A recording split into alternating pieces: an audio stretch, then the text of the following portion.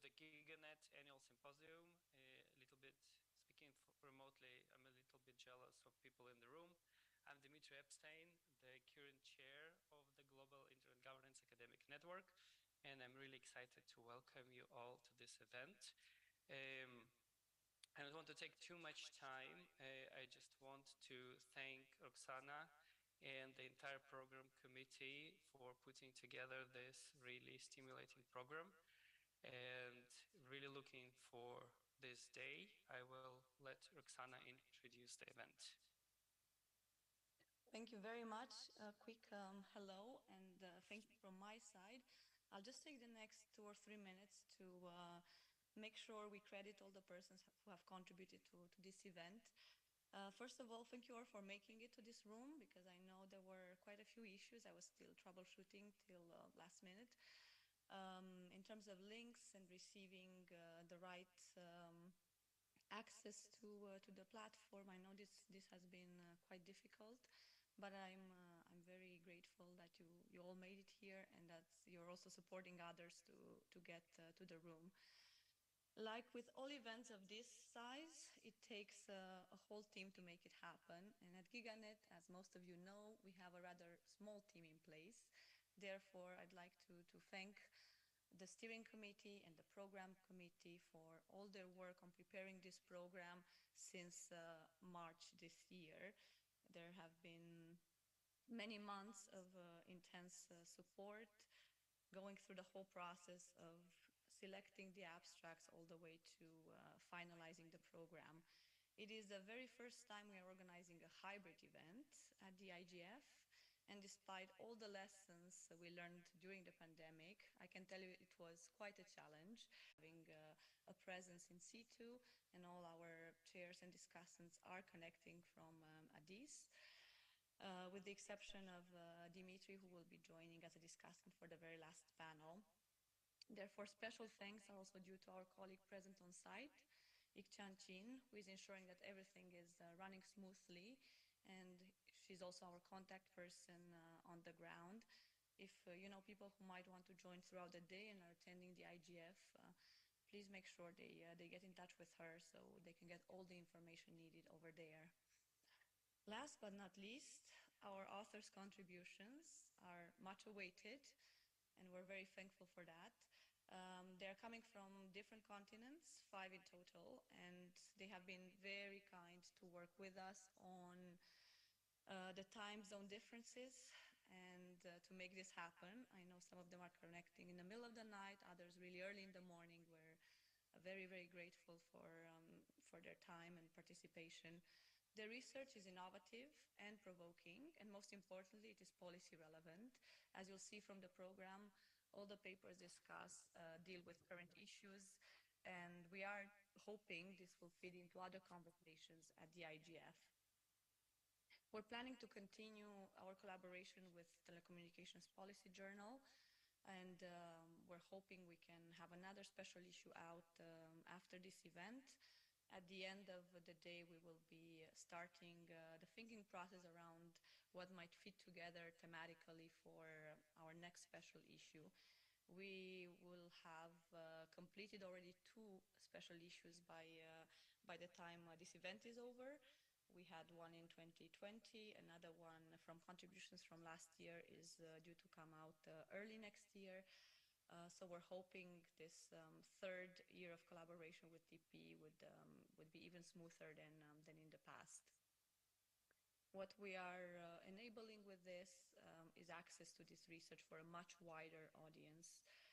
We know there is a community around the IGF and around GigaNet in particular, but we want to make this cutting-edge research available to many more people, and we're also trying to make that open access whenever possible. Our authors, chairs, and discussants come from very different continents, and we are very, very excited to see this event coming together. Without further ado, I'd like to hand over to Ik-Chan on site, to Alison, who will be chairing the first panel, and wish you all a fruitful discussion. It's really great to see it happening. Thank you.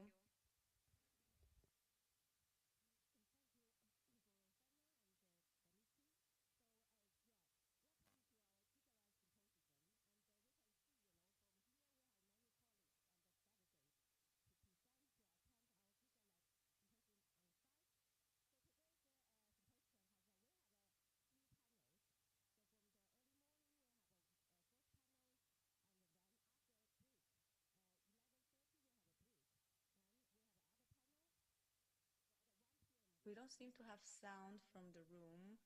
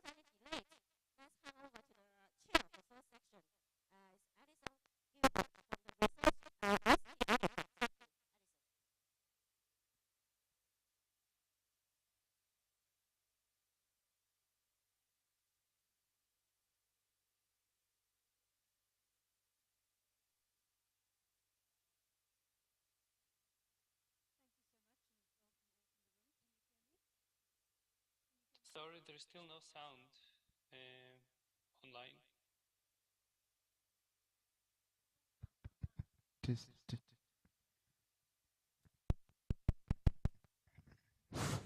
online. No sounds online.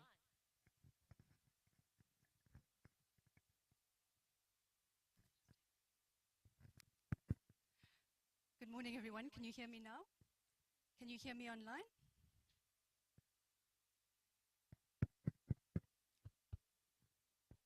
Test. Roxana, can you confirm that you can hear me online?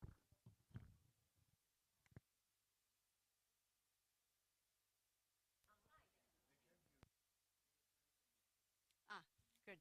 Thank you so much. Welcome, everyone. It's really absolutely wonderful to be holding GigaNet and IGF in Africa and in Ethiopia. It's been a long journey trying to get greater participation from the Global South, and to have an audience in front of us of mainly Africans is just really a wonderful experience for me. I'm the former deputy chair of GigaNet, and we've really tried very hard and not always successfully to extend our membership to the Global South. So wonderful that you're here, and let's begin the first session. The session is called The Contested Governance of Digital Infrastructure. If you've had a chance to look at the papers, which are online, the papers you will see appear to be much broader than digital infrastructure. And I think this is an interesting policy debate in that many of these papers are actually looking more at data infrastructure. And just to bring some of our own experience in the African context, we've recently been involved, and the African Union has prepared a data policy framework for Africa. And there was considerable debate in this discussion, in the paper, in the preparation of the paper around what constitutes digital and what constitutes data infrastructure, because in the literature, I think there are quite important distinctions made. So I think this is really a nice opportunity to take our policy research to policy practice and bring the information from these really wonderful papers and the analysis from these very wonderful papers to particular contexts that this is developing in.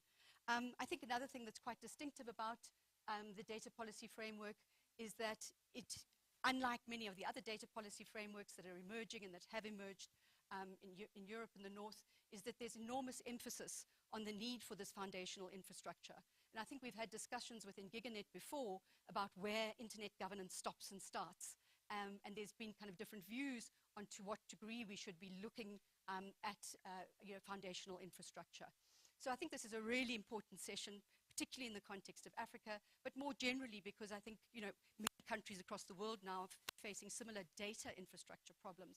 But I think one of the main distinctions that we'll see in these papers is that digital infrastructure, which some of the first two papers really deal with, are talking about, satellites and hard infrastructure, old digital infrastructure, not new digital infrastructure, whereas some of the other papers are more using a data infrastructure analysis, which includes physical infrastructure, but also speaks about the necessary institutional enabling environment that you need, the institutional infrastructure that you need in a data environment. So you'll see the papers go far more broadly than just digital infrastructure, if that's people's understanding of it. We've got 5 wonderful papers. The first is by Stephanie Arnold of University of Bologna on development aid and fiber optic network providers. She looks at China, the World Bank, and the ITC sector in Africa, and compares the development investments and the outcomes and the politics, really, or the geopolitics of these investments.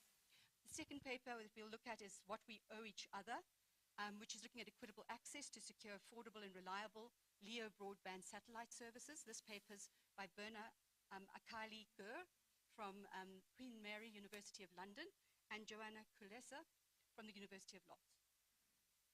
The next paper that we've got, I'm afraid I don't think we had an online paper, Roxana, but it's on power plays, industrial strategy, and the appropriation of open software in the making of Open RAN, the case of the Japanese industry in 5G standardization, Riccardo Nani.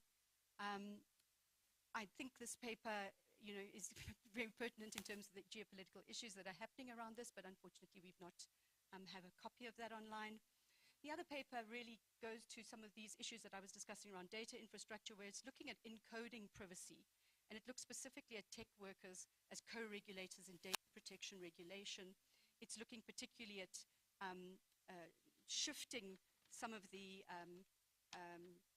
from the analysis of this in a more social context of compliance to a context of a more transparent knowability, achievability regime, so that you look at regulation and enforcement in that environment rather than in a compliance environment that can often not be met. So a very interesting paper there. And then we've got a final paper on AI politics and sanctions, comparing the case of Russia and Iran. And we're very fortunate to have in the room Radomir Bolgov and Olga Filatova from St. Petersburg University. So they'll present here in person. And so we've already started a bit late and taken up some time. We also have with us Wolfgang Kleinwachter from the University of Aarhus. So he will have a short discussion period after the discussants. We'll take the discussants' responses to Wolfgang, and then we'll take a question and answer session, and then all of you can participate in the question and answer session, including Wolfgang. The presenters have 8 minutes each to present. If you could try and keep to that time, please. The discussant will have 10 minutes to discuss all those papers. Be a bit of a challenge, and then we'll give it a short opportunity, a sort of 2 or 3 minute response to the discussants, to the paper presenters, to the discussant, and then we'll hopefully have lots of questions from the floor and a lot of engagement from the floor. It's wonderful to see you all behind the pillar, but you might like to just come around this way so that you can join in the conversation and you don't have to look around the pillar. So with that, we'll start with the first with the first paper, which is online. If you'd please present. All hear me? Yes, very loudly. Okay, that's great. Could you kindly enable screen sharing? So I can just share my slides. I prepared some slides.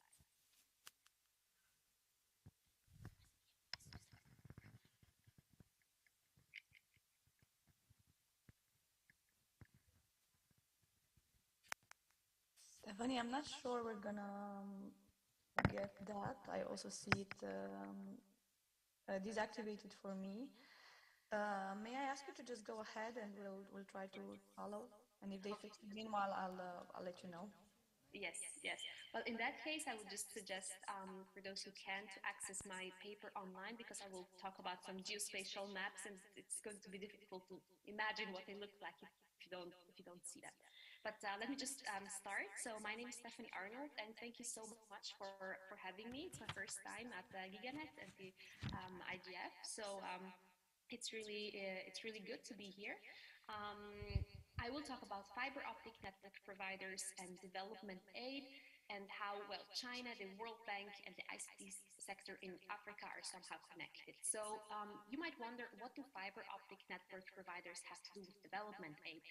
And I'm arguing they have to do quite a lot together, because in developing countries, many developing countries, especially in sub-Saharan Africa, they rely on foreign infrastructure.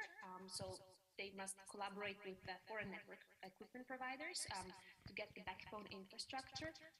But then they also have to somehow look for finance abroad, because usually they don't have the internal resources to pay for this expensive kit.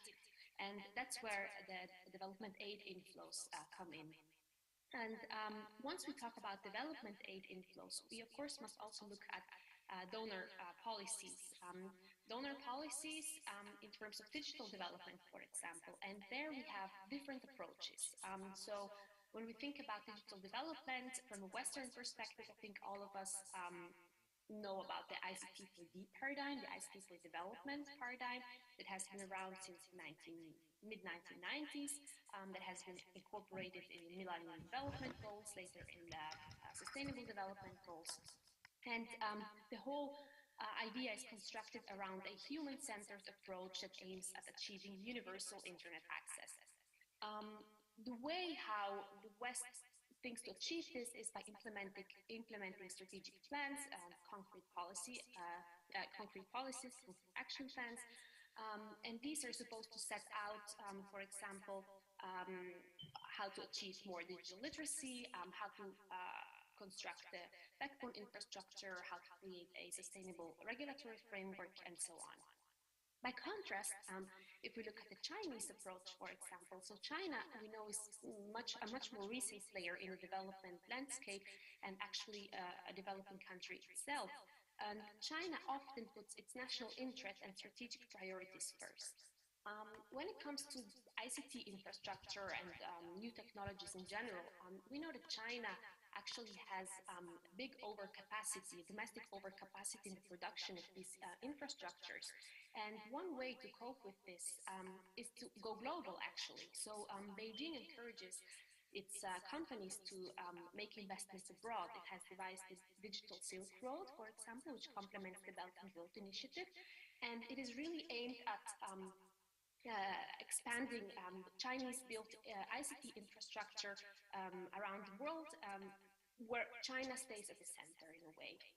And the way they do this is through a quite specific scheme, that so-called EPC plus F scheme.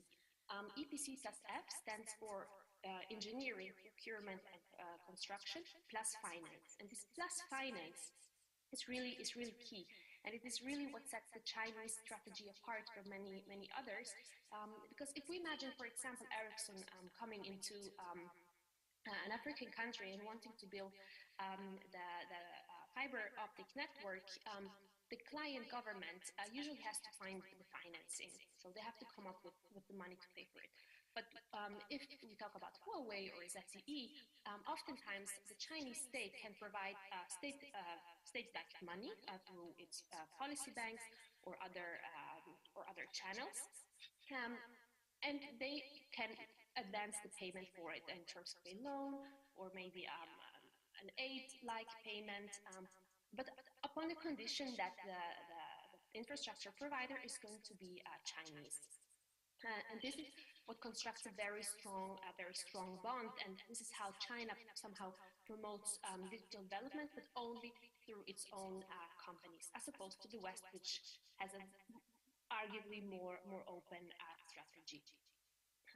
Now, the research question that emerges from this landscape is whether these different approaches to digital development affect the ICT infrastructure provider landscape in sub-Saharan Africa. So what are the consequences of these two different approaches?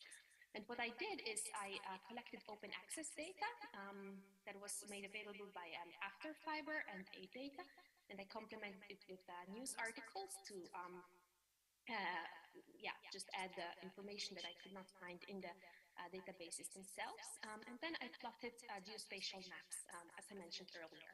So I hope all of you are able to see the maps from the paper at least. So you can see that in Western Africa and along the western coast of Central and Southern Africa, most of the fiber optic cables are red, and red in this case stands for Huawei. So Huawei built most of the cables there, and then in South Africa, sorry, and in Zambia as well as in Ethiopia, you can see that many most cables were built by ZTE. So overall, we have about 70% of the cables in Africa that were built by China, or like a Chinese provider. If we look, if we compare this phenomenon with the aid inflows, for example, from the World Bank, which is one of the major infrastructure lenders or sponsors in Africa, we see that most of the development aid from the World Bank has gone to Western Africa and Eastern Africa. But not so much has gone to the western coast of like Central and Southern Africa. Also because it is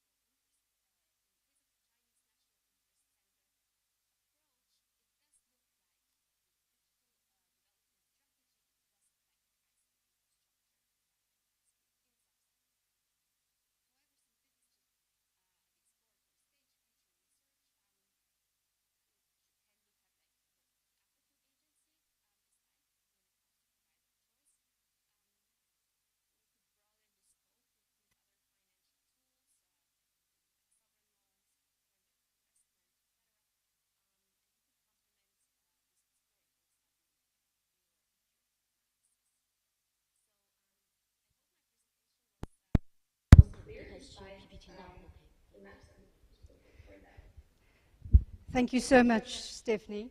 Sorry, that's very loud. to your comments and questions. Stephanie, unfortunately, I think we didn't get to see your wonderful maps. So perhaps if you could just be ready, you can share your screen now. When Wolfgang is discussant, perhaps you can just be ready to put up your maps again, because I think they are very helpful with your analysis. And then as the next speaker speaks now, they'll start sharing their screen. So don't do it right now. Do it when we come back to the discussion. But thank you for a very, very interesting input. Yeah, thank you so much. And just to confirm that all the lead speakers or the first authors have been made co-hosts.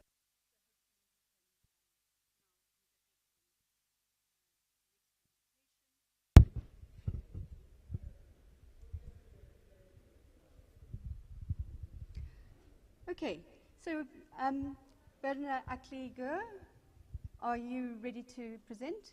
Would you like to share your screen, or are you just going to talk?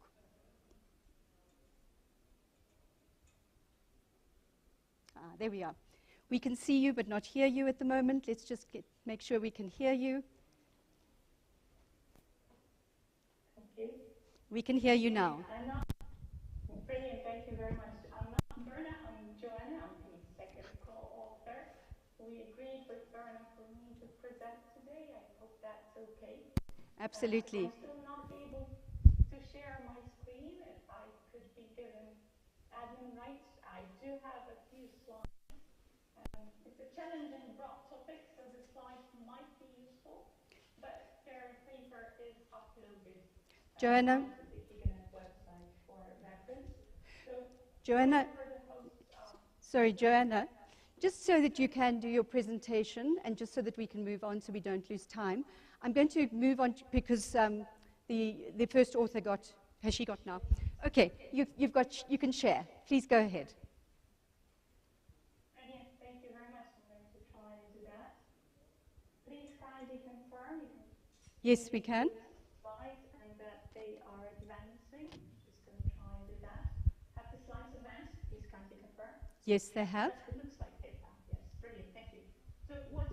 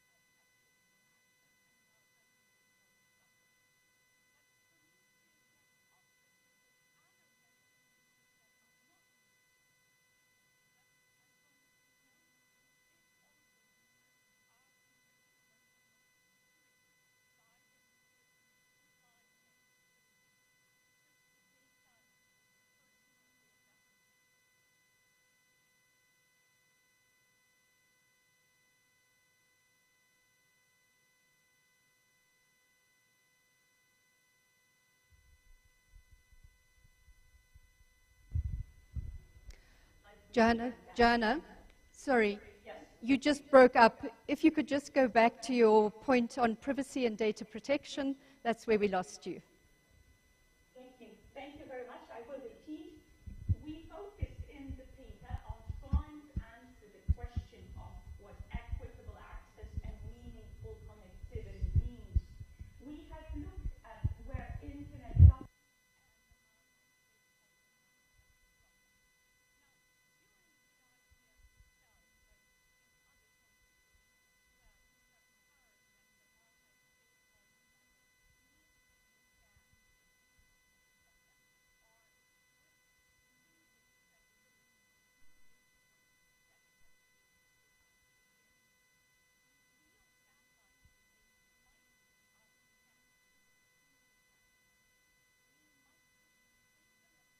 we've learned.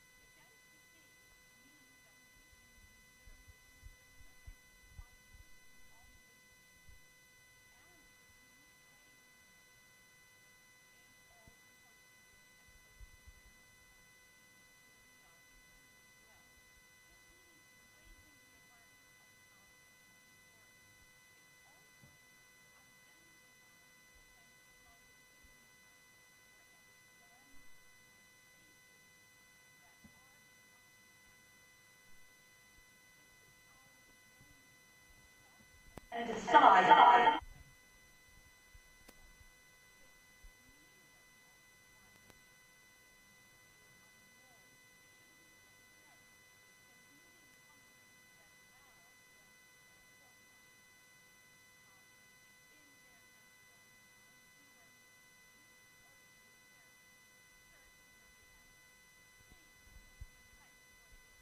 That we do owe each other. In the paper, you will find specific recommendations arguing for the latter.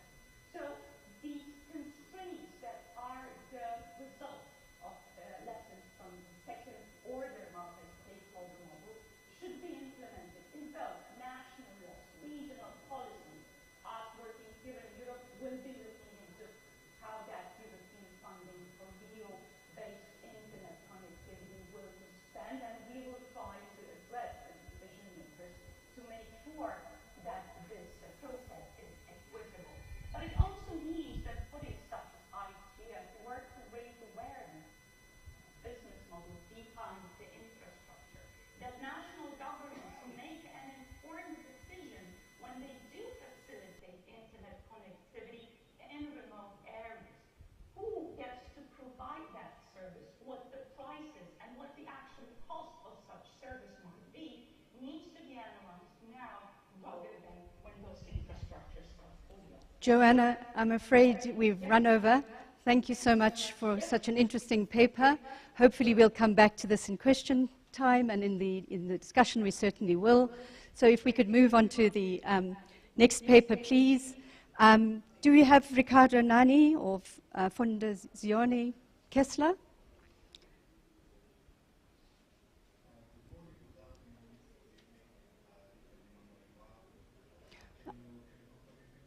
Yes, Riccardo, we can, but you're a little soft. We're going to just get your volume up. I'll try my best. No, you're fine. We'll do it this side, and we can hear you now, so please go ahead. Okay, fantastic. Thank you. And as anticipated, I'll present on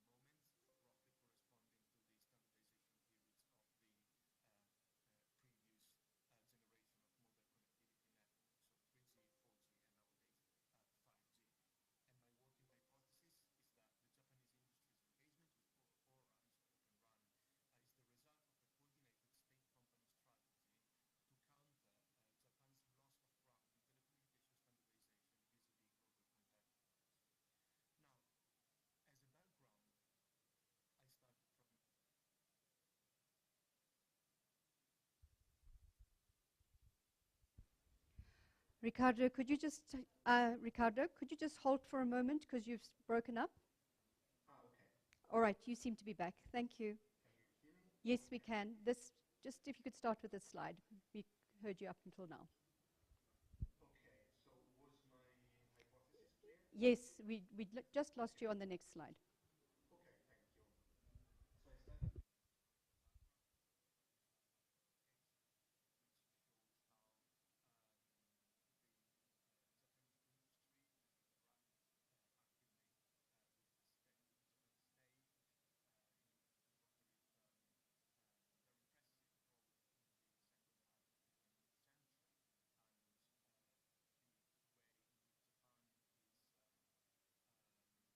So I started with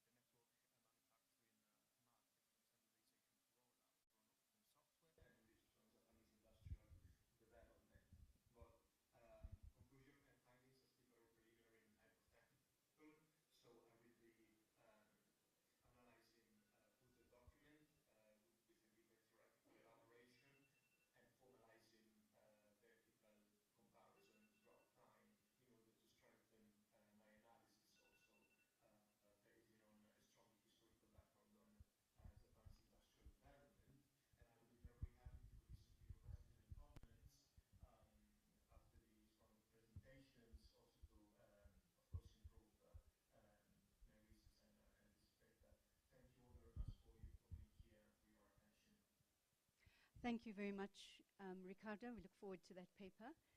Very nice historical account of the development of standardization of the 4 and 5G or 3 to 5G. Sure. I don't think I can share my screen though. You should be able to now. I think Ricardo was still sharing his screen. It says host disabled participants. Okay. So We're just checking that. sure, thank you. Could you just check it again? No, it still says the same thing.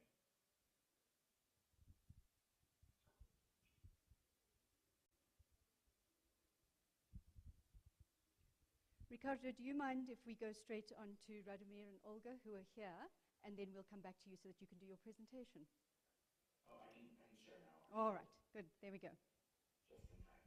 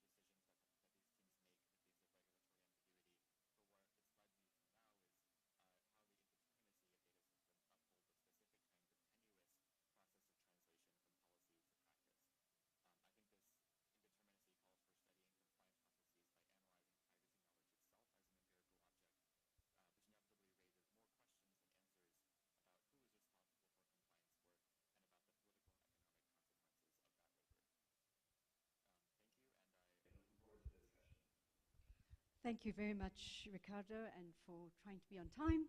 I think we're very close to that. Finally, we've got two presenters in the room. Sorry, I'm just going to pop that off.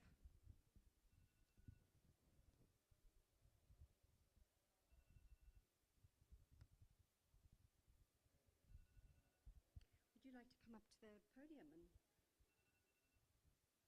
Right, so Radomir and Olga, would you like to come up and present your paper on AI politics and sanctions, comparing the case of Russia and Iran? Sorry.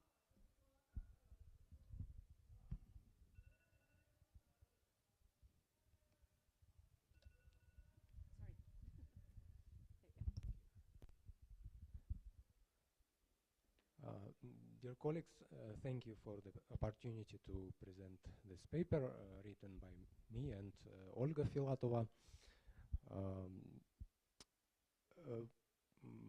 Our paper is about artificial intelligence policies and strategies by countries, conducted by countries which are under sanctions now, Russia and Iran. We know that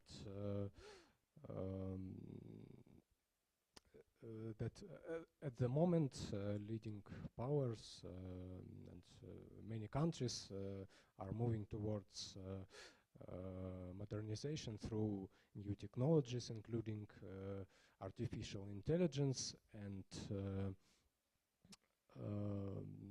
it's strategically necessary for the development of countries, and the purpose is to identify similarities and differences in the AI policies of the states which claim for the influence global in Russian case and regional in Iranian case. And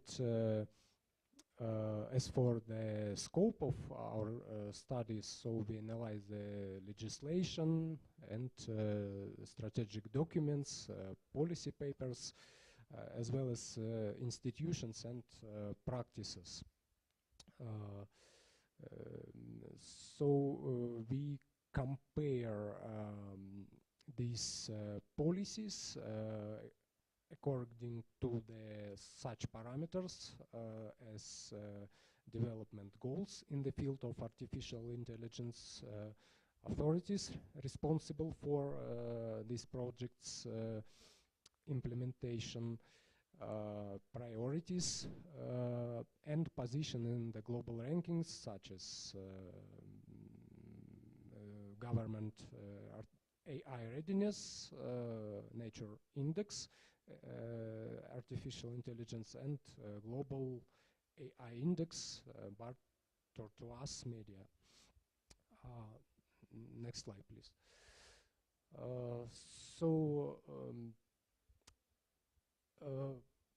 We selected these cases because this is two global two countries which occupy two top positions in terms of number of restrictions imposed against the countries. We must mention that there shouldn't direct parallels. At the same time, there are some similar features of these cases. For example, the countries try to claim for influence, take challenge, so-called Western world order. In both countries, the assets of central banks are blocked. Almost all the brands of Western countries left Iran and Russia. It's officially SWIFT doesn't work. The countries are the greatest oil suppliers, and this oil of these countries are under sanctions as well. So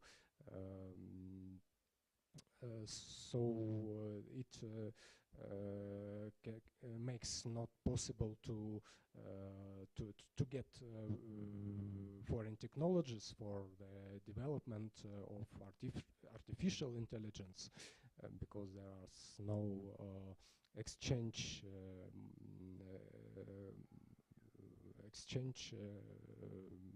possibilities and earnings. Internet is filtered, etc., etc. At the same time,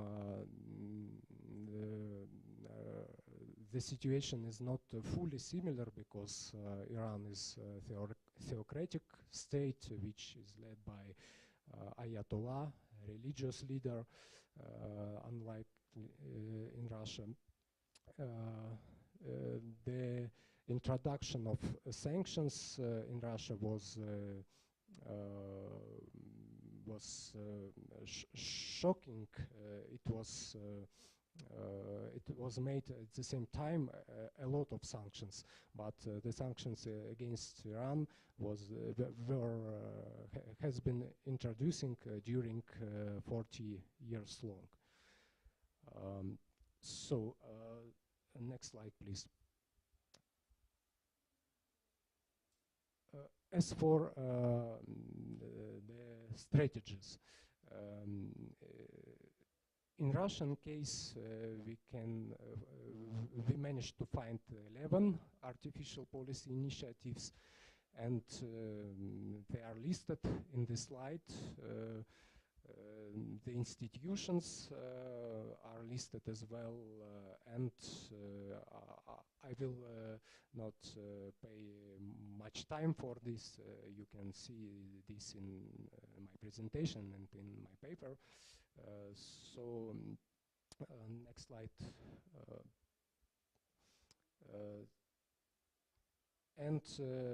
The sanctions forced the government to search for technological sovereignty, and the principles declared by the government of this technological sovereignty are listed here. So this means that the government, the country, must have its own basis platforms which are provided with their own software, hardware, and technologies that are not completely dependent on the corporation and countries.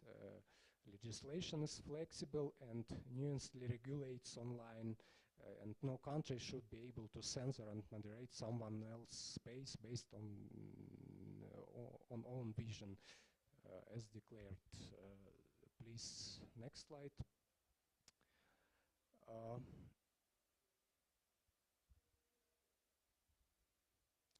Next one.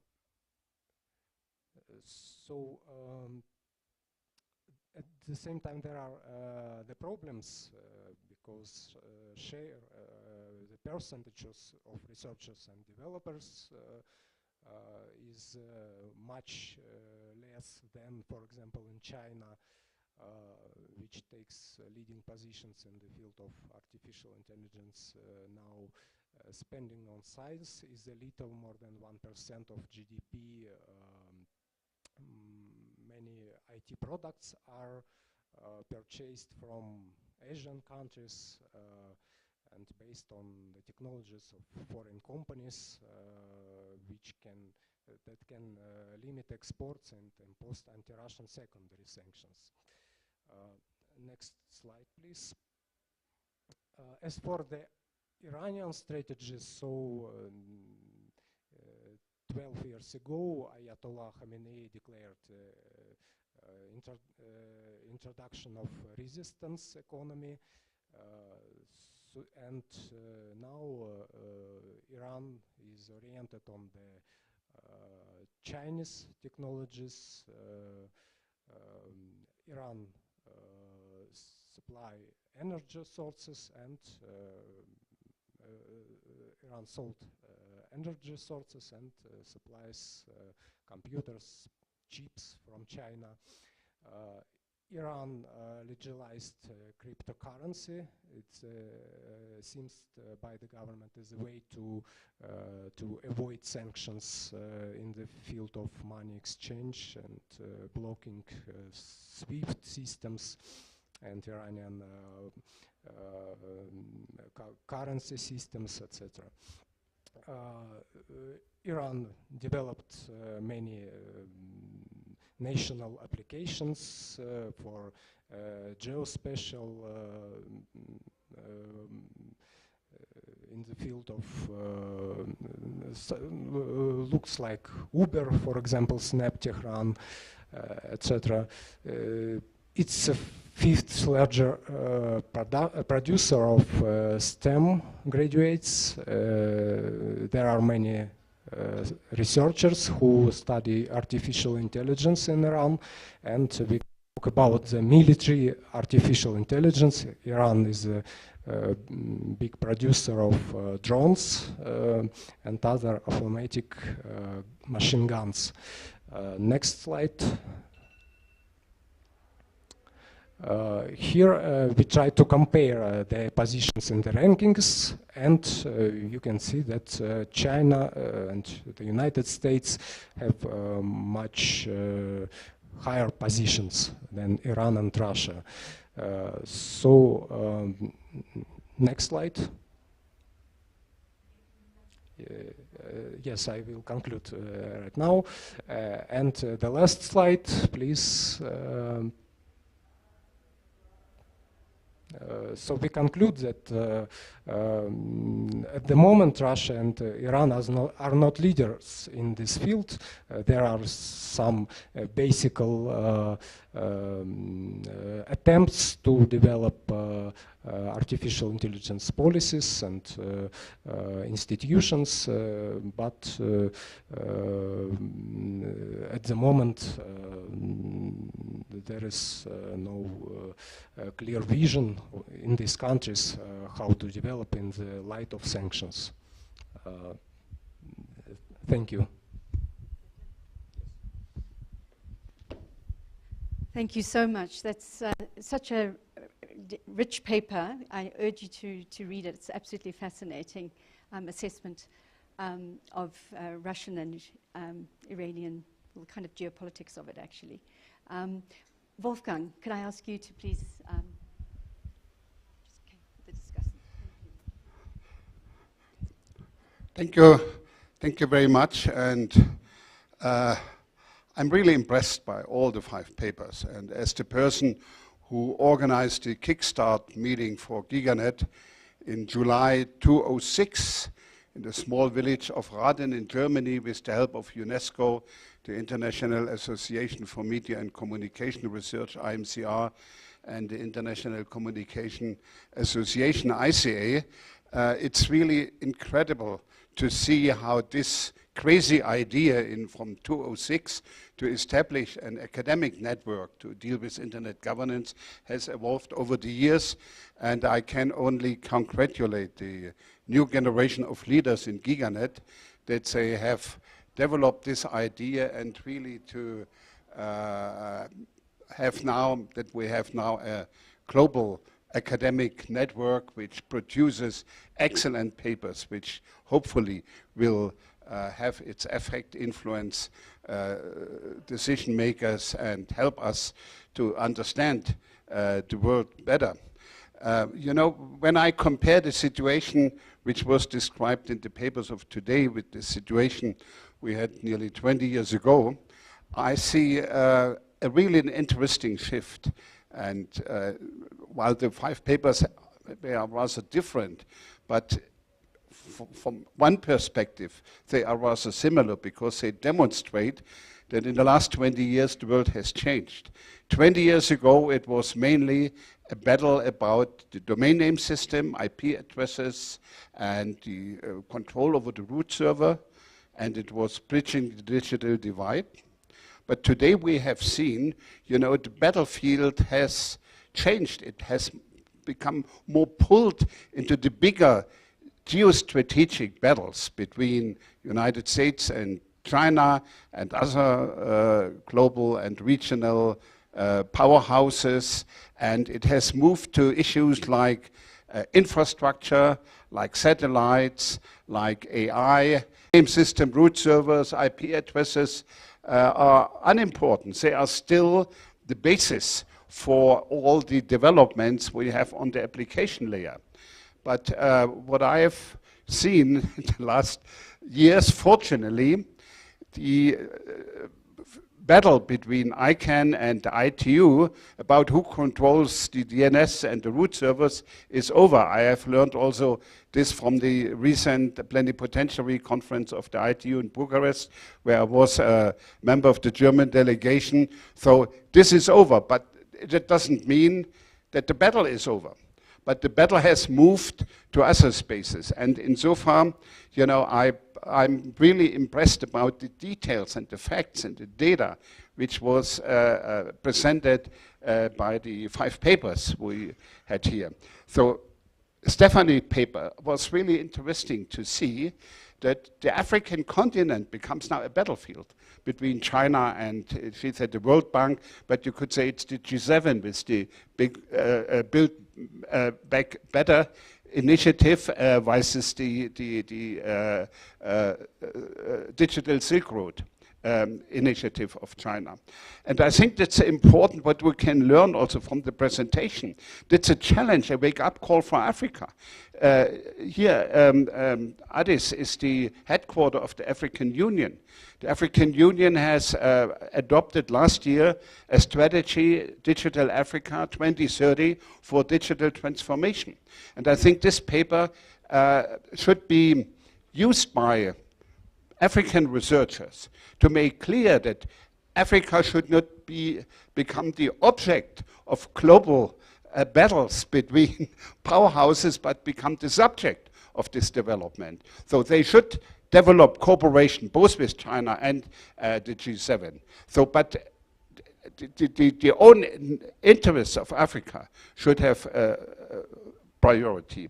I think Joanna's paper and has also put the focus on some issues. You know, 20 years ago we celebrated the multi-stakeholderism as a big achievement.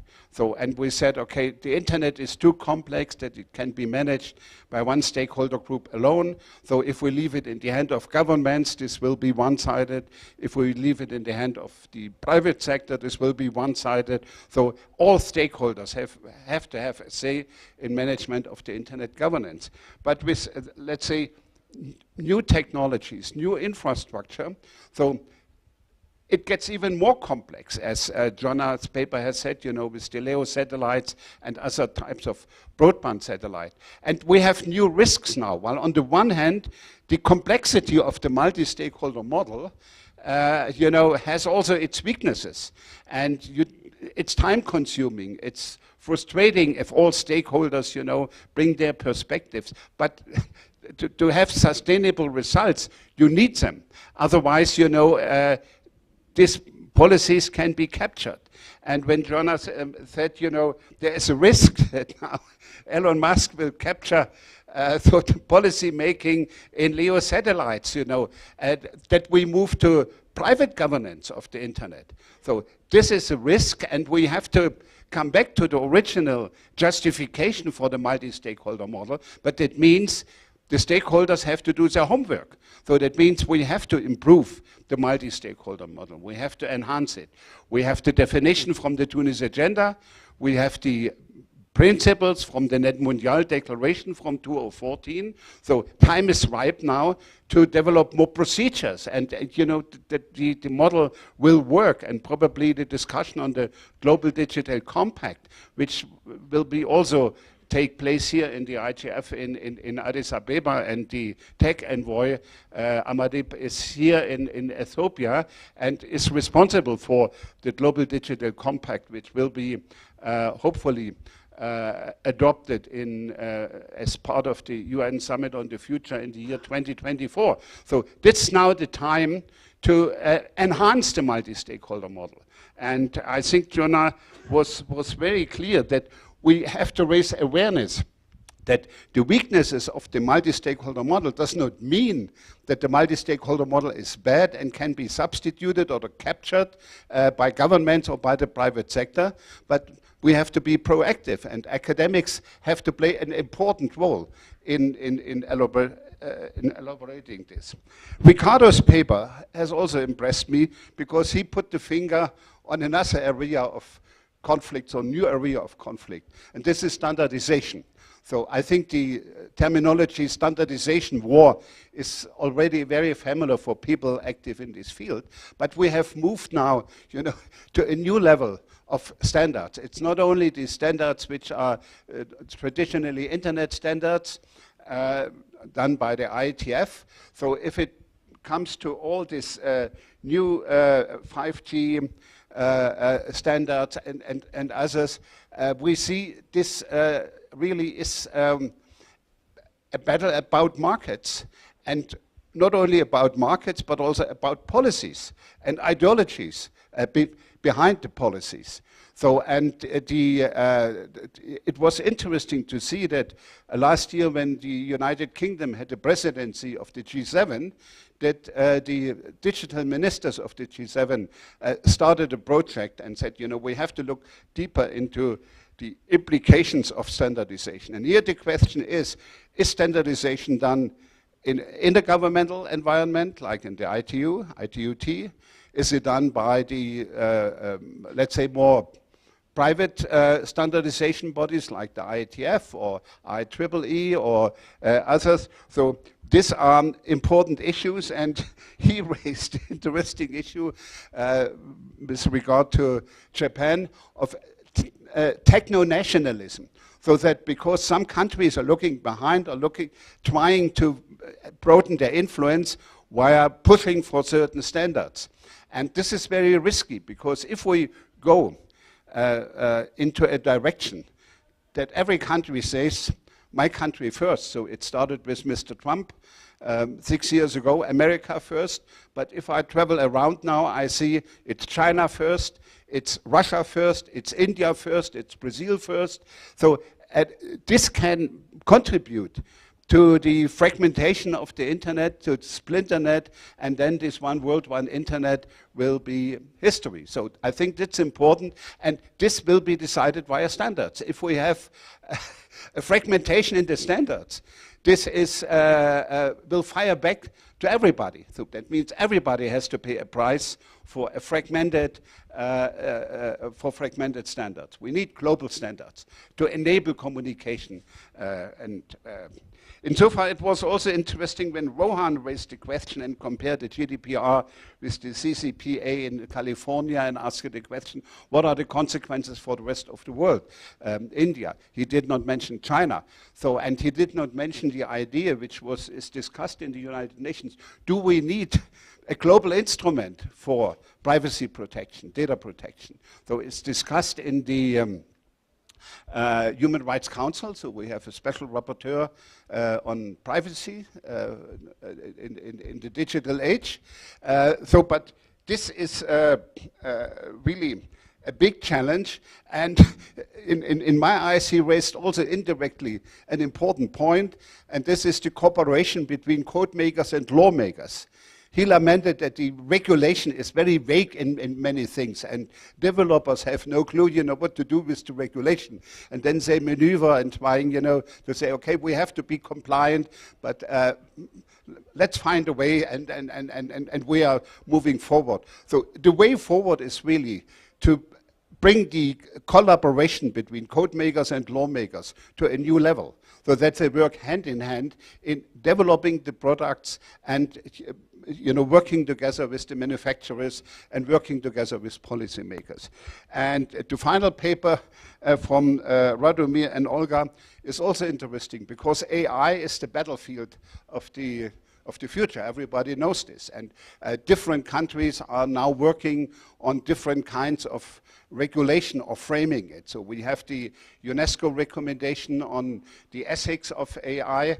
The European Commission has started to regulate AI with an AI package. The Council of Europe is working on an AI convention. And so the US has just recently adopted a Bill of AI Rights, which is also more a policy framework, so it's difficult to find it. And it was very interesting to see what Russia and Iran is doing.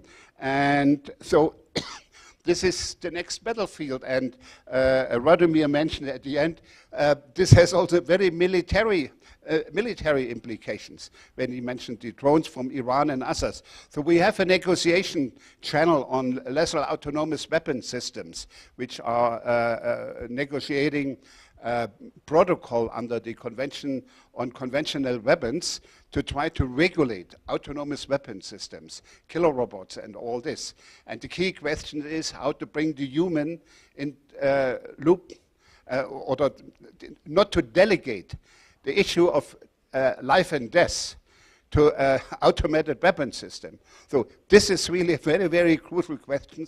And here we need more awareness and more engagement of academics so that they help to, that people understand that we are moving towards a very risky future. So, and we cannot avoid, and the AI is not only a future battlefield, it has a lot of benefits, but it has a lot of risks. And I think the responsibility of academics, and in particular also of GigaNet, is to help the broader public to understand the issue, to maximize the benefits, and to minimize the risks. Thank you very much. Thank you so much, Wolfgang, and thank you so much for contextualizing these excellent papers, not only in the context of GigaNet and the growth of GigaNet over these years, over the last 2 decades, but particularly in the international context as well, and the various developments in these various areas that you are so familiar with. Let's go immediately, because we are running a little bit late, to questions and answers from the floor, and then we'll also give you a chance to respond to those and to respond to Wolfgang's input or discussion for your different papers. So if those of you, your presenters are as well, we'll go straight to questions and answers online and in the room, and we'll just start with questions in the room. Perhaps if you could just say your name and your organization quickly so we can get a sense of who's in the room. Okay, thank you everyone. My name is Warabile and I'm here on my personal capacity. So my question is basically around, I think one paper from someone who spoke a little bit about the air surveillance, I think from yourself, Sam. I think it's actually time for us to kind of start demystifying the narratives of global power players within the digital policy discourse, particularly that I had so many presenters here speak a lot about China being the major player of digital infrastructure development globally, and linking them, linking to some of the Chinese companies, particularly Huawei, Hikvision. But I think what we need to recognize is the fact that China is not the only country supplying advanced technologies globally. Even Western domiciled companies are key drivers of these technologies, even in Africa. So perhaps I was looking forward to some sort of a balanced analysis from the participants who particularly to show us what other countries are also doing in other countries by supplying these technologies. Thanks. Thanks very much for that, Warabila, and I'm sure that Stephanie wants to answer that question because her analysis was very meticulous in demonstrating the connections between investment and state-owned contracts in China, and the different case of Western investments in Africa. So perhaps Stephanie can respond to that question while we just collect some more, think about that question, while we respond to some more questions from the room. Could you come forward so that you can take the mic? Thanks, Warabila. Thank you.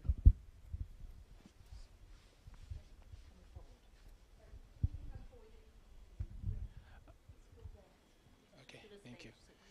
Okay, thank you. think here is okay? Yes. Okay. Okay. Thank you very much. Emmanuel Yeda is my name from African Union.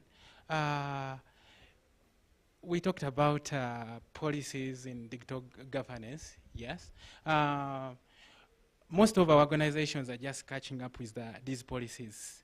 Like which measures, for example, how secure is our data in the digital environment mainly? Can the speaker give us some light on how secure our data can be in the digital space?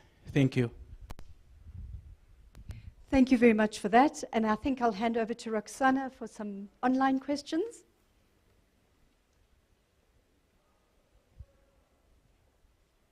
We are almost running out of time, so I think we might have to close the panel very soon. All right.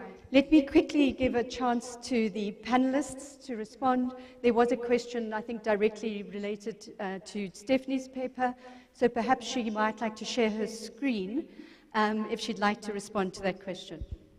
And then if any of the other discussants, if any of the other paper presenters would like to respond to the discussant, please also just raise your hand, or I'll take questions from the people in the room, the presenters.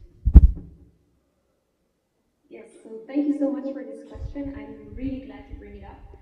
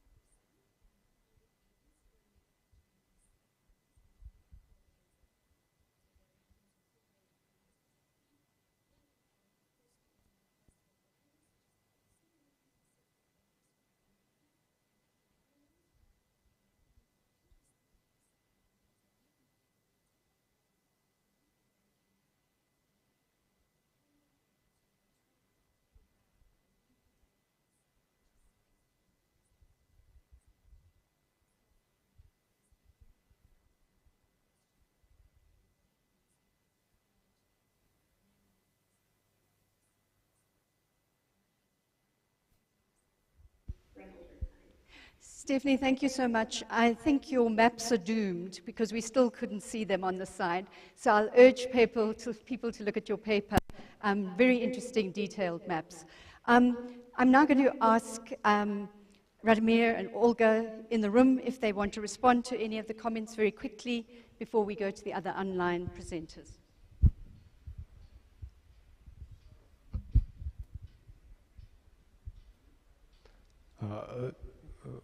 What I need to do, excuse me. Either if you'd like to respond to Wolfgang, or if you'd like to respond to the Okay, thank you. Thank you for your very fruitful suggestions, and we will in future to maybe compare these cases with other countries, and I think the European practice and practice of other international organizations will be very useful. And at the same time, the topic you have touched about the ethics of AI, it's very perspective topic for the discussion in the future, and we will focus on this further. Thank you. Thank you so much, Radomir. Joanna, would you like to respond?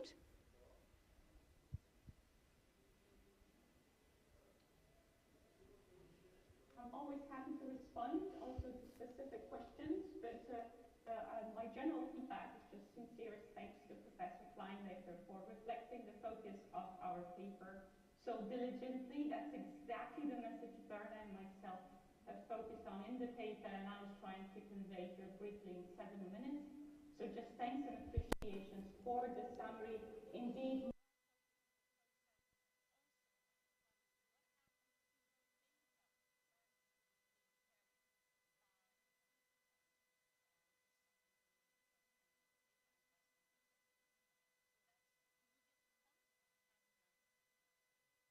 Thanks so much, Joanna. We might not get to further questions, so thank you very much for that.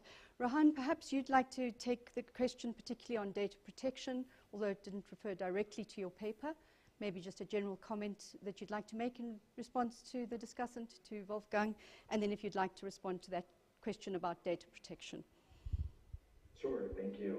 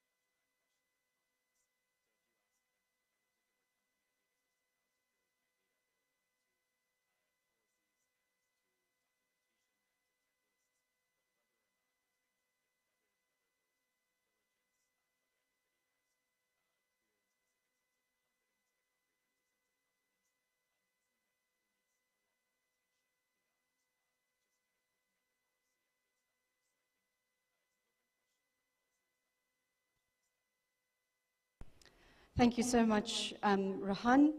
Ricardo, would you like to just respond? Hi, yeah, nothing major to add from.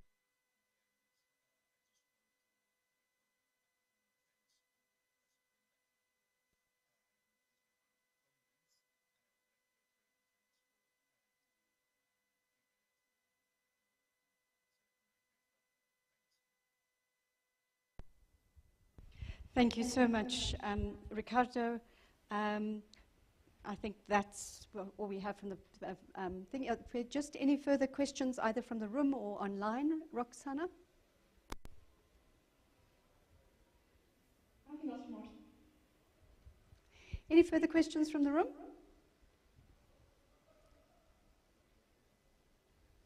All right. I think that's it then. Thank you so much to the presenters. Very good papers. Please do have a closer look at them. They're all on the GigaNet website. Thank you very much to Professor Wolfgang Kleinwachter for the excellent contextualization of these papers in the global context and in the policy context. And please just to urge those of you who are members of GigaNet, there is a business session at the end of the day, important decisions around the GigaNet's future, so please do keep your eye on that because of this broken up hybrid session. Thank you so much all of you for your participation. Okay, thank you all. And we will take a 5 minutes break, and then we will move to the next section, which is on the diplomacy and participation in the new age of the internet governance. Okay, so yeah, 5 minutes break. Thank you.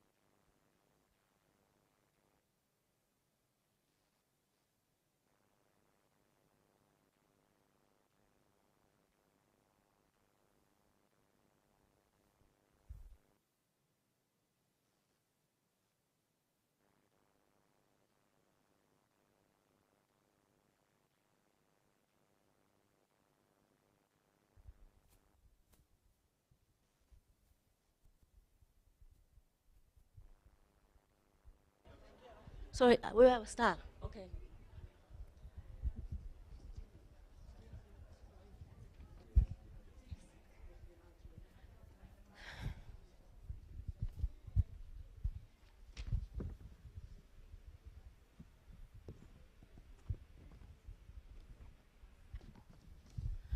Okay, so we will start our second panel.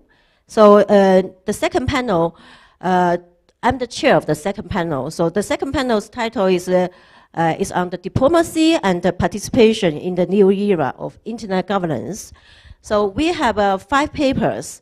The first one is from Natalia and Diana from the United Nations University.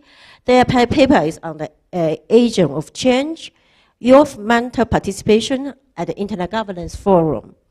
So, and the second paper is from 4 authors from Freelander, Kimberly, Maria, and Hamanu.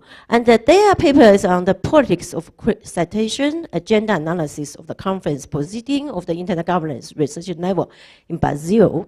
The third paper is from Stephanie from the University of Geneva, and the paper is on the responsible behavior in cyberspace, engaging the private sector through tightly diplomacy. So the fourth paper is from Sophia, from United Nations University Christ, and the paper is on the roles in the digital space, symbolic interaction is the role theory and the norms of sovereignty. So the last paper is from the Casania and Francisca, and their paper is actually on the safe space by design, federate architectures as alternative social technology model of content moderation governance. So in the end, we will have a discussions. The discussions is Adrian and Fidalian, and he is from the Humanity in Actions. So each speaker has Natalia and Diana. Thank you.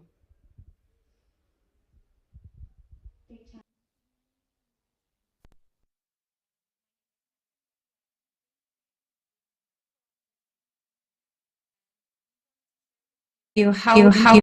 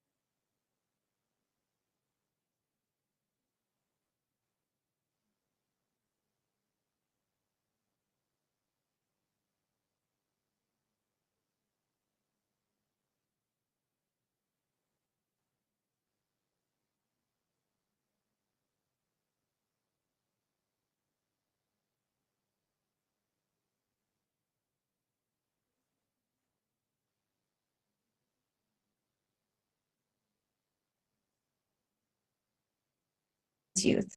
So I've given a little bit of more in-depth, and I'll briefly try to address the following questions by taking some simpler results. If you want to go into more depth, please feel free to read our paper where we go into more depth about the definition, but also from the upcoming examples. So in question 2, we approach the IGF from 2 perspectives. The IGF as a convener in which mechanisms are built and maintained, and the IGF as an annual event in which recurrent activities are created or engaged with.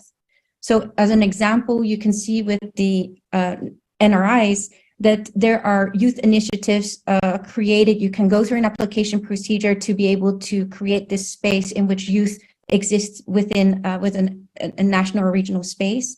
There are thematic intercessional work, and specifically the Youth Coalition on Internet Governance, or YCIG, they created objectives which Meta participate. Specifically, they aim to create spaces or to create an understanding of how they want to shape internet governance.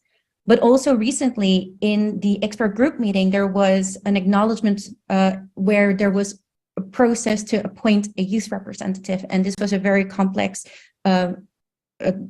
protocol, but aimed to create this inclusiveness.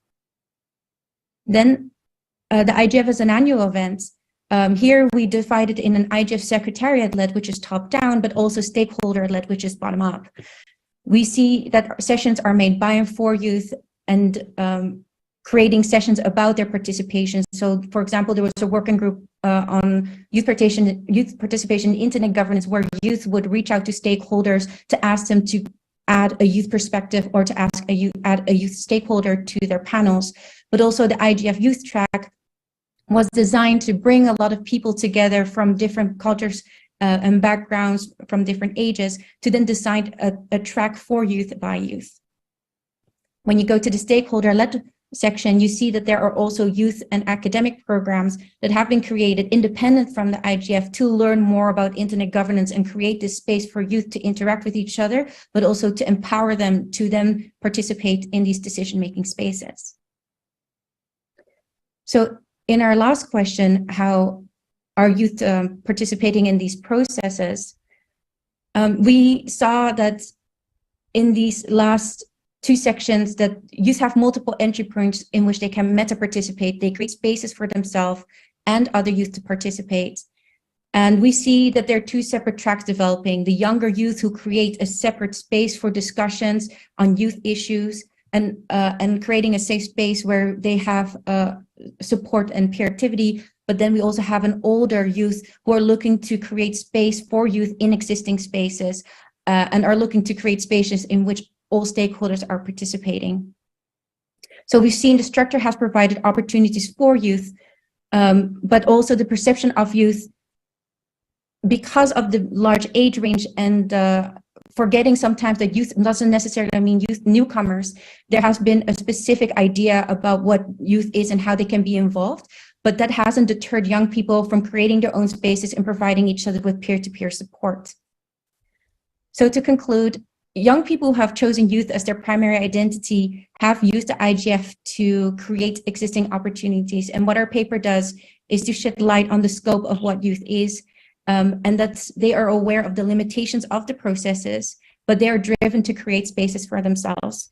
And if you have any questions, please don't hesitate to ask us about our paper, or if you want to continue the discussion, we're happy to talk more about the way of different manners of participation at the IGF. Thank you very much.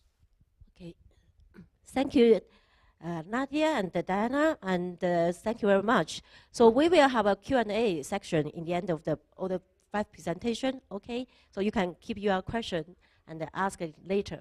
So now we give the time to our second speakers, and that paper is about politics of citation, agenda analysis of the conference proceeding, and it's from the Fernanda, Kimberly, Maria, and Camilo. So yeah, are you ready? Okay, now, okay, great. The time is yours. Awesome. All right, thank you very much for this opportunity. My name is Kimberly Anastasio. I'm a PhD candidate at American University, presenting this paper that I've written with Fernanda Rosa, Maria Vitória de Jesus, and Emmanuel Veras. They are here with us in the audience today. The overall of this paper is to promote and inform debate on the politics of citation in internet governance, and we are focusing here on gender issues. In our study, we present the Bibliographic Reference Index, I'll call it BRI, that we developed to examine to what extent female and male names have been cited in papers that are published in the proceedings of the Internet Governance Research Network, REGI, in Brazil, and I'll call it REGI from now on too.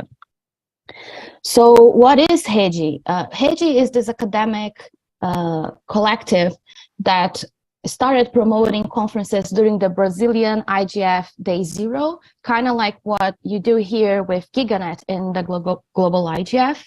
After the pandemic, we had 2 virtual meetings detached from the Brazilian IGF. This November, we just had our 5th meeting. And for this paper, we are considering data from the previous 4 meetings, so between 2017 and 2020, excluding the year 2021, excluding 2020, where we didn't hold a conference due to the COVID-19 pandemic. So here in the study, and as REGI members, we recognize that citations are not just the basis of knowledge production and construction, but they are also technologies. And as technologies, they can be used as a tool to resist or augment the hierarchies of knowledge production that we have.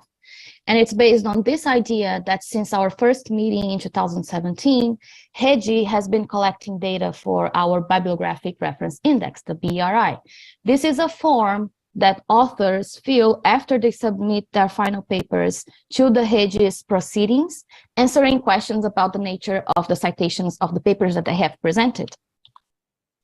So the form is filled by the authors themselves, and the idea is that this is a pedagogical content. So it's what theorists would call participatory action research, in which by interacting with their own list of bibliographic references, authors that are participating in REGI are expected to broaden their perception about their own theoretical production, their positionality as well. This means that in this paper, we are left to the author's own perception about what is a female and a male name. This points out to one main limitation of this study. We are not here talking about absolute terms on the data that represents people that identify women as men. So we don't capture the complexity, the nuance, the diversity of gender identities in our field. For instance, because of this narrow binary gaze of our method, we don't deal with the issue of trans women or men, as well as non-binary people in the citations. We focus instead then on talking only about names, the perceived female and male names instead of people. So now for our results, in REGI's proceedings, 16 articles were written by female names and 15 by male names. 4 papers were co-authorship between female and male names, independently of the order in which the names appear. And this means that our conference over the years had parity in who was presenting papers. When it comes to who was being cited, though, our results show that there is a preponderance of citations to male names across the years.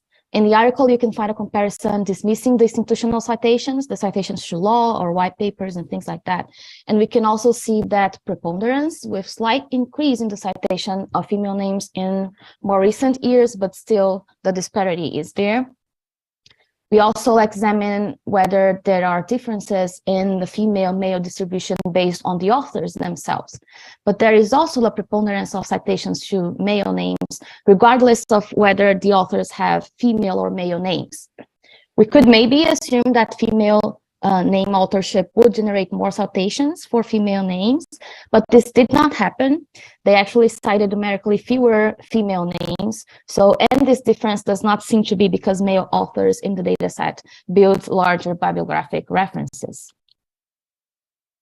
So to situate these results among other issues on internet governance, we believe that some reasons for this result may be the lack of knowledge of female bibliographic sources among female and male names that were authoring the papers, maybe absence of bibliography in certain areas of internet governance of female names, maybe the reproduction of citation patterns from the past, maybe because we're following algorithms that highlight the most cited sources when we're selecting our bibliography, maybe even some lack of conscious engagement with bibliographic construction.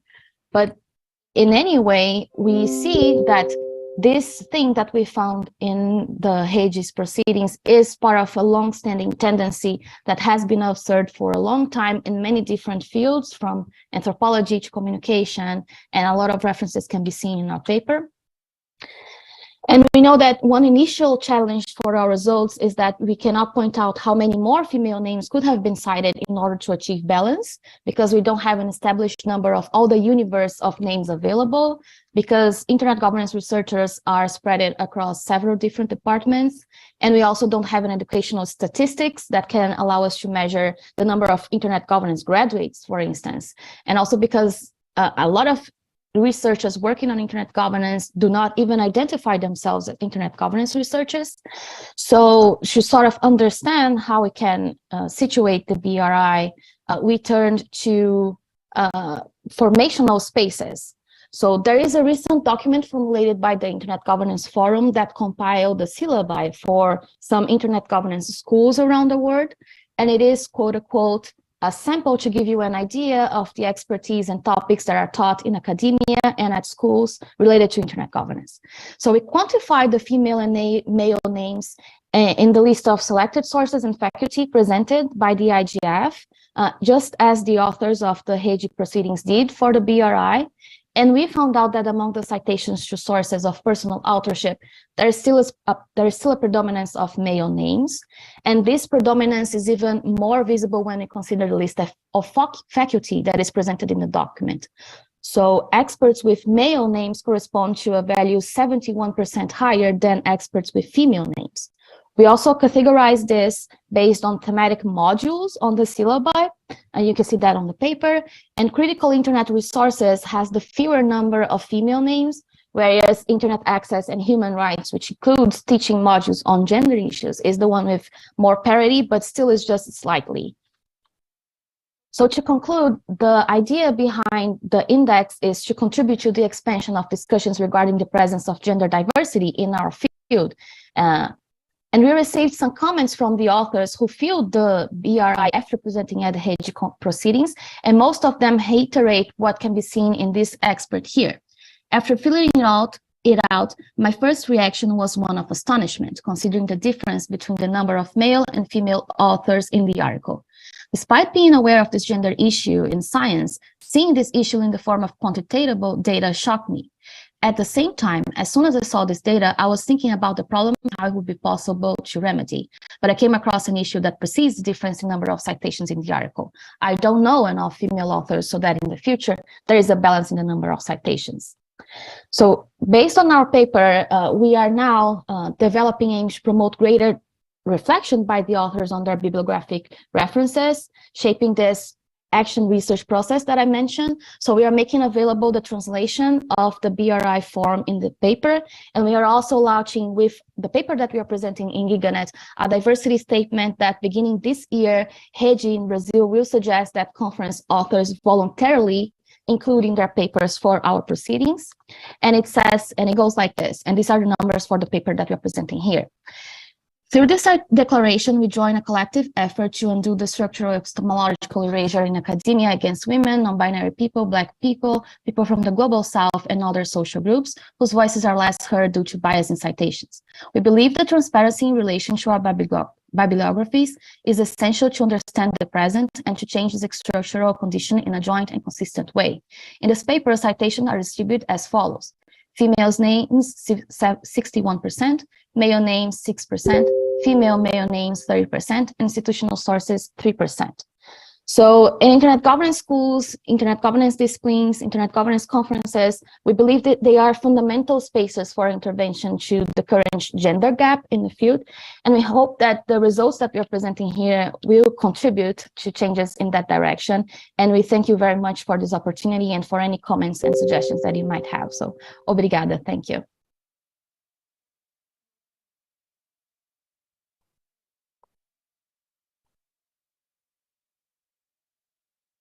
Thank you for the wonderful presentation. We can see the power, power between the female and the male authorship in your research.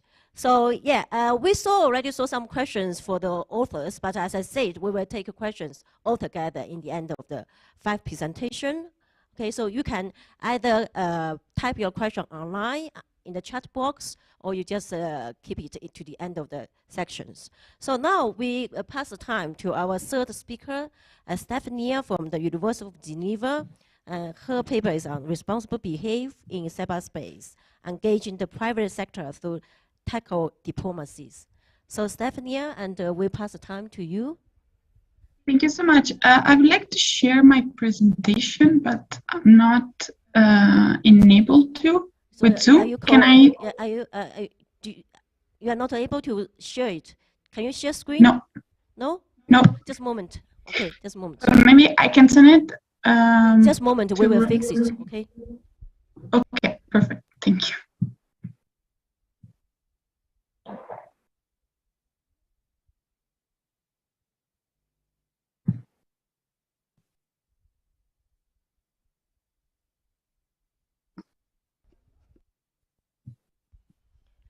And can you try it now? You should be able to. Can you try? Perfect. Thank you. Okay, great. Time is yours. Perfect. Good morning, good afternoon, good evening, everyone. Thank you for being here today. I'm Stefania Grotter, and I'm a PhD candidate at the University of Geneva. The paper I present today focuses on how the allocation of responsibilities for cybersecurity relies on politicized grounds, and more specifically, how these are established through political discourse, defining a new role for the private sector in providing security in cyberspace.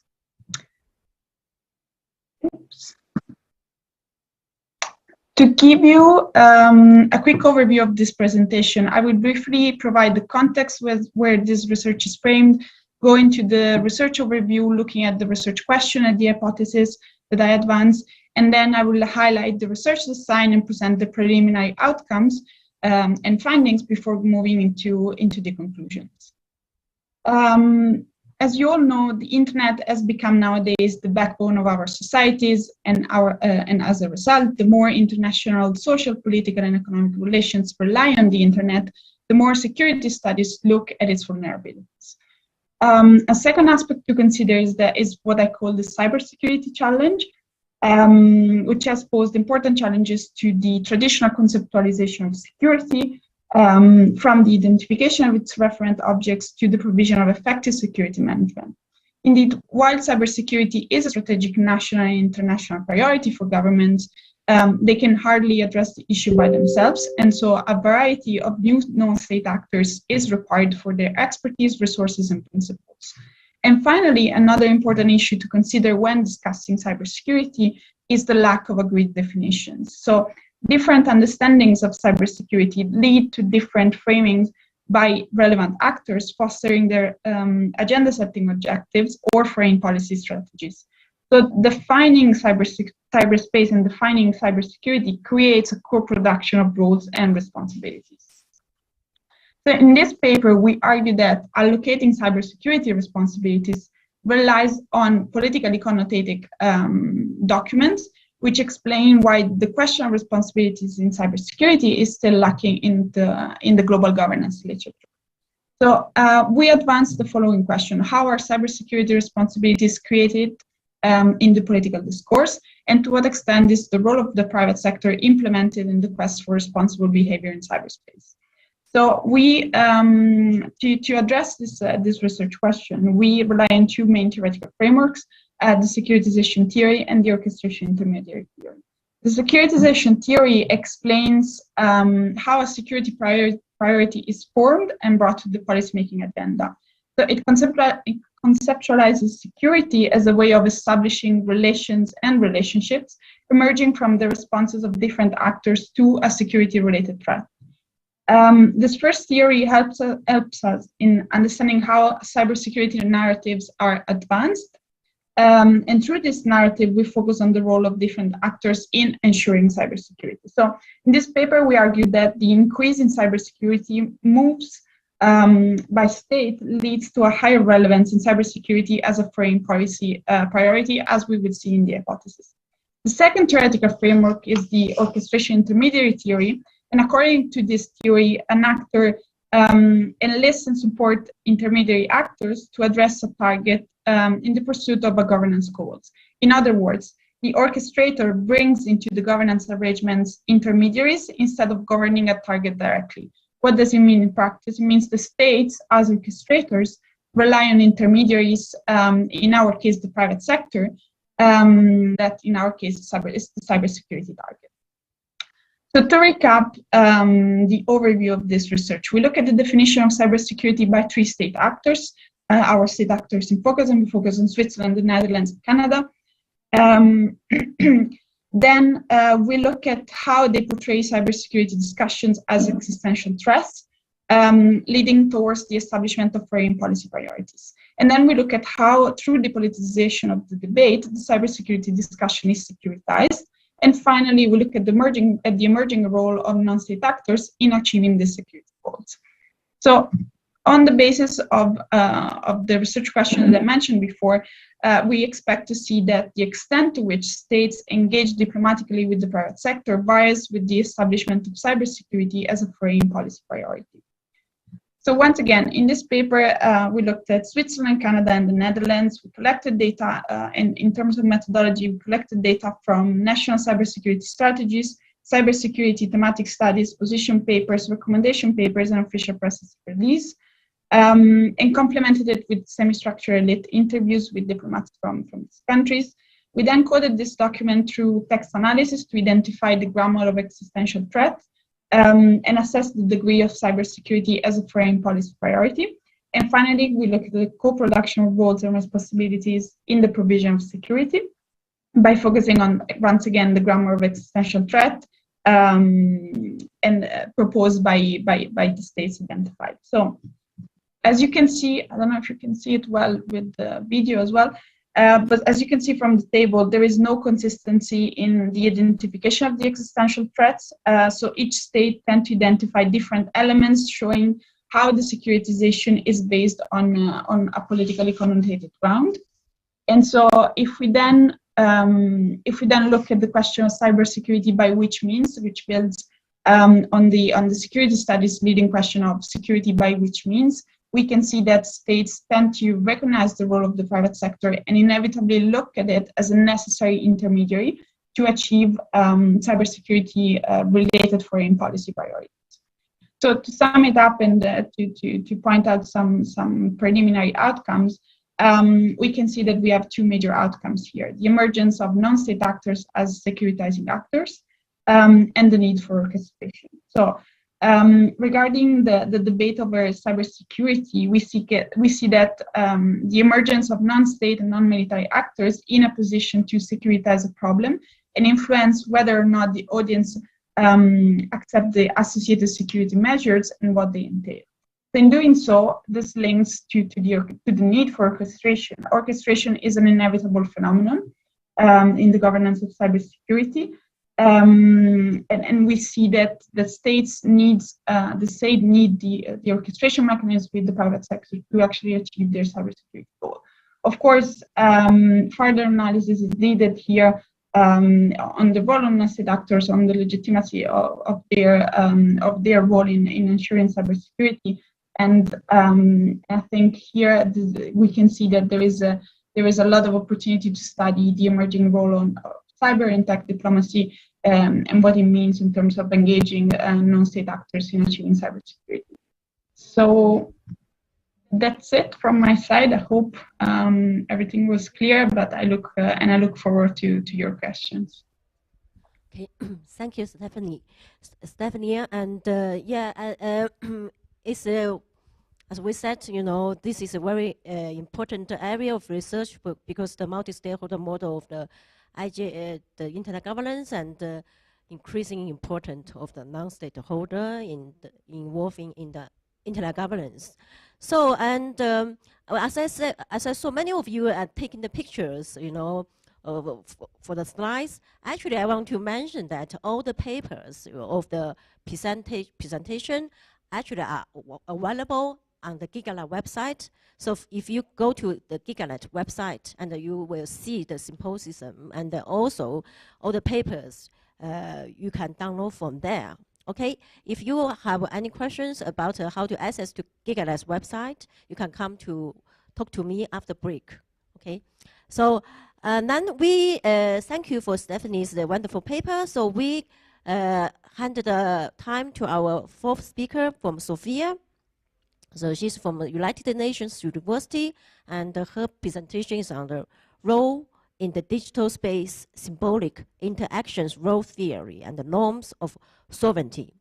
Okay, Sophia, we hand the time to you. All right. Let's see. Yeah.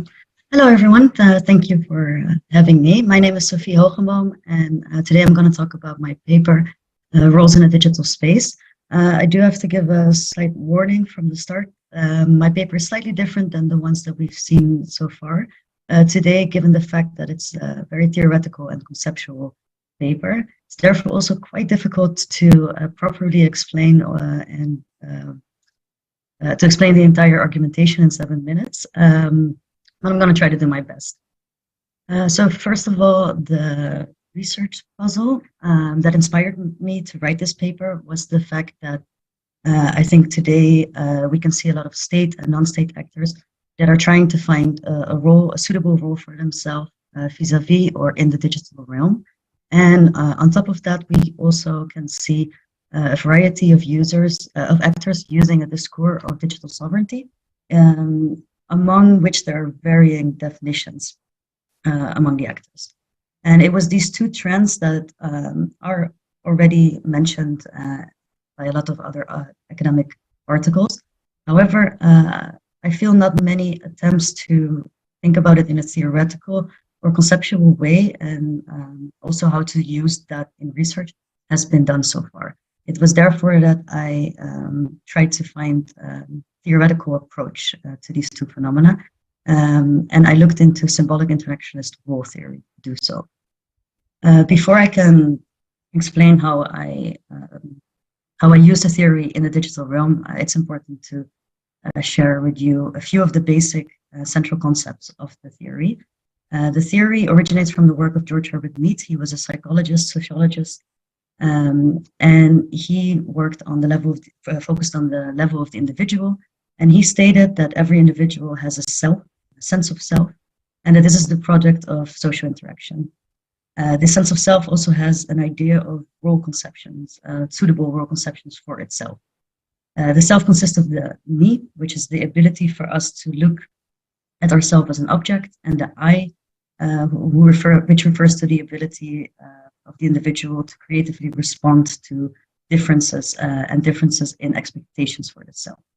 According to Mead, this often happens unconsciously. We are not aware of this. We live our lives until we are faced with a problematic situation which directly challenges our perception of self or reality. And it is because of this problematic situation that the self will go into a reflective mode in which it will come to terms with the new reality and thinks of new role conceptions that are suitable for this new reality.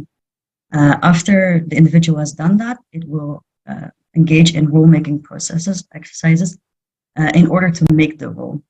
And a crucial part, so this is done by changes in behavior, changes in language, and also a crucial aspect of this is alter casting, which refers to the fact that if I want to have a specific role in a setting, I need to cast the others that are also in that context into roles that are supportive of my desired role.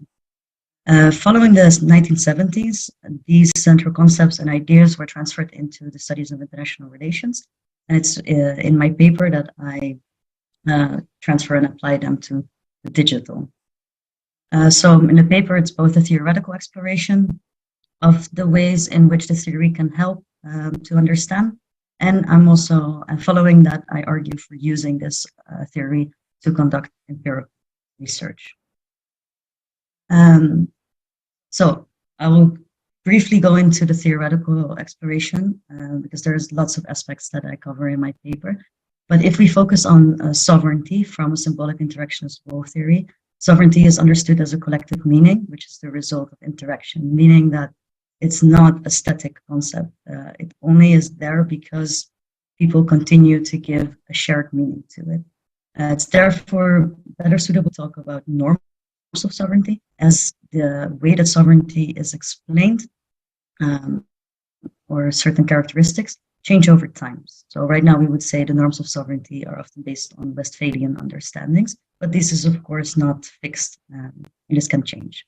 Not only is sovereignty important on the world stage, it is very important in terms of different roles on the world stage, and this is also stated in the quote that you can find on the slide by Beasley, who say that it's not only that they establish and set parameters for the nature of agency and scope of acceptable behaviors for the sovereign role, meaning that on the world stage, not only sovereignty is an important concept for roles, but there also exists something that we can call the sovereign role. Well, on the basis of the theory, I argue in my paper that we can understand the emergence of the digital realm as not only understand, but approach it, the emergence of the digital realm as a problematic situation for all actors.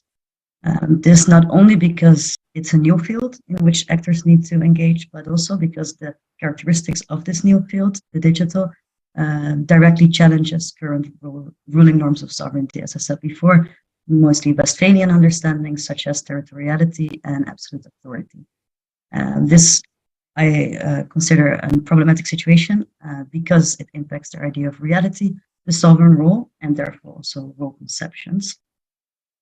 If we follow the theoretical framework, we would then expect actors to engage in a role-taking process in which they are imagining a role conception for themselves, and following this process, they will try to actively make this role by behavior changes. This is, of course, when we refer to this theory to the level of states or international organizations. This often comes in the forms of policy or strategic documents. And then there are changes in language used, a different discourse.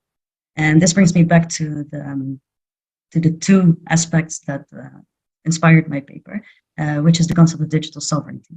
On the basis of the theory, I argue that we should and can approach digital sovereignty as an important rule-making practice, given the fact that the current ruling norms of sovereignty, let's say the norms of sovereignty in the analog sphere, don't fully or are difficult to fully apply to the digital.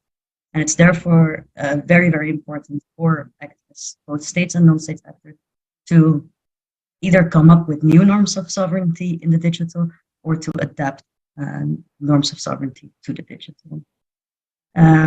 So it's therefore that I think that this conceptual scheme, on the basis of these central concepts, so I'm talking about rule-taking, rule-making, altercasting, can be very useful, can be a very useful framework to conduct empirical research. And I would say we could use this to look into individual actors by first identifying the specific problematic situation for them, then see how they engage in role-taking, how they engage in rule-making, and then specifically how they engage with the concept of sovereignty, whether they avoid it, whether they explicitly mention it, whether they use a new discourse of digital sovereignty, etc. And then lastly, to focus on altercasting processes, which is tied to the role-making exercise, because if I placed digital sovereignty at, let's say, a regional level, explicitly and implicitly, I am casting other actors, such as the nation state,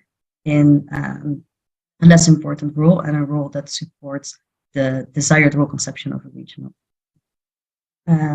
So, to conclude, on the basis of my paper, I argue that symbolic interactions role theory is very useful to further our understanding of roles in the digital space and how sovereignty relates to all of this. This, given the fact that it can be used to conduct empirical research of a specific actor and how they position themselves vis-a-vis the digital realm, but to also shed light on what I think is a social process that we are now witnessing, in which current ruling norms of sovereignty are adopted or even completely reconstructed to deal with the digital realm. And herefore, I thank you all for listening, and I'm looking forward to your comments. Thank you.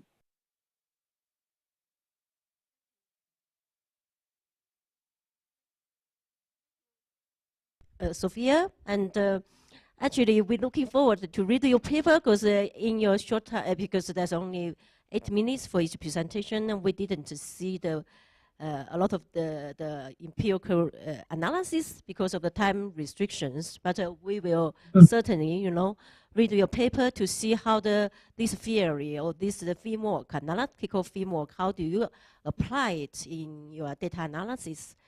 Okay, and that is very interesting approach as well. So thank you, Sophia, again. And then we pass the time to our last speaker. So therefore, they are Ksenia and Francisca.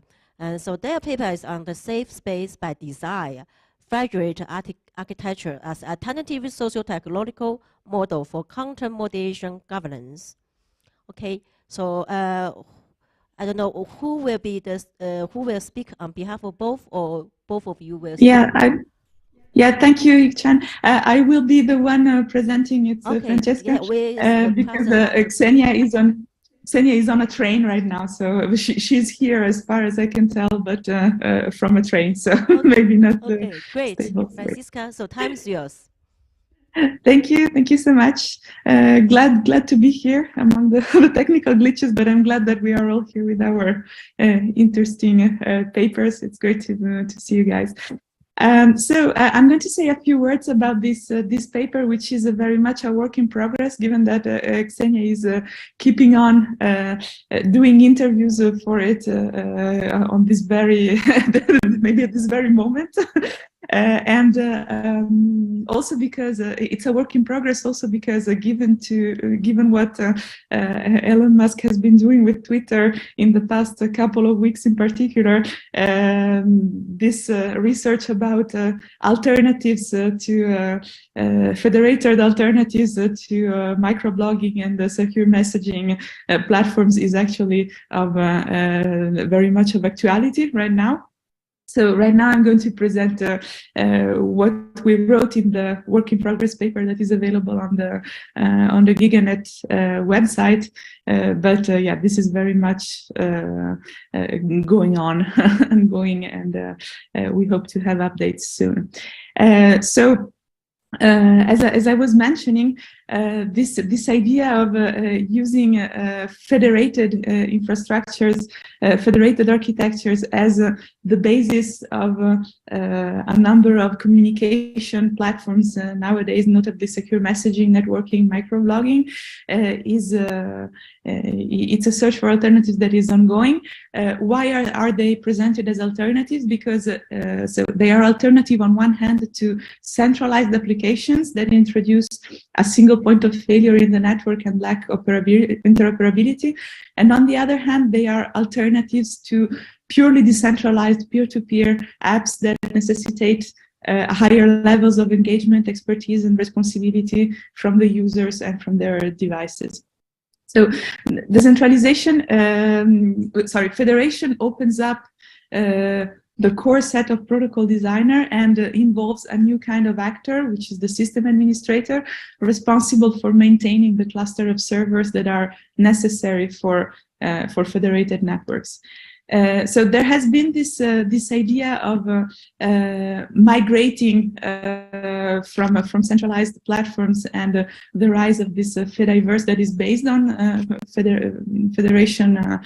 federative architectures.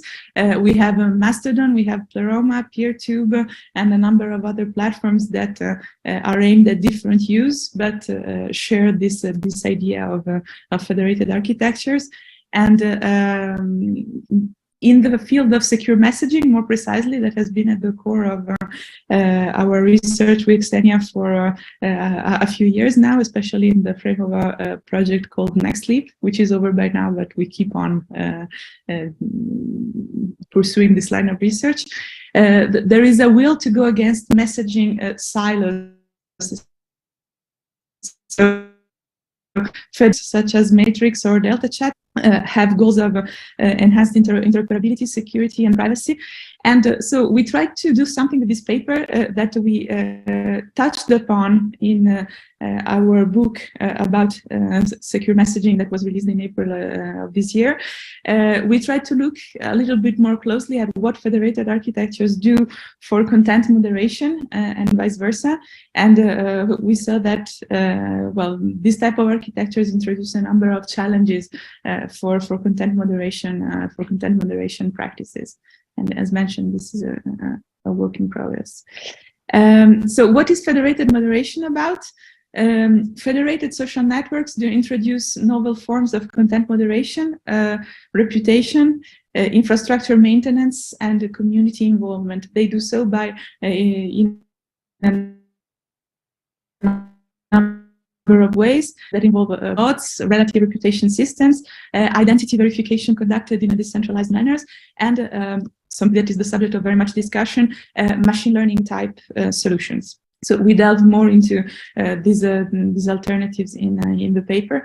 And of course, these novel forms of content moderation also introduce new controversies. In particular, who holds the responsibility for the control for the content in a decentralized network and the control of this content.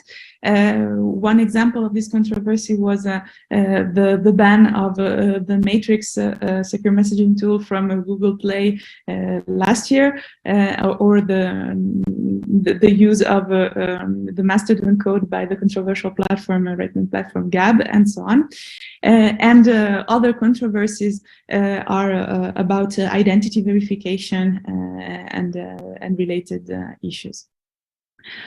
So in this paper, we have organized it around its central part around two case studies. One is Mastodon, so that has been hailed in very, very recent days as a possible alternative to Twitter.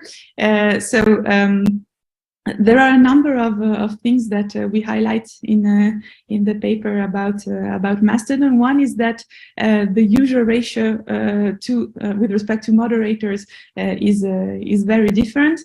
In such a platform, Facebook has 7,500 moderators for more than 2 billion users, while in Mastodon it could be 1 to 500 or 1 to 5,000.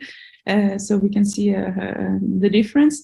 There is a kind of a social centralization, so administrators and moderators are vulnerable, and they are often very known by the community, so which is quite unlike with respect to Twitter or Facebook. There is the moderator has a number of responsibilities that are not only more visible, but that are also more that can be different with respect to centralized platforms. So there is there has been an application programming interface that has been built in 2019 to allow third-party tools to help build solutions for service administrators that are dealing with spam and with harassment.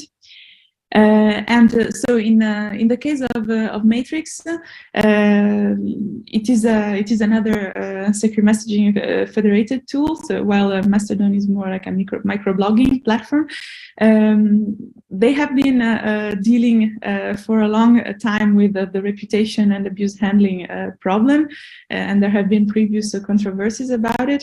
So they have been trying to implement a number of solutions that include a support bot for bans, reductions, anti-spam, room shutdown, and so on. They have implemented a relative reputation system that allows anyone to produce subjective scores on users, servers, rooms, or messages, which is published as a reputation feed. And users can combine these feeds in any ways to produce their own reputation scoring system. Matrix has been looking to implement a principle of protocol neutrality since its early days.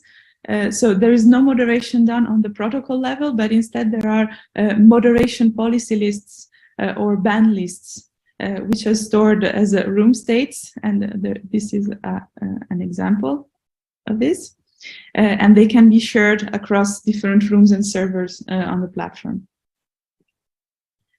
There have been discussion in both for both of these tools about machine learning solutions. So I'm going to go very fast on this because it's still very much the subject of discussion. And sometimes we can see how, despite of all this discussion, there is still a return to good old forms such as "Why do you want to join?" This will help us review your application. So to conclude, because 8 minutes are really short indeed. So in the conclusions, we have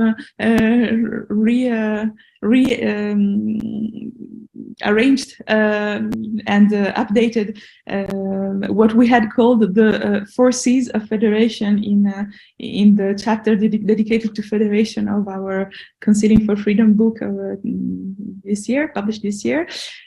So we identified in the conclusions to those chapters, to that chapter, 4 keywords that happened to all start with C in English. So we called it the 4 C's of federation. That are very important to start figuring out how federated architectures affect platforms and can be affected in return. So the first one is customization. Moderation solutions are left on the implementation level and they do not affect the protocol itself. So this is what Matrix calls protocol neutrality. The second C is compatibility. However, those solutions can be shared across instances, and this is the strength of federation. There is a community dynamic. The reputation of the servers and the rooms is really collectively built quite so much as a living thing. And codes of conduct are continuously debated, and in that sense, the responsiveness of the administrators of the different instances that compose the federation is vital. There is an aspect of care and maintenance. So moderation solutions are implemented without harming the infrastructure and the users. And the user, there are no backdoors. And so there is a fifth honorary C that we added this time, because indeed we observed that there is an inherent risk for re-centralization coming along with those solutions. So this is also an old problem of partially or totally decentralized architectures, that re-intermediation and re-centralization is always there and subject to coming back into the picture. And we have to see the extent to which it is possible and it is actually happening, these dynamics of re-centralization. So this is it, and maybe there will be some questions. Looking forward to it, and possibly Xenia will chime in as well. Thank you so much. Thank you, Francisca and Kazania. So now we have all 5 presentations done, finished. So now we are giving our time to our discussants, and from the Aidan and Fadania, and he is from Humanity in Actions. So please come here, come forward to our stage. And so yeah, time's yours. Can you share your thought and give some comments to our speakers? Thank you. Absolutely. Thank you so much. Hi, everyone. My name is Aidan Fodelin. I am a Landacker Democracy Fellow with Humanity in Action and the Landacker Democracy Foundation. And firstly, thank you so much for all of your presentations today. These have been really interesting. I was brought in as a discussant at the last minute, so I haven't had the chance to dive into your papers to the extent that I wish I could, but I certainly did read all of them, and I learned a lot from all of you. And regardless, I hope that my comments can still be helpful. And what I certainly hope is not the case is that I become one of those discussants that you might recognize that doesn't know what they're talking about and hasn't read the papers properly. If that is me, take my comments with a grain of salt. Hopefully, I'm able to offer some comments that will be very helpful. So firstly, I appreciate that all of the papers came together to discuss the composition of who is engaging in the agenda setting and decision-making processes pertaining to core internet infrastructure. You approach this topic from very different perspectives, and that's understandable, of course. Some papers were more theoretical, some were more oriented towards practitioners. However, this is a very important field of study, and all of your papers offer a rich contribution to the field. I will provide a few individual comments first on each paper, and I'll present these thoughts in the order of the presentations that we just heard today. So to the first presentation by Nadia and Diana. Nadia, hi, firstly. Great to see you again. And this is a paper that is very near and dear to me. I followed your earlier research on this topic with interest and was pleased to see you explore what you term youth meta-participation. Not a concept I had heard before, but really an intriguing one, and a very difficult subject because, as you no doubt know, youth is such a broad category. It encompasses so many different voices. So it's, in general, really difficult to do this topic justice. That being said, I think it might have been interesting if you had also interviewed non-youth participants.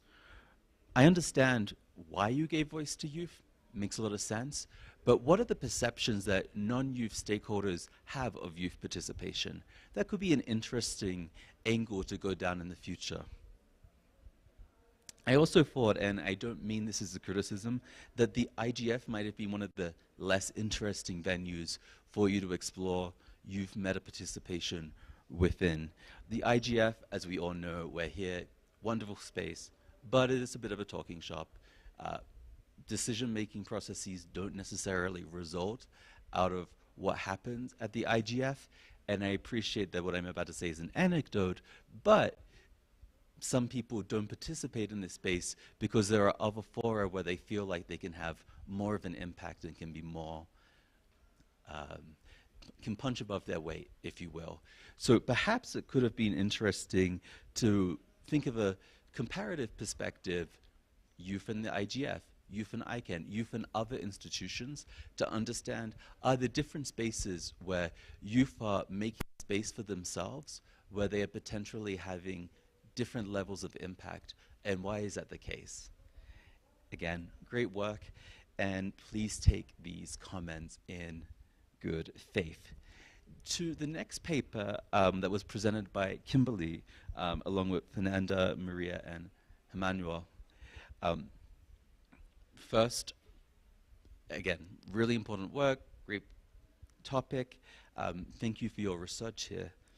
I was wondering, and I wasn't sure if you had explored it or to what extent perhaps you had explored it, when you, so we're talking here about citations and gender gaps in citations and research.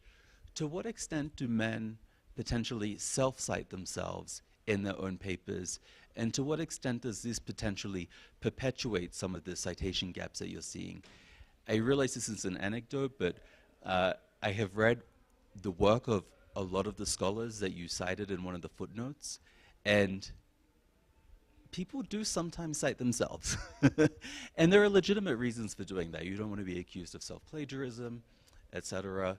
But it could be interesting just to think about, is self-citation also a factor here that we need to think about? Now, turning back to the substance of your paper, I like that you explored the syllabus that the IGF Secretariat commissioned to inform schools of internet governance about how local communities can teach how critical internet resources are managed. There is definitely a gender gap, or a citation gender gap, that you highlight in your work, and of course unacceptable. I guess a piece of the puzzle that I thought was missing was remedies. How do we fix this gap without putting the burden on traditionally excluded communities to do more labor trying to draw attention to this problem? Curious how you think we can go about trying to resolve this tension. The next paper, Stefania. So Stefania, your article introduced the concept of orchestration as a model of indirect governance that supplements delegation models which are premised, of course, on principal-agent theory. I haven't seen this theory referenced before, the theory that you relied on. I haven't seen it referenced before in the literature, but I think that it makes sense. And so in that sense, it is, of course, a new contribution to the field. And I think that the theory does accurately describe the non-hierarchical relationship between the orchestrator, the principal, and the intermediary, the agent. I find the idea of a comparative perspective between countries interesting. However, I couldn't work out from your paper why you chose Canada, the Netherlands, and Switzerland to examine. I'm not sure if there's a personal connection. I'm not sure if it was ease of being able to access elites for interviews, whether it was because of documents being available, or maybe there's another rationale altogether. That was something that I thought was just missing from the paper, the justification for why the three countries were chosen. I also thought that the sample size of interviews was on the smaller side, and that interviewing more people, particularly from the private sector, would have been interesting given that the paper was really, as the title of the paper would suggest, has a bit of a focus on the private sector. So 2 interviews seemed to me not quite enough. And while I understand the justification for offering anonymity to the people who were interviewed, it made it difficult for me to assess their credibility for the comments that they offered. What is the size of the tech company that they represent? Is it a large tech company, small, mid-sized? What jurisdiction is it based in? What are their responsibilities? Are they on a public policy team, etc.? So I thought there needed to be a little more of a justification as to how the interview subjects were chosen. And I hate to end on a negative note, so please take these comments in good faith and great work. Sophie, so you presented a theoretical explanation of the way in which roles in the digital space and the position of the notion of sovereignty can be understood.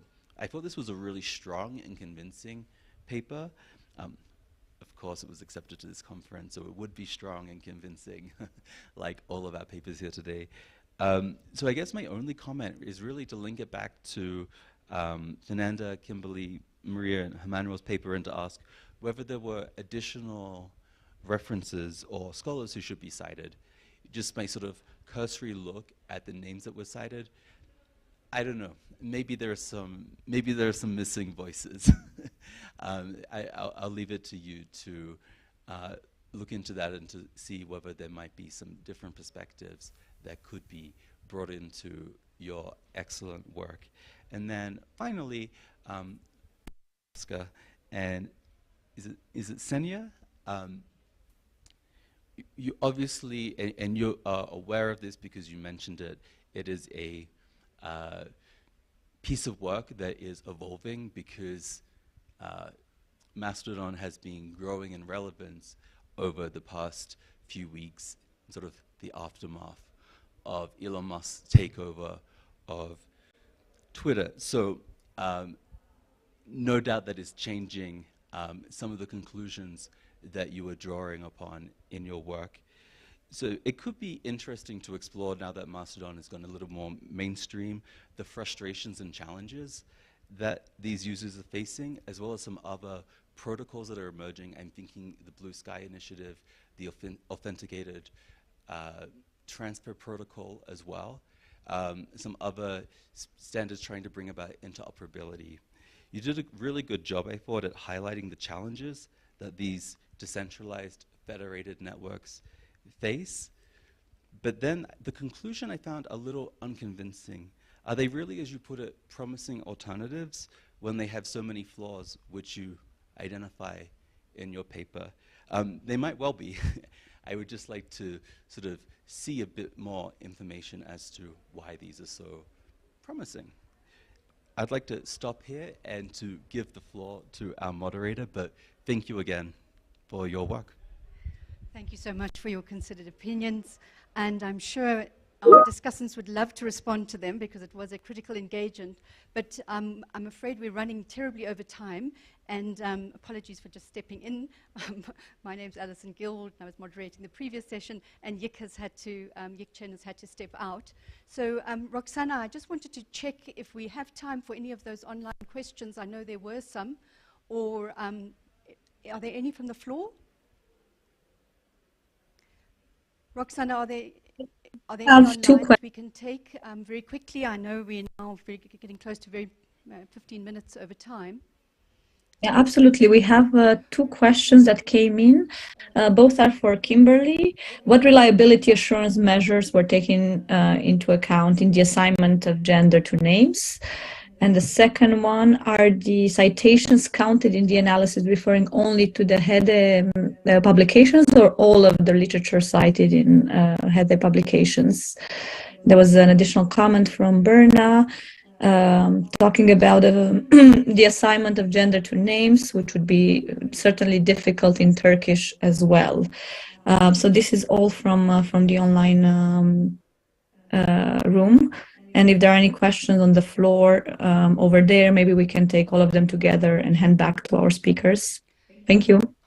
Thank you very much, Roxana. So there are no questions from the room, so if we can go immediately back to the online questions, please, and the online answers.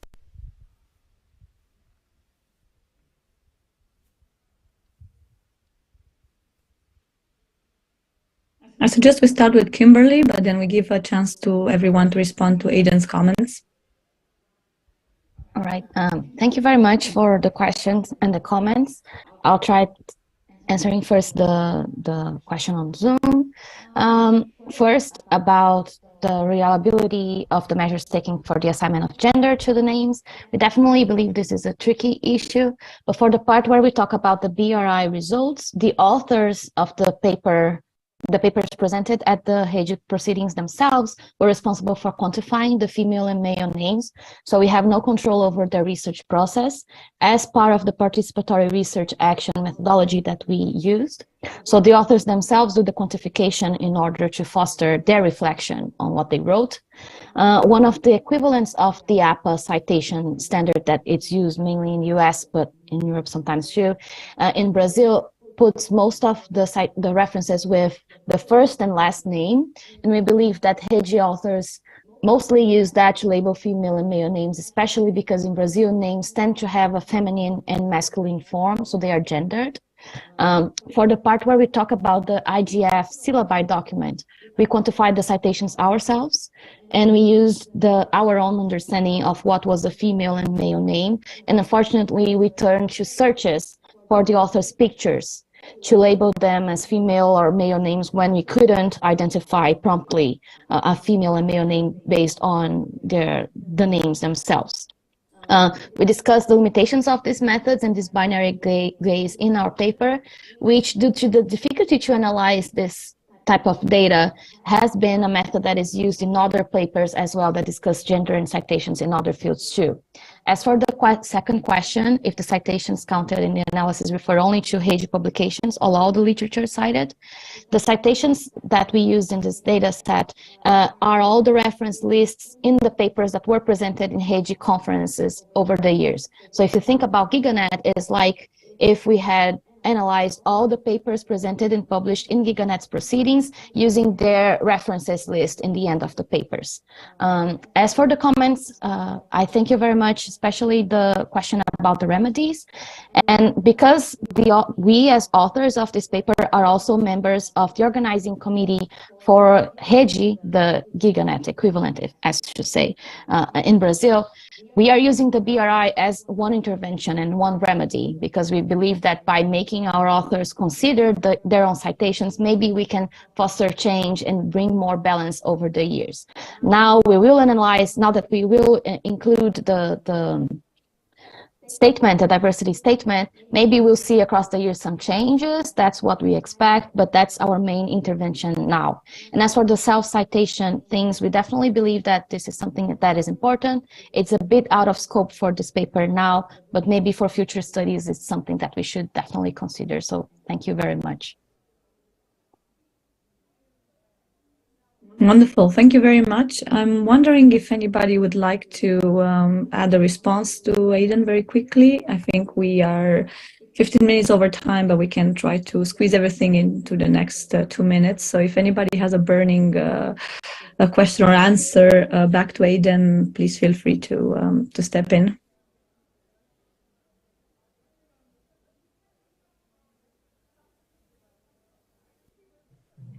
Yeah, maybe I would start if that's okay. Thank you so much for your comments. Just a quick response to your question.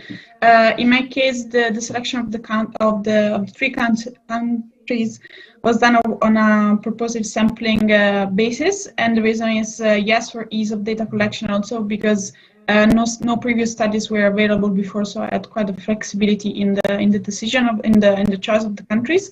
And regarding the interviews, I fully take your point. Just one quick response is that the interviews were complementary data collection, so the analysis was done mainly on the interviews, but they complemented a little bit the picture that cannot be grasped from the documents. But definitely, if this is a starting point, then for next for follow-up, papers for sure, I'm gonna go more. I'm gonna build more interviews and more data on that. So thank you very much for that, yeah, thank you for this incredible discussion. Thanks. If I may then, hi Aiden, thank you so much for your comments, and I really appreciate that you had the time to look at everything and also share your thoughts. I know that the IGF is at the moment a really exciting opportunity in my opinion, because a lot of things are changing about the manners and processes the IGF is developing in, and with WSIS plus 20 coming up, it would be interesting to see how youth are in these spaces, and with the Secretary General wanting to emphasize youth participation, to bring that all together and having something to work from and moving towards. I then love your idea about then moving that forward and looking then how that works into the other institutions. If you're thinking about ICANN, maybe also the ITU, how kind of the interconnections then can further develop will be absolutely something that I would love to do for a postdoc. So thank you so much for the suggestions, something definitely to consider, and I really appreciate the time you've taken for this. Have a great time in Ethiopia. I'm wondering if Francesca might want to comment very quickly on the value of federated architectures and the promise. Yeah, sure. So as you asked, I replied to Fernanda in the chat to her specific question. As for so I will just say a thing very quickly about the promise in the promising alternatives. I think that there is one thing that is particularly useful to explore in this type of arrangements. And we can see it very much with the mask controversy right now, which is the fact that instances in federated architectures allow users to have different degrees of autonomy and technological expertise, and at the same time are able to enable them to choose an instance that has values and terms of conditions to use and privacy protection and so on that are closest as possible to their own values. And so I think that this is the true potential advantage of federated architecture vis-a-vis centralized ones and also purely decentralized ones, that they offer different levels of possible expertise and adherence to specific values that users can explore. So yeah, this is also why somebody was saying in Twitter right now, discussing this, what's going on in this panel right now, that choosing the server is important when joining Mastodon, and this is exactly it. Like, it's choosing the right instance for you. Thank you. Thank you all very much. I realize we've run over time massively. I'd like to thank once more to all our presenters and participants. It has been a fascinating discussion, and I hope we can continue this conversation over lunch break, if you're physically present, or some of it online here or into our next panel. Thank you once more. Apologies for running late, and enjoy your lunch break. Thank you so much, Thank you so Roxana. much. Thank you very much, Aidan. I'm sorry we didn't get a chance for more discussion after that. Thank you so much to all of you who've borne with us running over. And please, for those of you who are joining us, be back at 2 o'clock so we can try and keep these sessions on time for the people online. Thank you so much for your participation.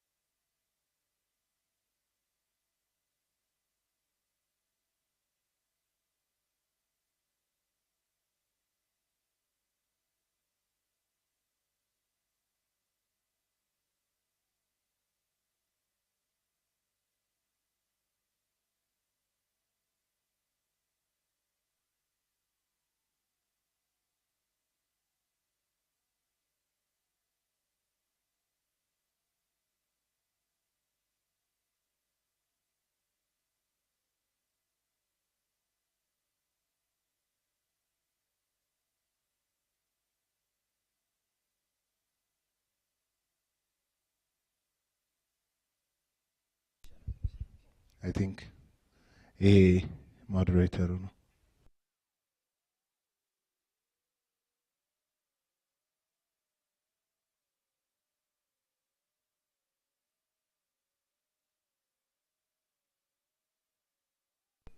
Is she moderator?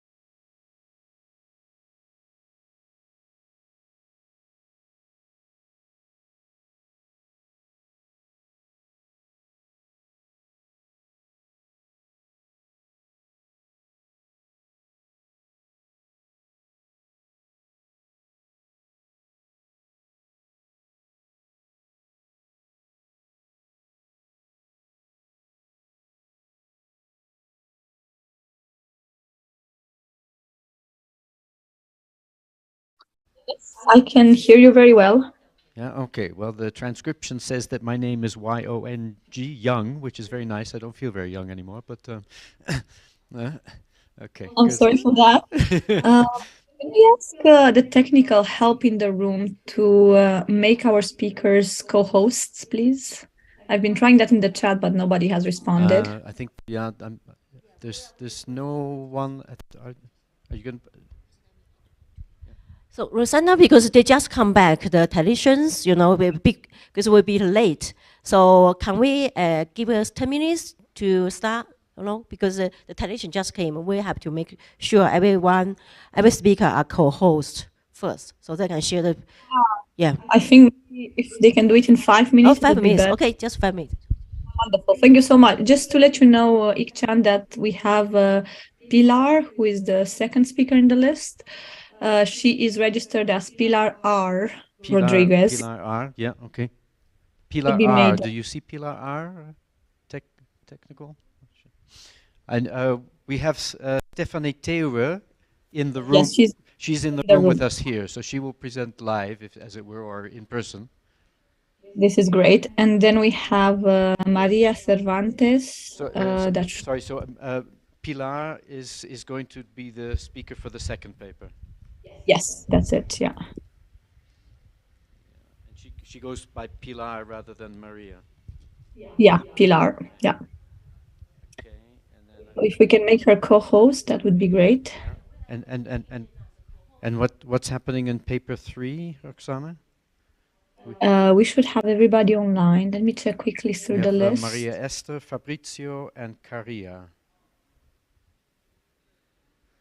Do we, yes, we want to. Yes, please make Pilar our co-host. Say again? I guess. For paper 3, we have Carla Bonina. I have Caria but it's Carla, in fact. Carla Bonina. Okay. Yeah. Ah, right. Yes, in my list it was misspelled. Okay. So Carla is going to speak. Yes. And Jenny is here, I see as well. So Jenny, Jenny, are you in Seattle? If so, it's very early. I know a lot of people have made sacrifices to be here. It's valid also for. Yes, she's in Seattle. Okay, well, good luck to you. Better you than me at 5 in the morning. Good. I know we also have our colleagues from Latin America unable to join this session. They have Carla, who is in the UK, who is able to present because I'm otherwise. In London, just landed from a plane in Buenos Aires. Wow. Carla, thank you so much for this. We thank everyone for their availability and making this work basically across different time zones. Yeah, I think Stephanie came more or less straight from the airport here in Addis, so we'll see how. And we have Dima, who will be the discussant for this session. Yeah, I see Dima is online, so that's great. Wonderful. I think we have everyone. So as soon as they get co-host rights, I think most of them already do. We're missing it for Jenny and for. Okay, I'll just check in the back here. So yeah, thank you. So we have the co-host for Carla, for Pilar, and we're missing it for Jenny. Okay, Stephanie, we don't need, so we need co-host for Jenny. They make all the speakers as a co-host. So Jenny is all right as well. Okay. But the first speaker, she will speak on site. Yeah. So she's just got his PPT uploaded. Good. Okay. You can add Dimitri Epstein as well as co-host. He is the discussant for the session. So we will have all the speakers as co-host, and also we have a discussant as co-host as well. Yeah. Okay, and if speakers, so that's Pilar, Carla, and Jenny. I've already spoken with Stephanie here in the room. We are rather limited on time, So if we are going, and looks like we will start a little bit late. So if you can please follow Roxana's instructions about 8 minutes, it would be helpful, because then we will have a little bit of time at the end for discussion. If you go on beyond your 8 minutes, it means there's no discussion time, because some people, including your chair, have to leave at 3:30. So we won't be able to go over time much.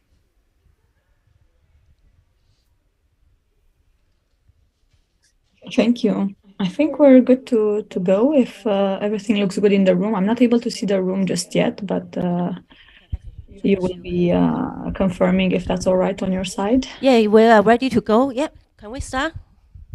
Excellent. Thank you. Yes, please do. Thank you, and welcome back to the site again. And we had a very good, morning sections, and the afternoon, because was some delay from Tunisian side, so we were late for about 10 minutes. Okay, so in the afternoons, welcome back, and in the afternoon, the GigaLab Symposium has one panel, which is on the perspective and data governance around the world.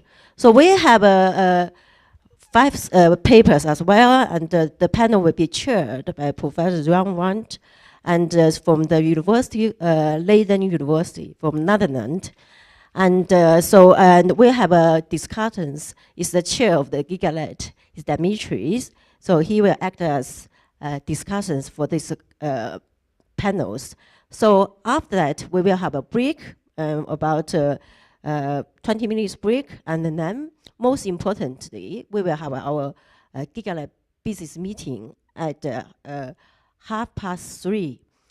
So we will like invite all of you stay online and on site, if possible, to join our business meeting. So it's important for us to have a discussion about the future development and also some important issue, about the GigaLab together.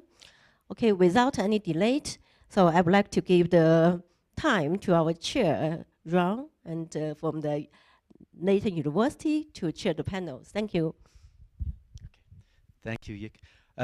So my name is Jan Scholte. I'm at Leiden University in the Netherlands, but also at the Center for Global Cooperation Research at the University of Duisburg-Essen in Germany, where there is a program on internet governance. So my Duisburg affiliation is maybe even more relevant than my Leiden one for today.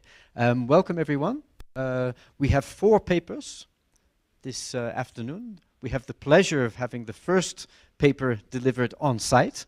So Stephanie Thewe is here together with her sleeping colleagues in North America, Robert Rogowski and Katharina Zomer, and you will speak on trade diplomacy implications of data sovereignty and data localization. So off you go.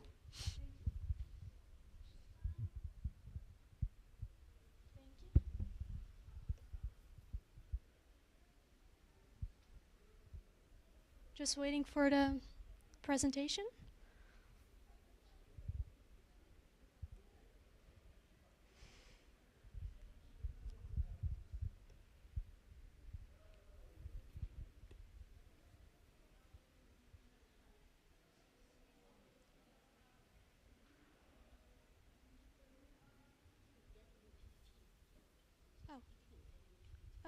Okay, 1 second. Okay, looks like we have a technical issue. Pilar, would you be okay to come in a little bit earlier and we switch the order? Yes, sure, no problem. Perfect, thank you so much. So we have Pilar Rodriguez. You are speaking also together with, or in the name of, Jorge Emiliano Perez Martinez. You're from the Internet Governance Forum in Spain. And I have your title as East Wind, West Wind, Avoiding a New Technological Cold War. That sounds engaging. Yeah. Off you go. Thank you. I'm just going to share my screen. I think you can see it well now. You can see it very well. Okay, thank you. We don't see it on site. Oh, you don't see it?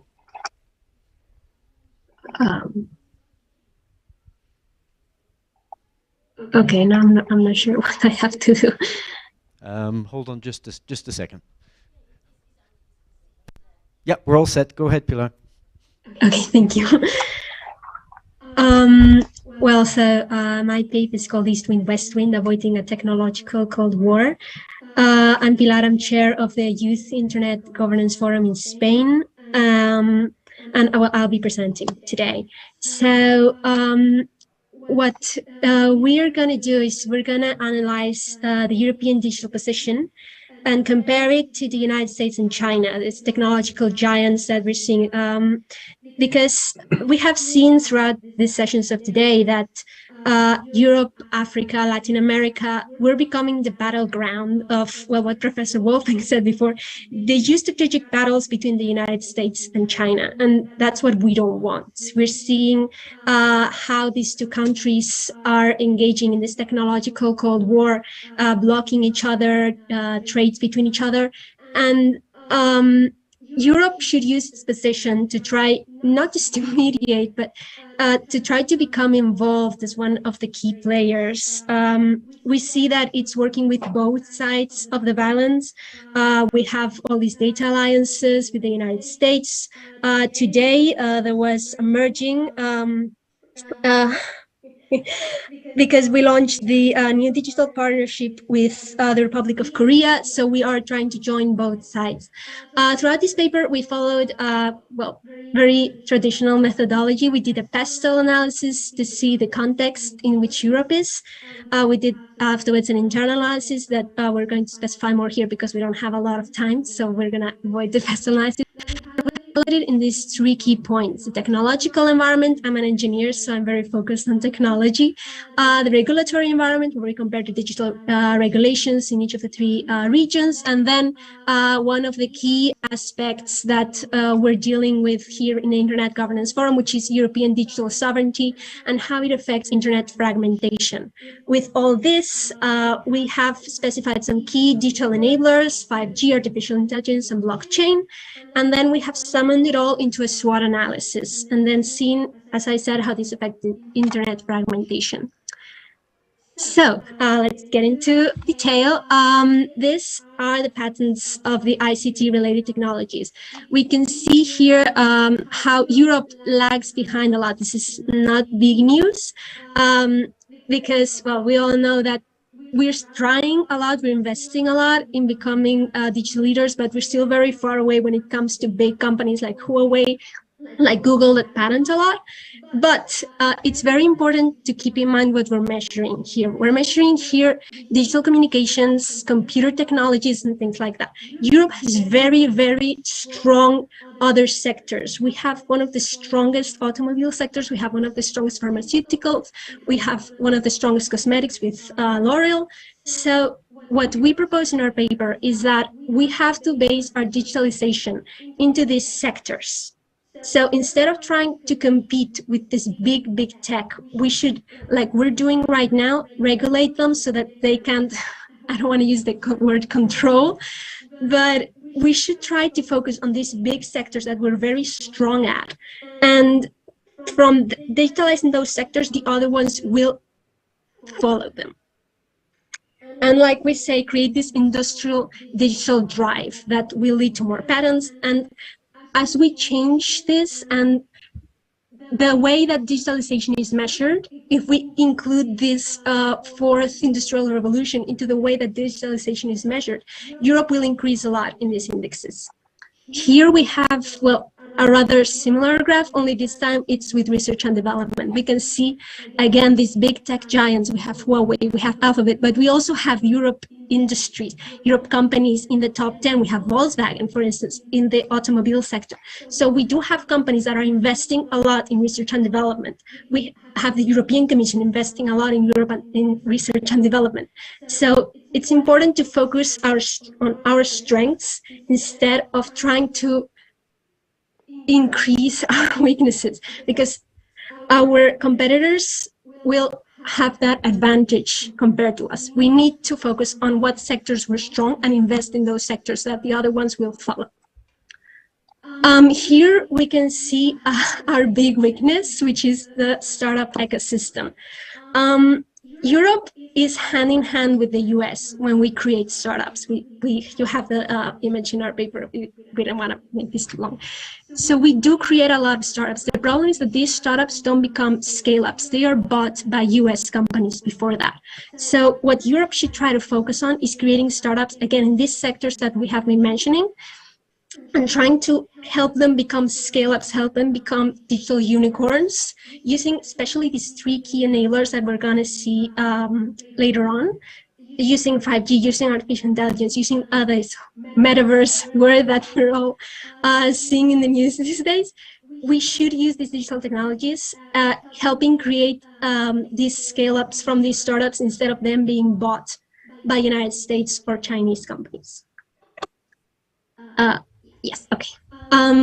Here is the value chain for the 5G. It can be extrapolated for all the other digital enablers. So what we wanted to show with this picture is the interdependencies between the countries. So we have a huge American dominance in cloud. We have Google, Amazon Web Services, we have Oracle. But if we take a slightly deeper look, we also have Alibaba in China. So it's like we have these two blocks in cloud, one Chinese, one American, but Europe is beginning to enter this market. We're starting to see European companies entering this market. Again, in the data centers, we have Meta, we have Google, we have Amazon Web Services. But again, Europe is starting to enter these markets. Why? Because we have very strong operators, like for instance, Deutsche Telekom, that we are seeing is starting to appear in all of these key value chain components. Again, we see China becoming, well, China has become one of the key factories in the world. They're starting to develop a little bit more towards innovators, but we all know that they are the main chip exporters in the world. But again, Europe is trying to change this with the CHIPS Act. So we are developing key alliances with safe providers to try to let's say, reduce our dependencies, because we have seen that when a pandemic comes, this whole value chain gets disrupted. Pilar, Yes, sorry. No, just to warn you that you have a minute and a half left. Yes, only one slide left, so don't worry. To sum up on this slide, there are very big dependencies. They are starting to get broken. We have seen the United States with security concerns. They're blocking Chinese products. They're blocking their companies from becoming involved with China, blocking the sale of artificial intelligence products to China, but we also see China blocking this. And Europe in the middle trying to, let's say, mediate and, let's say, creating alliances on both sides. Finally, we have the digital sovereignty. We all know that there are the three models: Europe with regulation, the United States with companies, and China with this state of protectionism. We do see that the United States is trying to achieve more of, let's say, regulatory sovereignty, but most of these are just the introduction to Congress, and we all know that that doesn't really go very well. So because I'm running out of time, I'm just going to stop here. You have a lot more details on the paper, and thank you very much. No, thank you so much, Pilar. That gave us a real good taste to get started with and a lot to discuss and debate, I think, afterwards. Stephanie, I think your slides are now operative, yes? So let's go ahead and go back to your session. Go ahead. Well, thank you. So my name is Stephanie, and I'll be presenting. Oh, yes, that works. My name is Stephanie, and I'll be presenting on trade diplomacy implications of data sovereignty and data localization, which is a paper that I co-authored with Dr. Robert Rogowski and Katie Zomer, who couldn't be here today. So some of the main questions in our paper were: what are the diplomatic implications of data sovereignty? In what ways are countries shaping national data regulatory frameworks? And how are these various data regulatory or data localization regulations influencing international trade agreements? We focus specifically on the European Union, the United States of America, and China. And in terms of trade agreements, we looked at the Economic Partnership Agreement between Japan and the EU and the Regional Comprehensive Economic Partnership in Asia. To deal with issues of cross-border data flow, we're seeing a regulatory vacuum, which is being filled by national and regional trade agreements or national and regional regulations. So most notably within the European Union with the General Data Protection Regulation, which was implemented in May 2018 and has a strong focus on creating a privacy framework, and sort of enabling trust within digital society in Europe. The GDPR has a strong focus on individual rights and privacy, which is in stark contrast to the Chinese initiatives, which are more focused on collective sovereignty. Over the past few years, there's been a lot of regulations within China, starting in 2017 with China's cybersecurity law, which focuses on data and cyber sovereignty. And under this law, the CCP may seize data for national security reasons.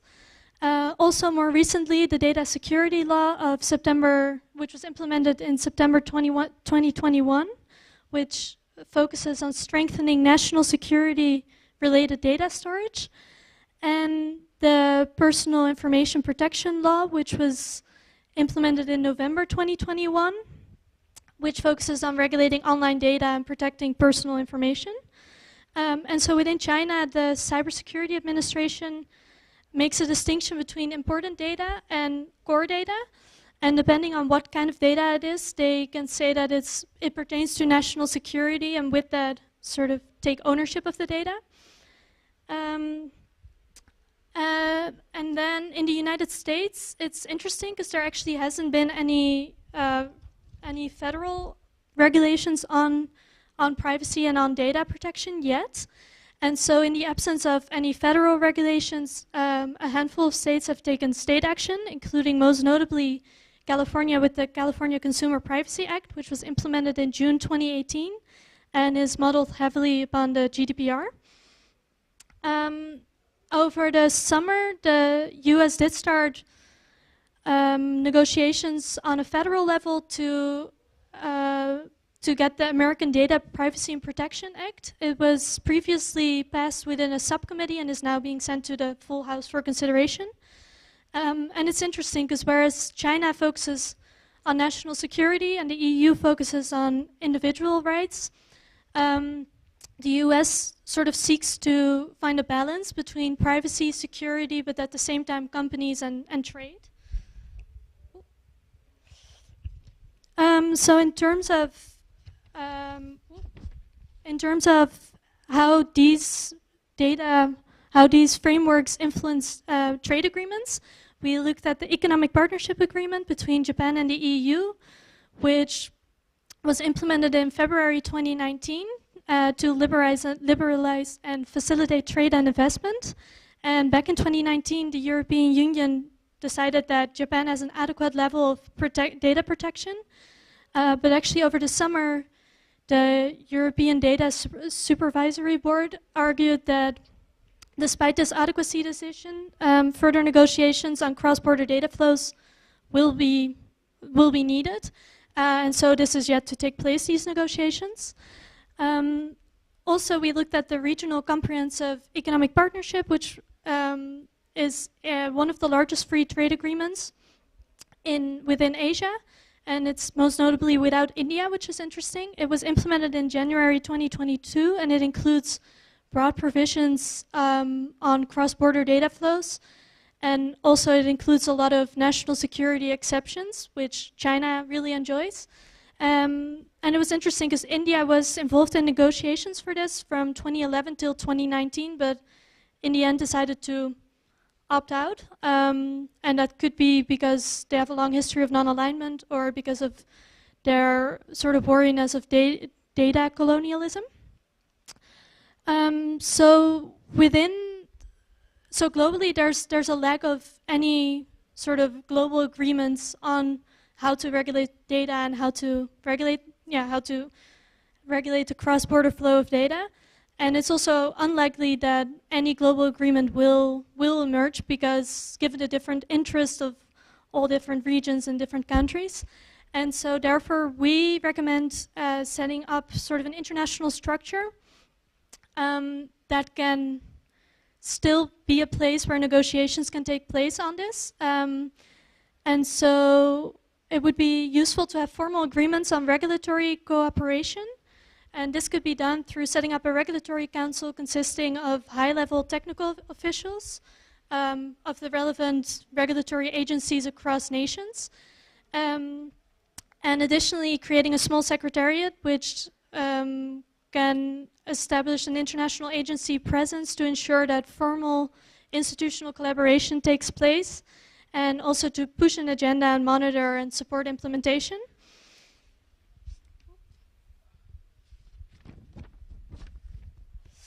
So given that there's no globally accepted data sovereignty framework, nor are there any comprehensive binding multilateral agreements, it is likely that far-reaching national regulations will emerge. And in order to prevent fragmentation in terms of regulations, it is important to at least stay in touch and stay in negotiations to sort of try to converge these different regulatory frameworks.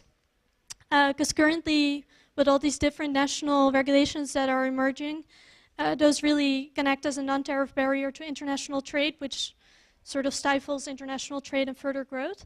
And so it is imperative that any sort of system that emerges is based on shared values, respects the sovereignty of the different nations and their national regulations, but yet also accommodates to the transnational nature of cross-border data flows. So thank you very much, and if you have any questions, please let me know. Great. Thanks very much. That was wonderful. Very nice to have an insight presentation as well. Great. We'll move on to a third paper. I think, Carla, you're going to give this one on co-production for artificial intelligence project implementation, lessons from Latin America. So you're speaking, I think, from the UK at the University of Surrey, and your colleagues Maria Esther Cervantes and Fabrizio Scolini are at the Latin America Open Data Initiative. So Carla, go ahead. Excellent. Thank you very much and for the opportunity of being here. And yeah, as you mentioned, my name is Carla Bonina. I'm associate professor at Surrey Business School.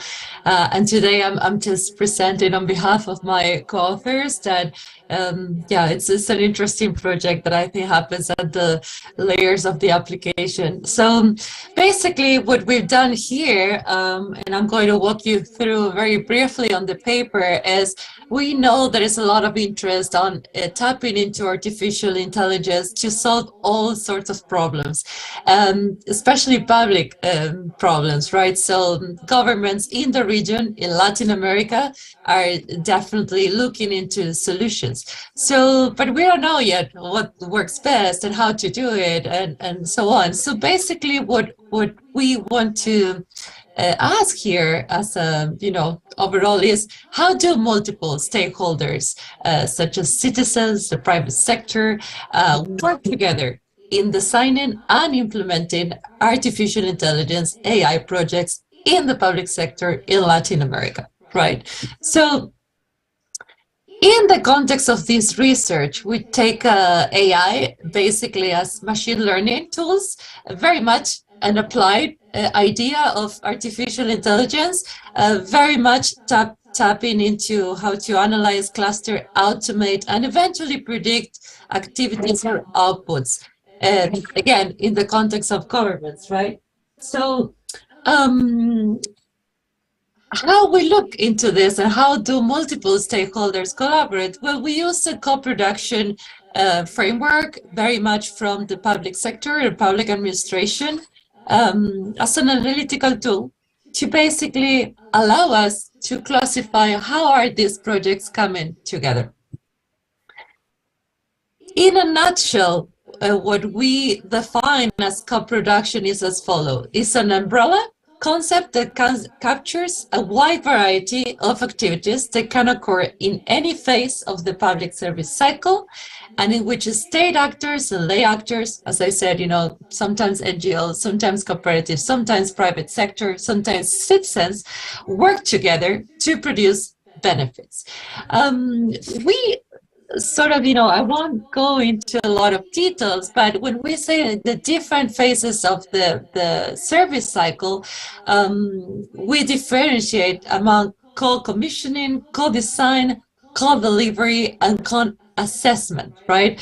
And you can read it from there, but they have different implications in how, these actors come together, and also for the projects we are studying, it also has consequences in some of the findings that we encounter in this empirical project. So let me go a bit further to explain. There. Empatia, this is our empirical setting, right? We study 7 projects funded by this program called Empatia, financed by the Canadian Centre IDRC, so some of you might be familiar, and other bodies in the region. These were small-scale collaborative projects in the region. So this means that it was an AI-applied projects that had the public sector and another actor. And so we interviewed them. We had lots of, project secondary data like proposals, financial reports, pitch decks, transcripts, and some other communities. So we had what we call, in qualitative research, privileged access to this data.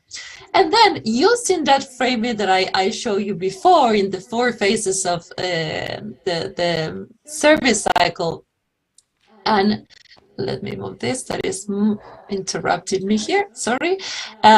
We classified these 7 projects that, by the way, then you can go and look more details, but they were basically happening in different countries in Latin America and in different industries. So for example, Dinagua or CONAE were Dinagua, it's in Uruguay, but they were appearing as a co-commissioning and a bit more far away from the public, while, we only have one in co-design, one project happening in Chile, that was very much on pollution.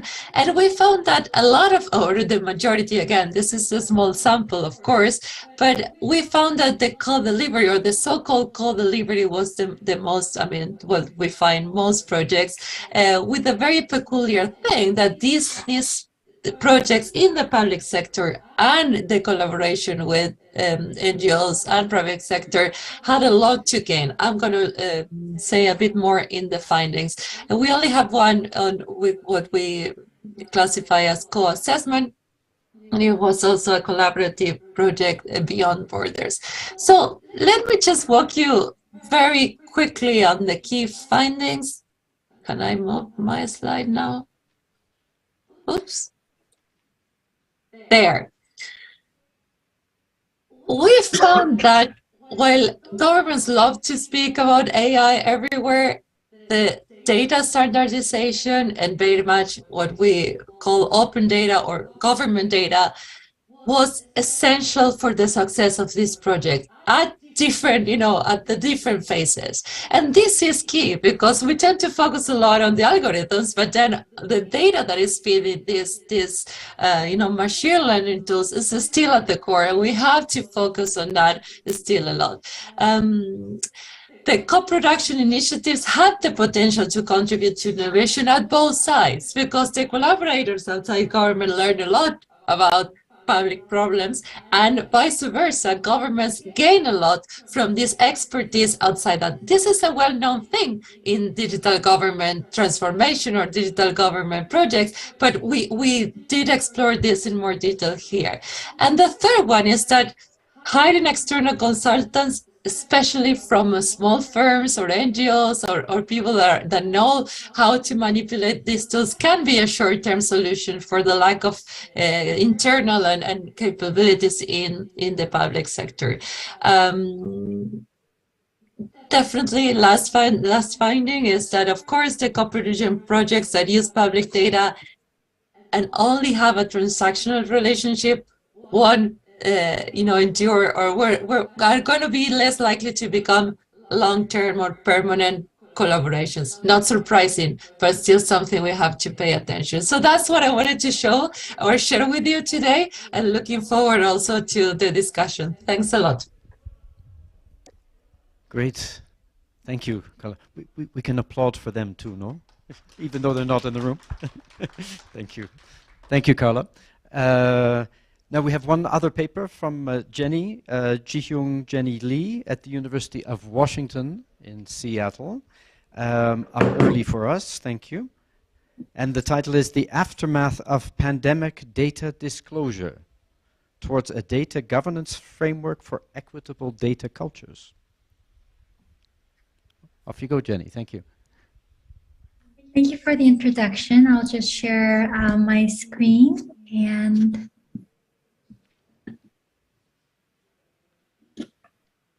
the presentation. Oh.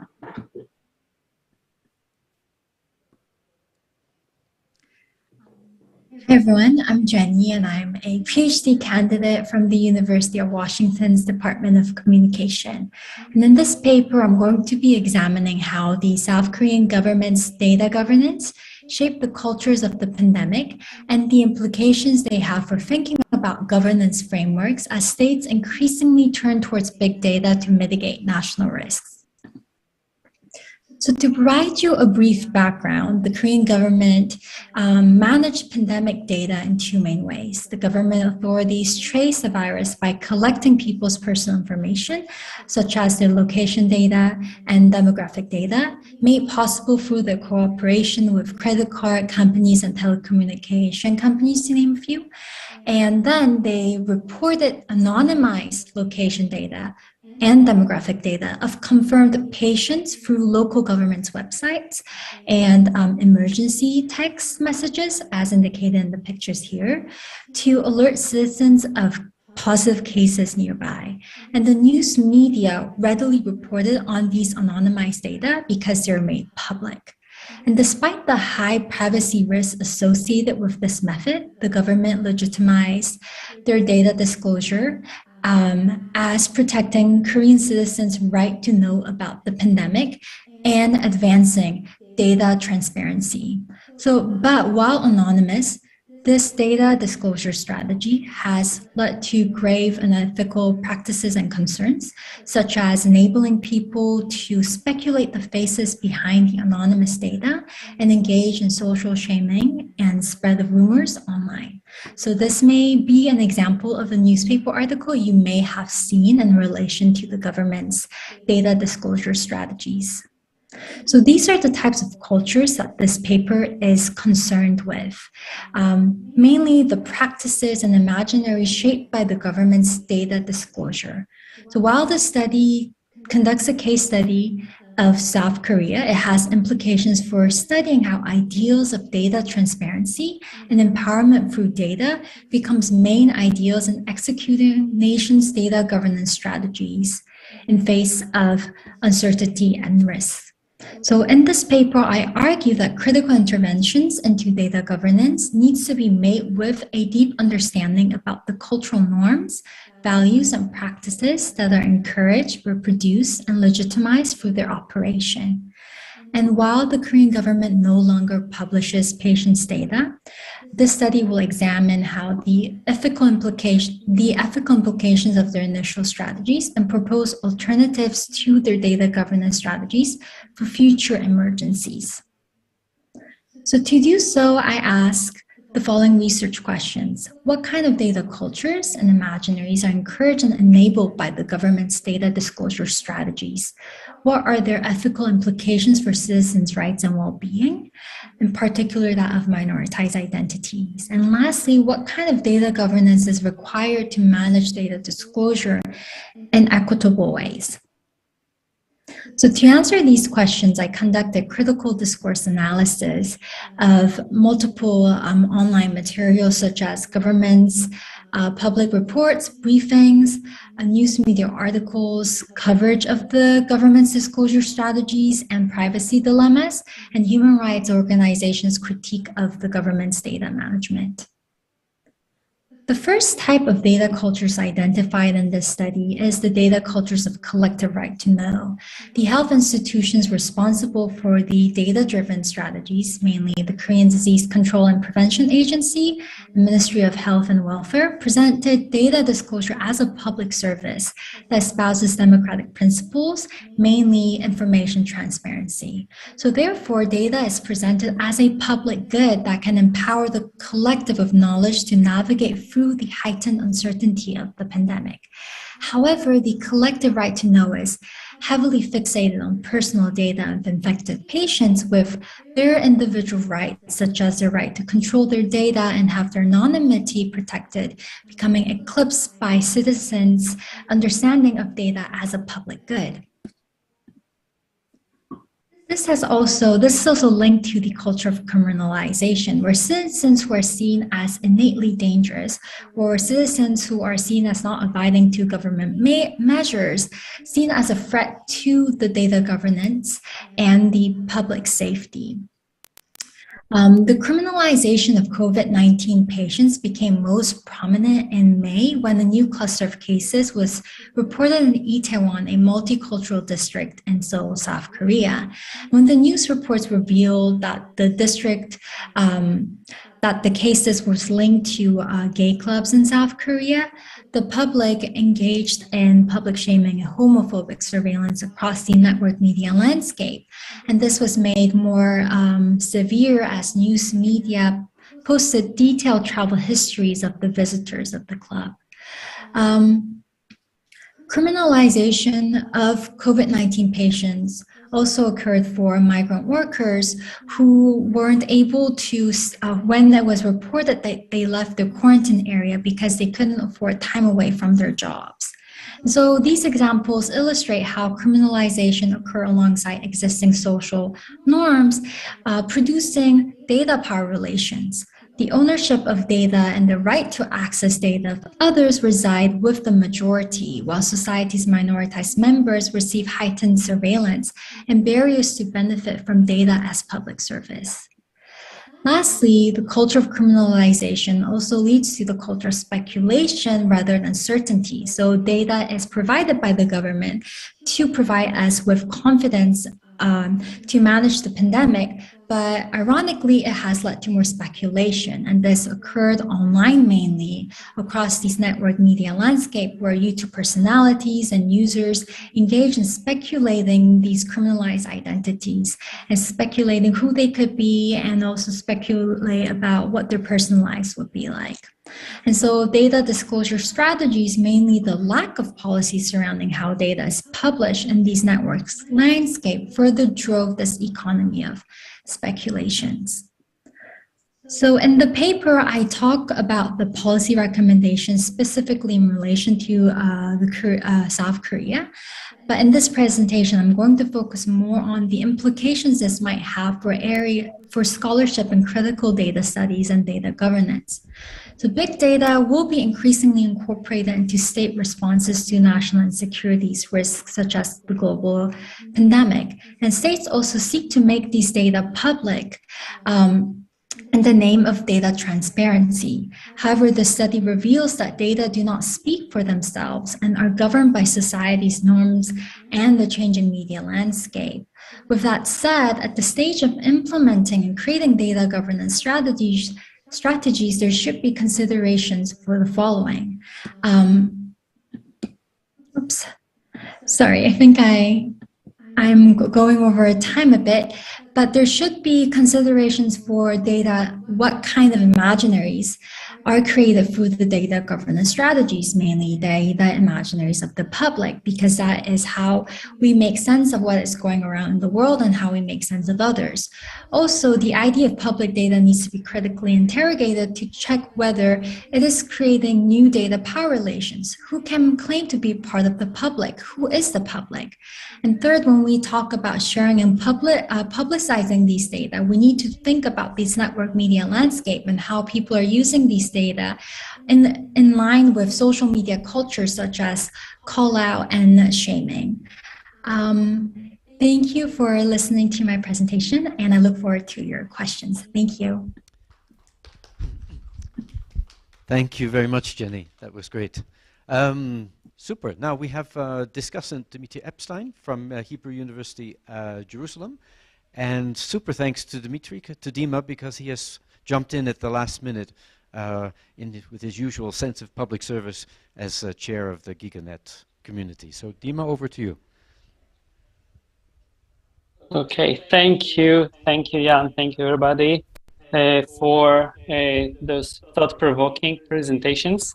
Yes, I was called to duty more or less this morning, so I'm one of those discussants who is probably projecting more kind of his own work on what you just presented rather than kind of reflecting in depth what you have written in the papers, because I only was able to skim them today. With that, I'd like to offer a kind of a general reflection that is kind of me projecting kind of my own work on what I just heard and what I glanced at in the morning, and then have some kind of more pointed questions / comments to each one of the presenters. So my kind of meta observation, I'll start with this, is it's really, really interesting to see an entire panel dedicated to the regulation of data flows at the GigaNet Symposium, right? It kind of makes one think about the kind of the scope and the boundaries of our field, and kind of the journey that we as a community made from kind of focusing explicitly and perhaps solely on kind of critical regulation of critical internet or governance of critical internet resources, right, to these broader questions of governance of information flows. And not sure yet what to do with the thought, but wanted to put it out there for, for us perhaps engage with it later. Now, moving on to the papers, I think it was really interesting how, in many ways, complementary the four presentations were. Whereas the first two papers kind of dealt with kind of big thoughts and sort of broad observations about what is being done or what can be done in the area of data flows regulation. The two papers, the second kind of portion, the other two papers, right, kind of dealt with more concrete, kind of more bounded, right, experiences of data flows governance in practice. So, and I think in a way, the papers raise questions a little bit, like one to another. So, I will go in the order in which the papers were presented, in which papers appear in the program, and I'll hopefully will make sense out of it. So starting with the trade diplomacy implications of data sovereignty paper, I think it's kind of an ambitious kind of undertaking with some very acute observations about the regulatory vacuum that is being filled with, kind of regional initiatives, but then kind of the concluding remarks are calling for a sort of a centralized node, right, that could coordinate or promote harmonization of these regional and local initiatives. And I wonder whether, given, right, we're in year 16 of the IGF, right, so we have a couple of decades of debating internet governance in general and attempts to kind of resolve some of these burning questions. So I wonder whether, to what extent this call is, to what extent does it take into account what we have learned in the past 2 decades, whether it's feasible to have a global regulatory body such as the one you proposed in the paper. Is it kind of, how does this kind of call towards convergence around a singular framework, right? To what extent does it take into account what we learned, again, in the past couple of decades from the attempts of trying to converge around various internet policy issues, right? And I would say perhaps like unsuccessful attempts to converge around those, especially in international bodies. And I wonder, what about other models of governance to be considered in this case? For example, polycentric models, right, where there's not necessarily kind of a single, again, node in the network where everything converges, right? But there is a distributed form of governance that kind of talks to some of these ideas we've been hearing about today, about multi-stakeholderism, etc. Moving on to kind of the avoidance of a new technological Cold War, which I think is a great title. And again, like I take all my comments with this kind of caveat of how bounded they are, and kind of there's the genuine questions, and kind of they're not meant to be like really criticism. But this paper made me think about I'm just getting to my notes, right? Whether this kind of call for Europe to take kind of a leading role, on the one hand, a little bit kind of past its time. Europe is taking a leading role through the same, kind of regional agreements that we just heard about in the other paper, right? Like if you think about GDPR as a kind of an example of regional policy that has a global ripple effect, I think this is an amazing example that's kind of in a way, places your paper kind of behind the development that's already happened. But on the other hand, I wonder whether it's a little bit of paternalistic kind of take on, on the role of Europe in resolving kind of this big brother entering, squabble between, siblings and trying to kind of prevent them from destroying each other. So borrowing completely from it, like in a different place, like in science communication, there was this deficit model that was kind of practiced for many years, where the idea is that there are scientists who kind of know what they're talking about and in this position of privilege, and there are citizens who don't know what they're talking about, and there is a knowledge deficit that the scientists need to fill.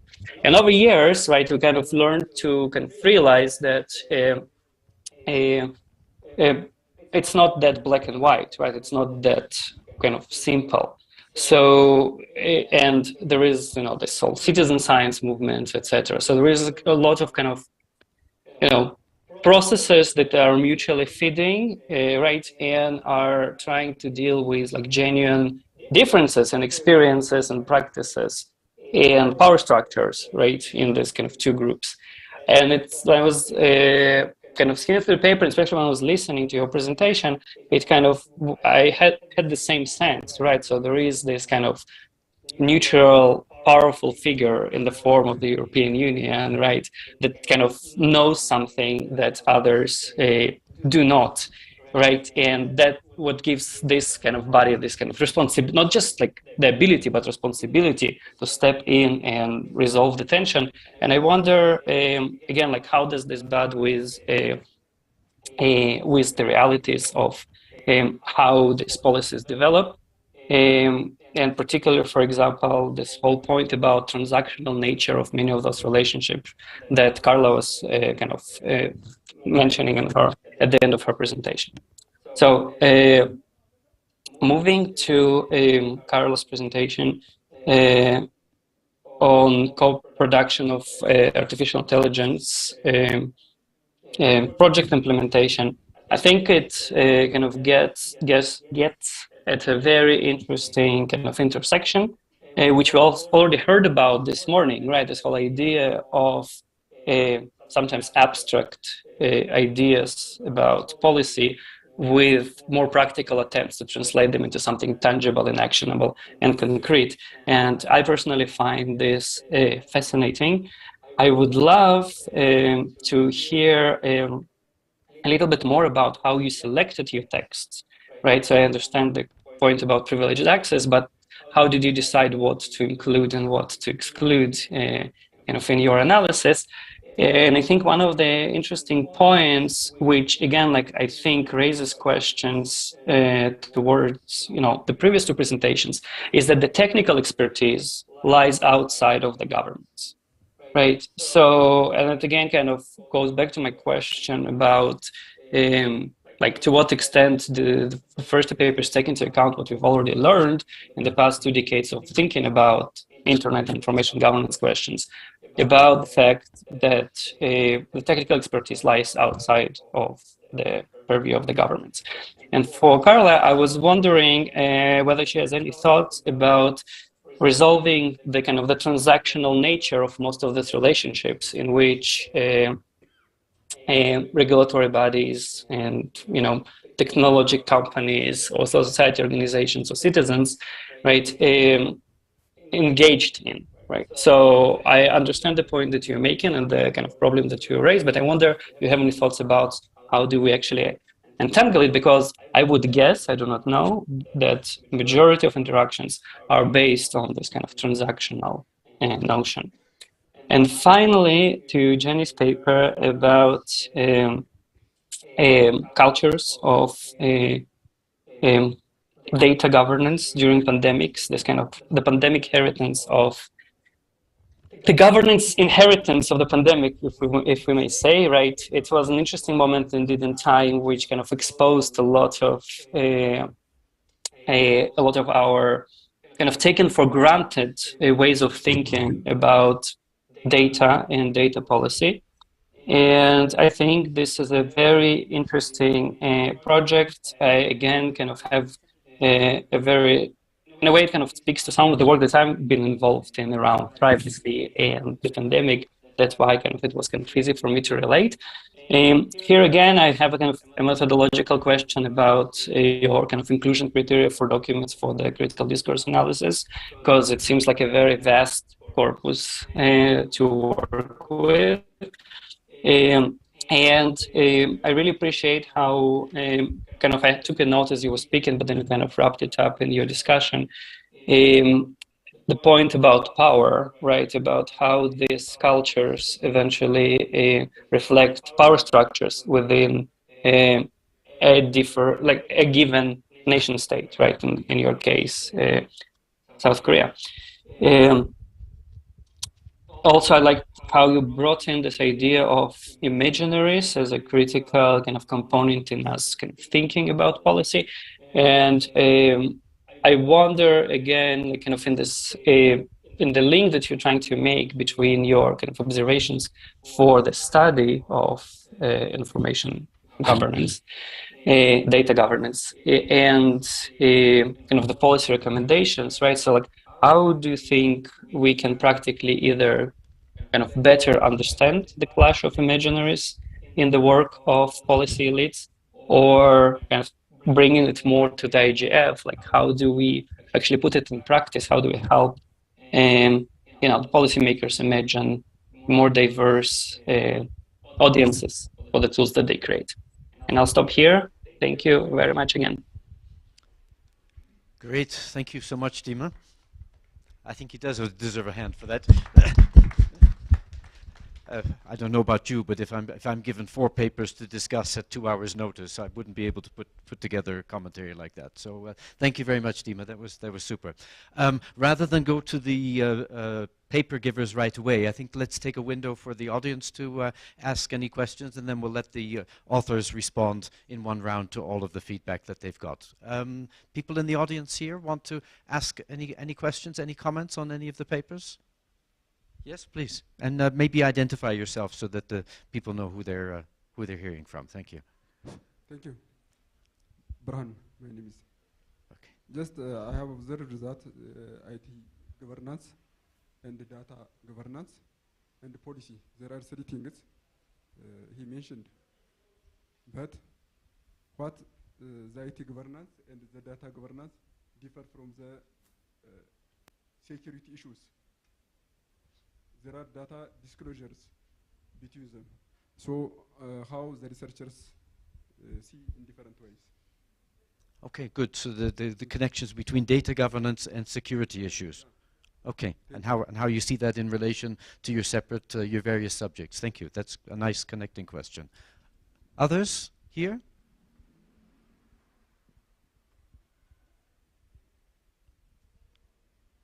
It's your moment for a global stage, please. Yes, sir.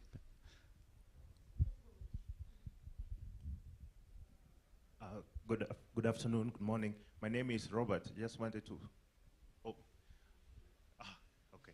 I just wanted to ask if there are any lessons to learn across from what you have done. What are the good practices in intergovernment regulation, perhaps formulation? We are in Ethiopia, which headquarters African Union and a number of organizations. The region has East Africa Commission. We have SADC and ECOWAS. So what best practices could the government borrow, particularly in bringing together industry, probably academia, and then the government? Thanks. Great, thank you. Again, a nice question connecting papers. Yes, please, in the back.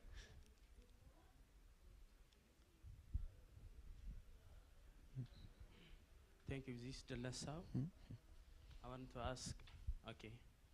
The researcher raised like data colonization, but she didn't put out how we can avoid this data colonization. So I want to ask her how we can avoid this data colonization. My question is simple and simple. Great, thanks very much. Which paper were you speaking to specifically? I forgot. Okay, whoever talked about data colonization, you have a question. How can we avoid it? Please, and we have in the front here, Yikchan. Or actually, just take my mic. Here. Thank you. And then hand back when you're done. All right. Should I stand? Yes, stand, please. Okay. Hi, everyone. My name is Liz Orembo, research fellow, Research ICT Africa, and also a trustee at Kiktanet. I don't know which paper this was, but it talked about diplomacy, and I think it was yours, yes. So you mentioned that there's no globally accepted data sovereignty framework, nor a comprehensive binding agreement. But from the corporations that exist between countries, are there patterns where we could tell trends of the common types of agreement of how a global data framework would look like? Okay, thank you. My name is Kweku. I'm from Ghana. And I'm just going to follow it up a bit on the data and also the aspect about the governance of the data. So in Africa here, there's what we call the Malabo Convention for data. And one of the biggest problems we have is that the countries, after having that framework, haven't signed up. We know the global standard now is the GDPR from the EU. And we here in Africa are more like we are caught in between what is happening. And so a follow-up from here. What are we doing as institutions? Why are we not talking to each other?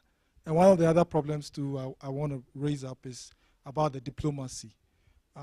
We are in the world now where technology is being governed by different institutions.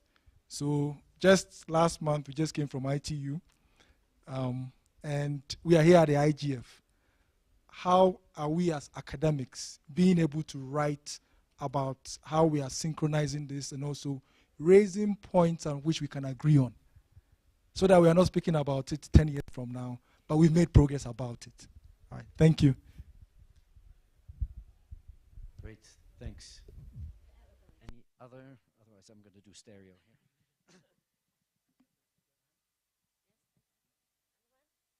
Questions?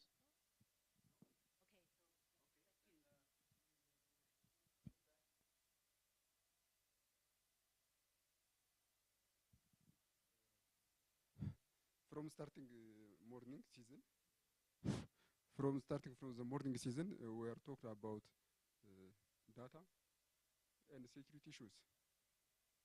As a government, Ethiopia, and Africa Union, especially the Union, what is the government committed, and the researchers address for the solution, where see the symptoms, but what are the future solutions, and the policies that formulated as national level.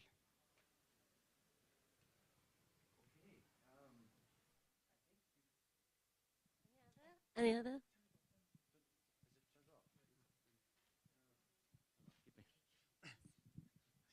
Technologically useless chair. Okay, very good. Just a couple of little abuse of the chair's position for people. On the Pilar, I also wondered about whether Europe is always the solution and whether Europe might also work with other parts in terms of forming that third leg.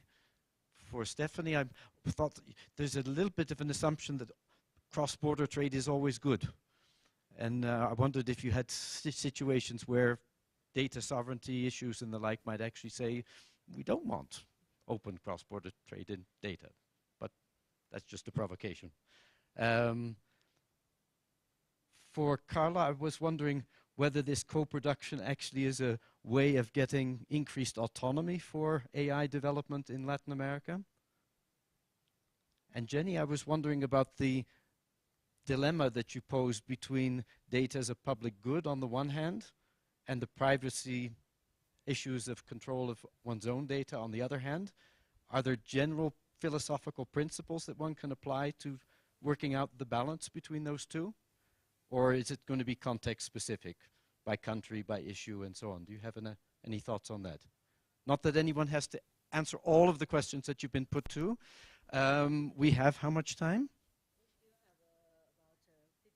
15 minutes. Okay, so 15 minutes. So I make that 2 or 3 minutes per paper.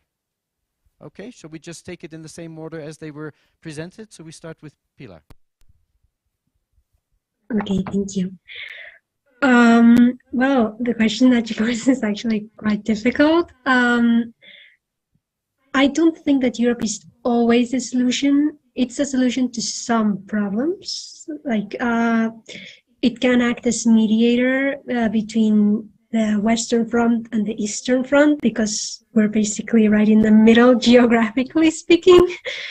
But there are other problems that Europe can't control. Like, for instance, when we think about I'm just remembering something that I heard on the USA IGF. So China is moving a lot towards connecting South America, connecting Africa, and Europe doesn't have that capability to contrast that, but it can create alliances with the United States. It can create alliances with Japan. It can create alliances with African countries, so that we can stop having this huge dependency on just one, how do you say it, on just one part of the value chain. So Europe is a solution to some problems, but it's not the ultimate solution. If only we had ultimate solutions. Thank you. Okay, Stephanie, do you want to take the trade question? Yes, thank you for all the questions. I will stand right here. Thanks for all the questions. In 2-3 minutes, I will try to answer as many as possible, but might not be able to all of it. So one of the questions that was asked about concerning data colonialism and also sort of this assumption that a cross-border flow of data is always beneficial. We do go in depth a little more in the paper, but we didn't really have time in this presentation to talk about it more. But I think what India is doing is sort of the Indian government, what they are doing in terms of providing, pushing back against this automatic cross-border flow of data, I think definitely shows that it's not always beneficial.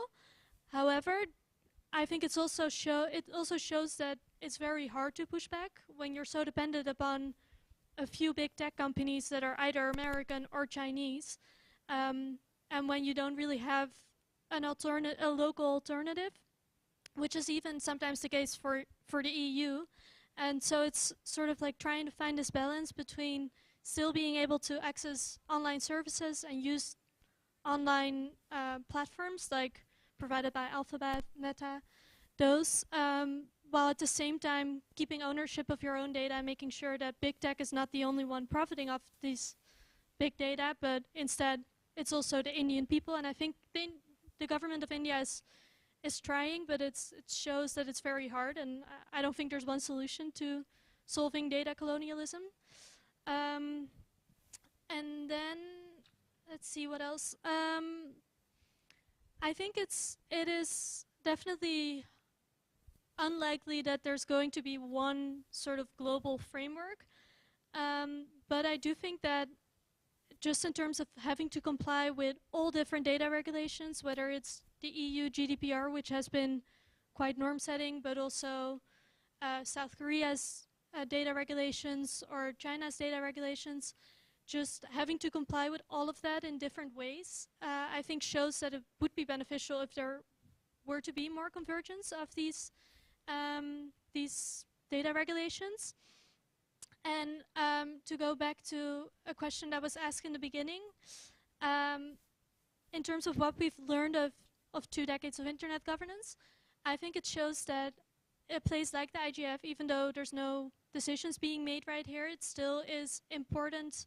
It's an important place to at least come together and stay in discussion to ensure that there might actually be some convergence, whether it's on data regulation or any other topic. I will stop for now. Thank you. Super, thank you, Stephanie. Carla, do you want to take it from here? Yeah, just very briefly, and thanks a lot for the comments, Dimitri, and all of you, because I'm learning a lot, which is great.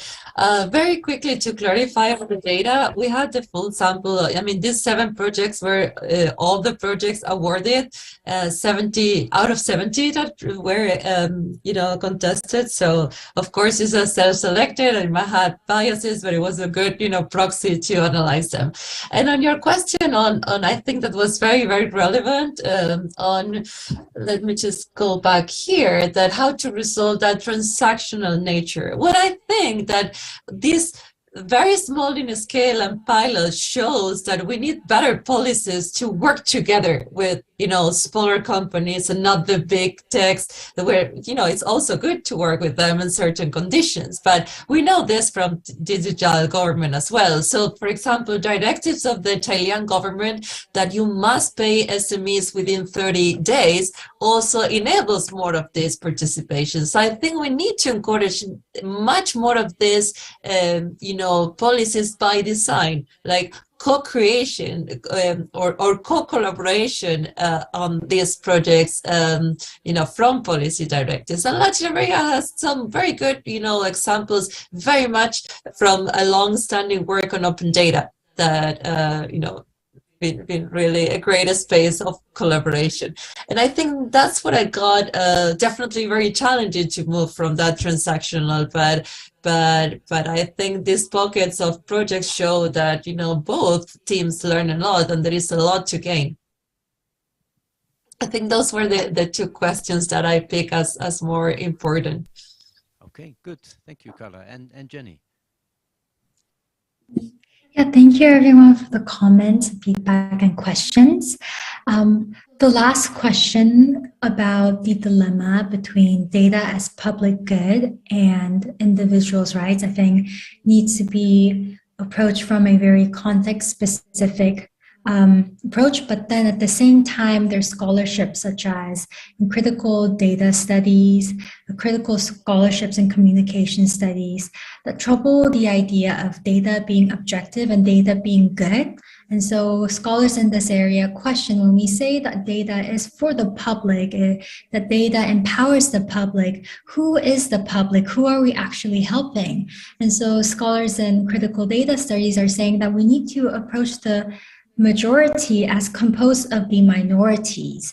And so they introduced this idea of ethics of care. So we should bring in the ethics of care to creating these data strategies and data governance frameworks so that we are very attentive to the different ways in which these ideals of data transparency, data as good, impacts people disproportionately. So I think frameworks from critical data studies and feminist ethics of care can help us kind of move arguments beyond, the binary understanding and the arguments that often make it difficult for us to move beyond the ideas of public good and individual good. And so how we can be attentive to individual needs while moving forward to this equitable direction that we all desire.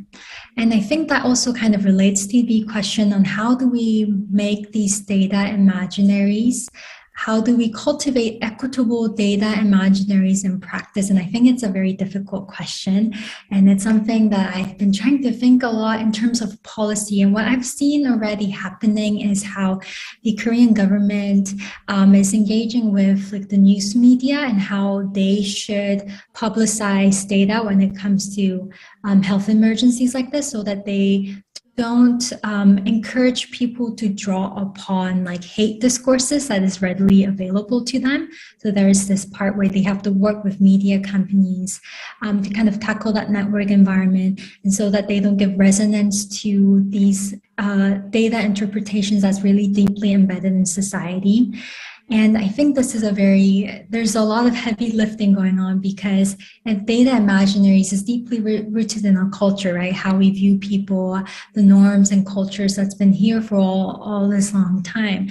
So there needs to be an approach in the educational sector, but also in the government itself, when they're creating these data strategies, they really need to think about what kind of relationships are we enabling when we implement this. What kind of ways of engagement are we enabling? And so, I think those were all two questions. And regarding the methods, how I collected the data from the government resources mainly came from my previous research that looked at how the government was discursively constructing the surveillance technologies as democratic. And the three main government bodies that I drew upon were the three main bodies that were given authority by the government to carry out these data-driven activities.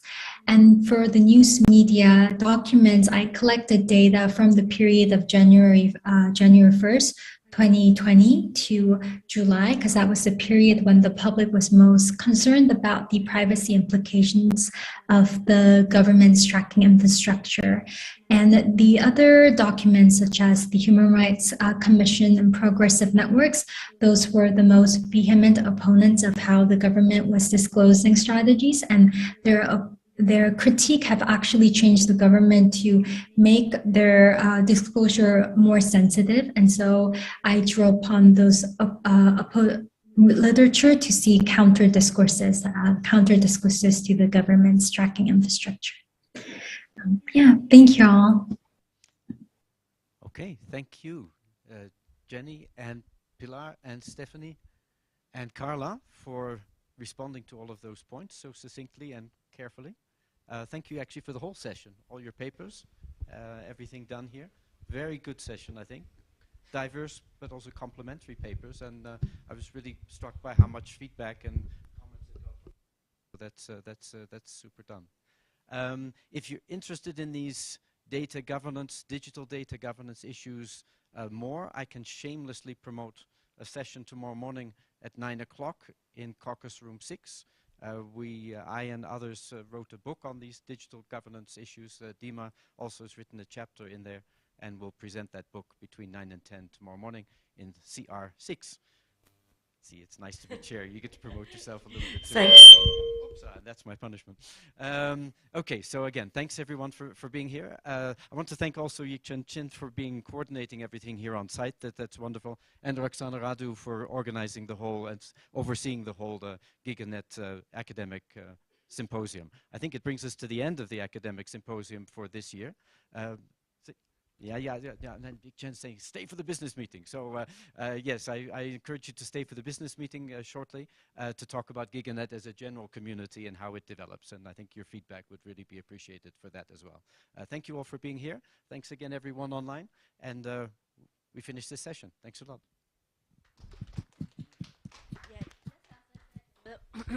Sorry. Thank you, Ron, very much for your very charming discussion and also very charming chair and discussion as well. Thank you very much. So, as I said, we have a business meeting straight after the panel because we want you to join us. If you are not a member of the GigaNet yet, we welcome you to join our GigaNet as a member because this is GigaNet is the global society for the internet governance research academics. You know, we have been here for every IGF since it begins in 16 years ago. So it was set up by generations of IG academics and researchers. So we have been here for every single IGF. Okay, so we will have the business meeting, and the business meeting is chaired by the current chair of the IGF, the GigaNet, Dimitri. So should I pass the time to Dimitri? And so he will lead us for the discussion, okay? Dimitri, are you ready? Always ready. Great. I cannot see the room. I cannot see myself double in the Zoom window. Oh, perfect. Okay. So we will not take a break. We'll just continue straight into the business meeting. And I mean, I have like a single agenda slide if you want to see it, or I can just walk through the 5 points that I have on the agenda. Let me see if I can even do it. I can apparently do that. Okay. So here is something to focus on. Okay, basically this is what we have in terms of the agenda for the next, we have about half an hour, I think. No, or 40 minutes, sorry. Oh, correct me if I'm wrong. In terms of what we want to discuss, and I think we have most of the steering committee either in the room or online. So feel free to jump in and correct me or add. So I would like to start by, first of all, thanking all of you who made it to the room in person, all of you who connected remotely and participated, listened and asked questions and participated remotely. Thank you to all the presenters who, some of whom I understand woke up in very early hours of the day to be here with us, and for sharing your thoughts and kind of putting your work out there for a discussion. I hope it was worth it. I'd like to thank the program committee for taking the time to review the papers and provide feedback to the authors. Huge thanks to Roxana for coordinating this process so gracefully and confidently. You make it seem so easy, whereas I think anyone who has been involved in this process knows that it's a very complicated endeavor. So I'm not in the room, but I would like to invite everybody to give a round of applause to Roxana for driving the symposium program. I'll assume that I'm hearing you clapping. Thank you. And I would also like to extend one last round of thanks to the members of the steering committee. Again, I think most or all of us are present in one form or another at the symposium.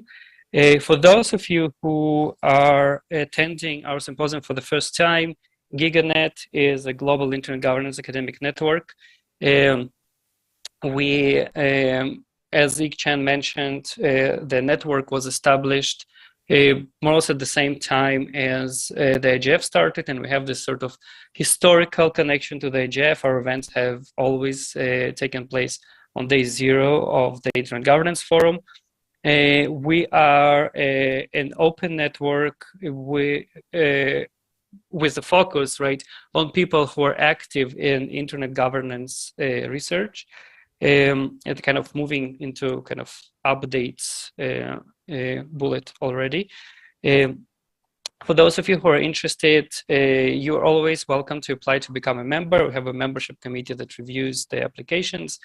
So people who are actively engaged in internet governance research can become full members of GigaNet. There is a form that you can fill out on our website. And for people who are less active in research or less interested in the research part, but still kind of want to stay up to date with us, there is also an observer option. You can become an observer at GigaNet. The main difference between the two is in bullet number 3. As a member of GigaNet, you can stand for elected positions in the network, but as an observer, you cannot. So a few updates about where we are with GigaNet at the moment. We currently have 323 members spanning the entire globe and 61 observers.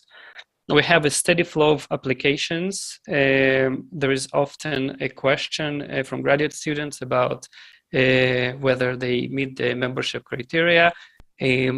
Again, the main yardstick is whether you're engaged in active research activities in the area of internet governance. And sometimes we may ask for a recommendation from a GigaNet member, but don't be intimidated by what you see on the website. If you feel that you belong to the community, you want to be part of the community, you are welcome to reach out and talk to us. In the last few years, and I think especially in the last year, there were quite a number of different events that the members of the community organized, and this is maybe a good place to emphasize that we're a membership-driven organization.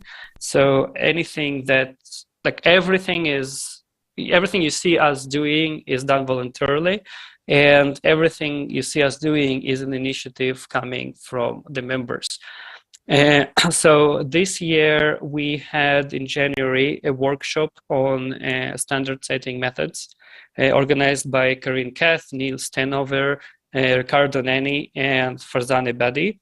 It was virtual, like one good outcome of Corona that we kind of opened up to having virtual gatherings. So we had that workshop in January about methods of studying standard setting processes and organizations. In April, sort of responding to the developments in Ukraine, we held a workshop organized by Courtney Reg on sanctions and whether sanctions around internet access. You may recall there were lots of calls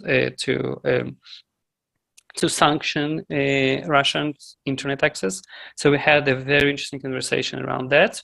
And just earlier this month, Neil Stenover again organized another, or co-organized another workshop or discussion, a virtual panel about politics of disconnection, which I think still kind of converses. I missed that one, but it seems to me that it conversed very well with the workshop that we had in April. At the IGF itself, we have at least 13 workshops co-organized by or organized by GigaNet members, and I have a sense that there are more. There's a much broader involvement of our community, but just to kind of to show you the volume of activity that is going on at the network. As you might have heard, this is going to be the third year that we are collaborating with Telecommunications Policy Journal on a special issue based on the symposium presentations. And again, Oksana makes it seem so easy to navigate that process as well. And I sincerely hope that this partnership will continue moving on. Now, I'm getting to the third point, and then we will open it to discussion in the room. So those of you who are on the GigaNet mailing list, you know that we have election coming on. The way GigaNet is governed is that we have a steering committee consisting of 4 people who are elected by the members of GigaNet. And every year, 4 of these roles are up for re-election. So this year, the open positions are chair, secretary, the chair of the membership committee, which I mentioned before, and the chair of the program committee. We had some nominations for the chair position and the secretary position. We still did not have nominations for membership committee and the program committee chairs. I would like to use this opportunity to encourage you to volunteer, stand up, and take part in shaping where our community is headed.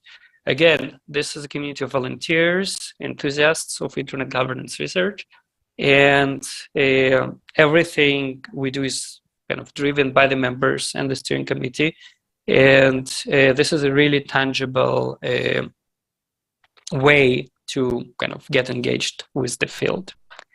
So with that, I would like to open the floor. Maybe I'll stop the slide sharing. I'd like to open the floor and invite you to ask questions, raise issues, and reflect on the symposium and have a conversation to the extent we can remotely. And Nick-chan, if you can help so kind of managing the situation in the room. Yeah. Yeah, so because many of the colleagues actually have other meetings, so some of them left, so I already passed our GigaLess information and website and the membership link to them. Yeah, but yeah, for those who are still here, do you have anything you want to ask for Dimitri or? Just a practical question on how. Thank you. I just want to, as an academic, I wanted to know more about your work and what kind of collaborations you do. If you can expand on that. My name is Mesembet, by the way, so I teach here in Addis Ababa University, so it would be very interesting to learn more on that. Thank you. So a more practical question again. Yeah, I think Dimitri, if you can also talk about what kind of collaboration GigaLess can offer to other institutions, and of course I can talk about this, but you also can mention to our on-site audience and delegations, and also you can show if you can show them those strategies as well. Thank you, Dimitri. Sure.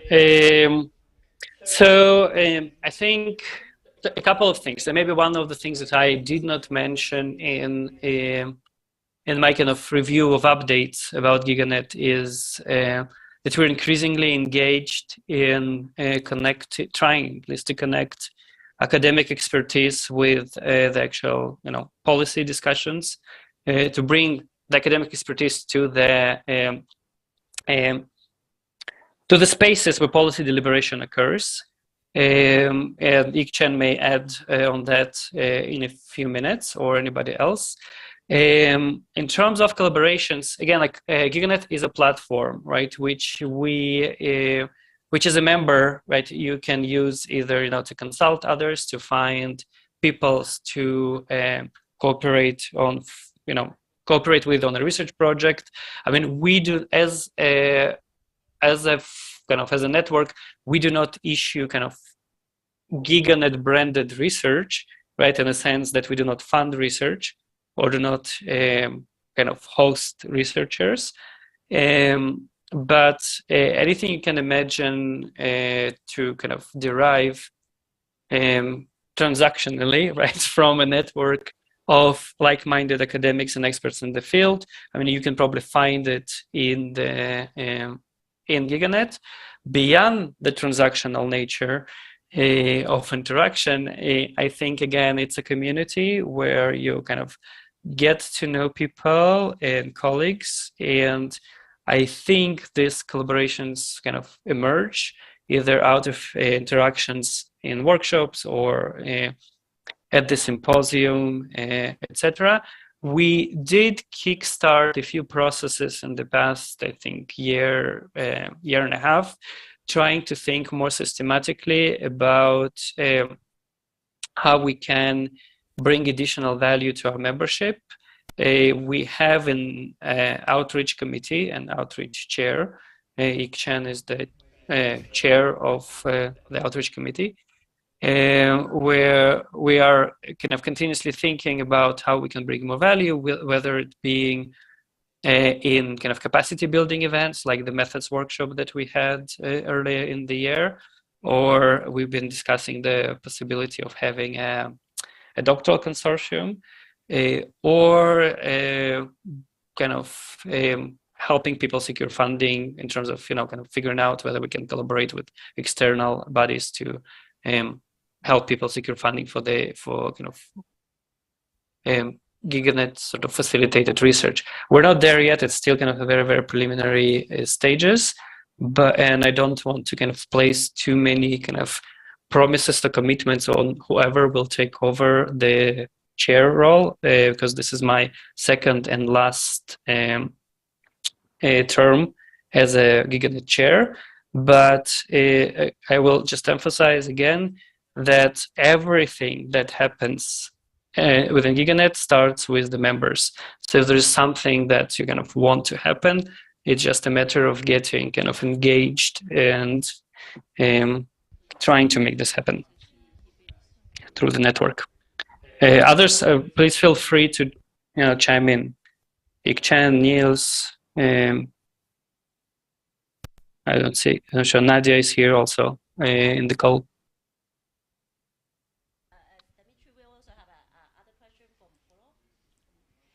Just like Niels, did you want to chime in on this last point? If yes, so please go ahead. And if not, we'll go to the question in the room. Okay, we'll go to the question in the room. Can you hear me? Yeah, okay. Hello, I'm Claire. I'm a research student from Sciences Po Paris. And so it's my first day at the IGF. And so my research topic is about the implication of the private sector within the IGF. And I'm actually very pleased because I didn't know GigaNet, and it appears very interesting to my project. So I wanted to know, for example, if people like me, like I'm not a researcher, like I'm not a confirmed researcher, I'm just a researcher student, if I can be involved in the network, and if my, I don't know, if I can get some tips from your community for my master thesis. Yeah, that's pretty cool. Thank you. So I think that the short answer is yes. Again, as I said, we have kind of two-tiered membership system. I mean, membership is free, but so you can be either a full member or an observer. I mean, I'm sure that if I recall correctly, the procedure, and you can easily become an observer right now. Again, I think probably you can see it in the room, but Niels shared in the chat in Zoom the link. It's easily, if you go to our website, giganet.org, under membership, there is a link to become a member. So if you apply to be an observer, you can kind of easily become one as a graduate student in the field. You'll be able to join you'll be added to the listserv. You can ask questions, solicit any advice you feel is necessary for your work. If you want to become a member, again, this is still possible. It's kind of the same procedure, but I'm assuming that as a student, you will need a kind of a recommendation letter or like an endorsement from an existing GigaNet member. And then you can become a member and get kind of even more involved in kind of running the network itself. So yes, by all means, do not hesitate to apply.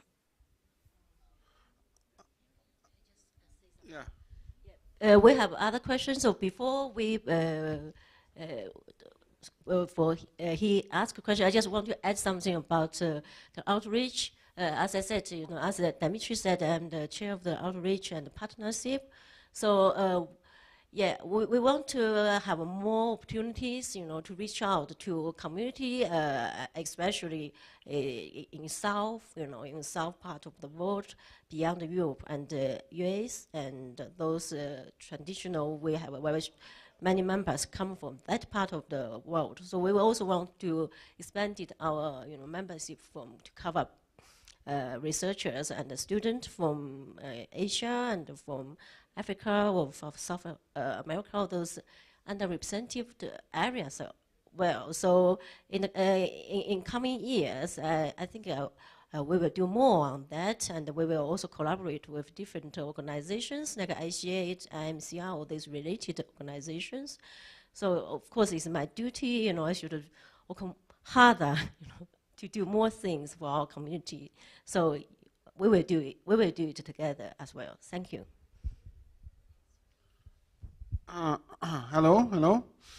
My name is André Sherbouch. I represent McGill University in Montreal, Canada. And also I represent, for example, the ICANN Snaralo in the discussed the academic outreach and engagement there. In the process, also I'm involved in the process of virtual schools of internet governance, and I have one question for theoretical one, and other question will be a bit practical one, because I would like to collaborate, first of all, with the GigaNet, and like to be fully involved in this academic participation. But the question in theory is, do you think that academia should be recognized as a separate stakeholder group within the internet, with the scope of the internet governance process?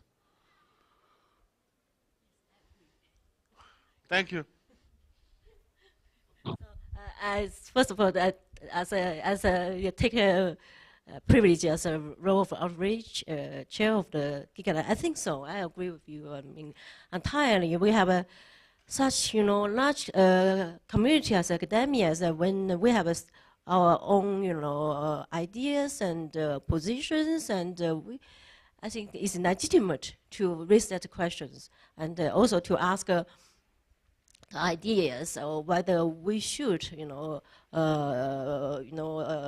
divide as a community and as one community of the stakeholder in the IG system. Yeah, that's my comment.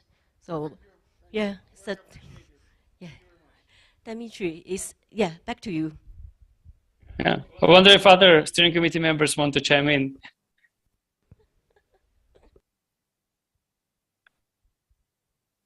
Niels, Nadia.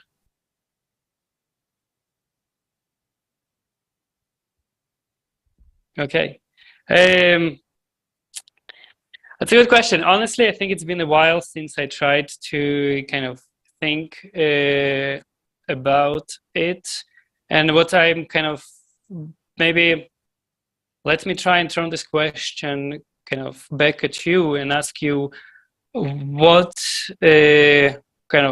what are the unique concerns that academics bring to the table that you think are not reflected in other stakeholder groups?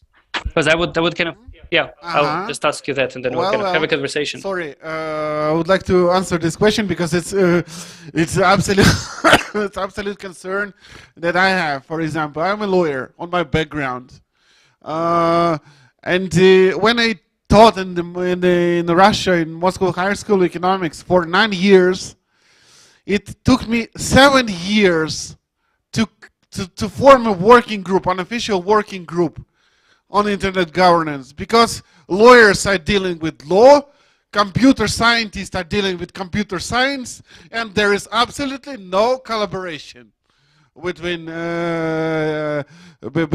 them.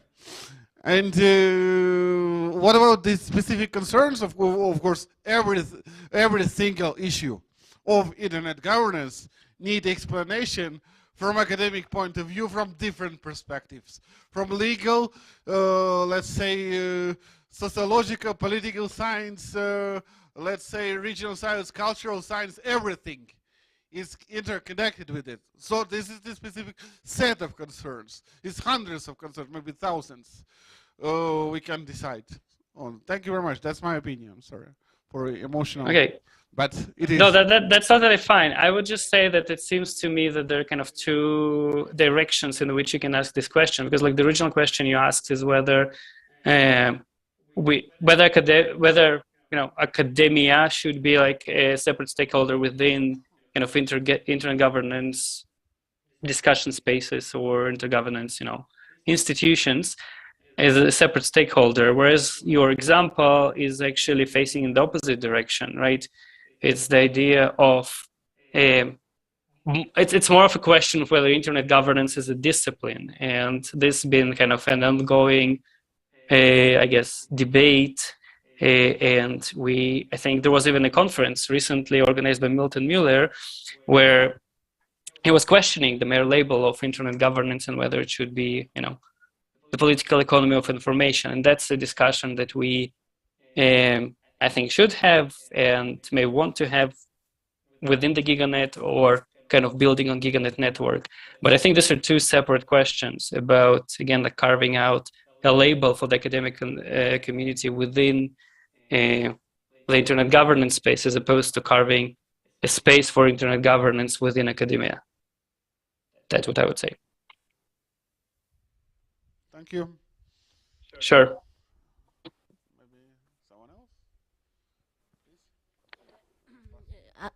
Other comment from the other AC committee member?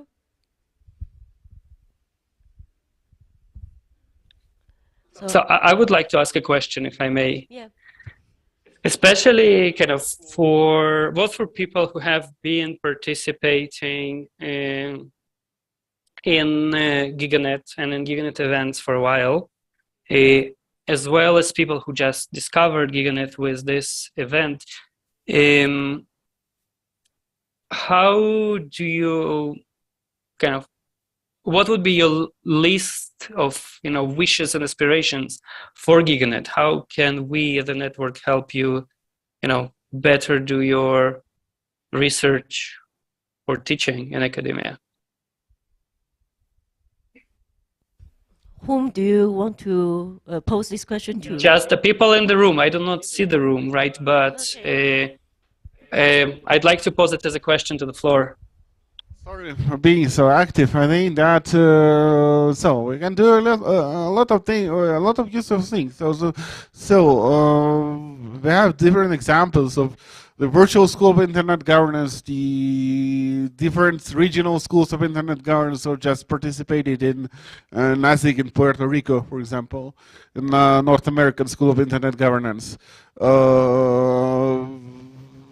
And so there is, so I can see that demand from, let's say, university students from university community to learn more about that, to be more deeply involved. For example, in I also teach in the online free courses, let's so-called free Moscow University on internet governance, and we are teaching there how to participate, how to get involved, what it is. It's the complex of, let's say, not easy issues. And the issue have to guide not only students, of course, but also academic community, how to be more involved.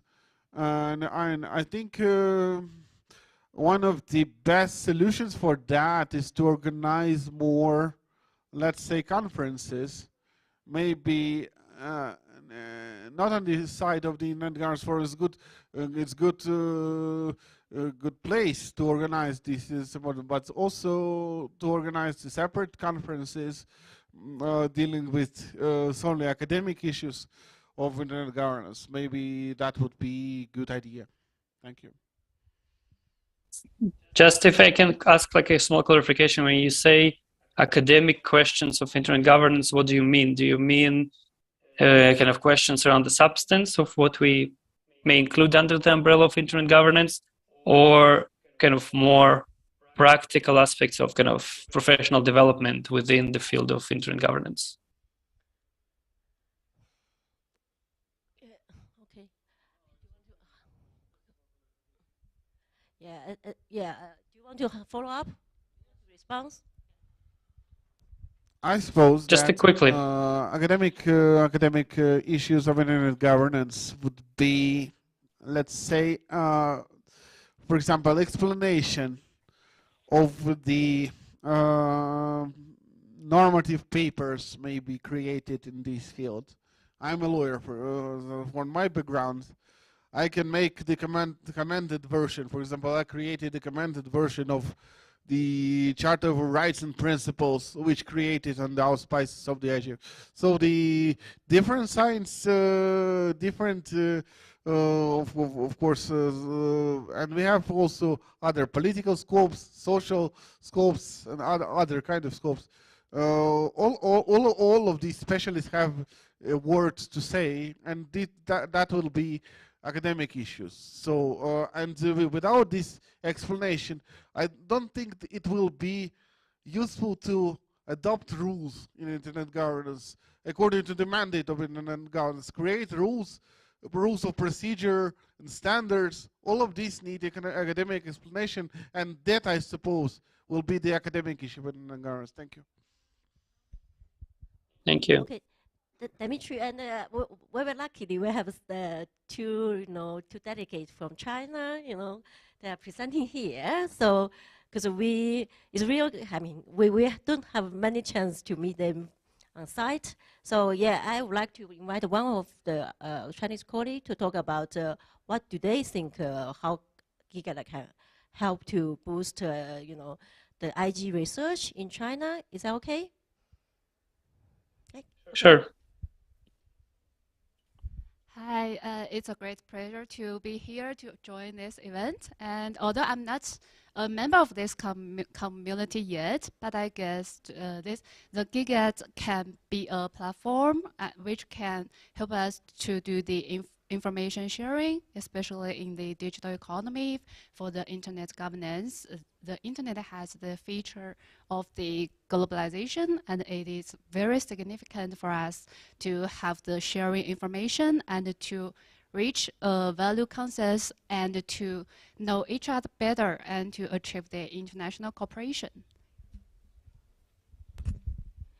Yeah, thank you. Yeah, so I think that's the colleagues from room, and the Chinese colleagues from room, because they are especially interested in how the IG can, help the researchers and the academics in China, especially in terms of digital governance, whatever we call it, internet governance or digital governance as well. Okay, and so yeah, we have other question. No, okay, yeah. So I think it, yeah. Do you want?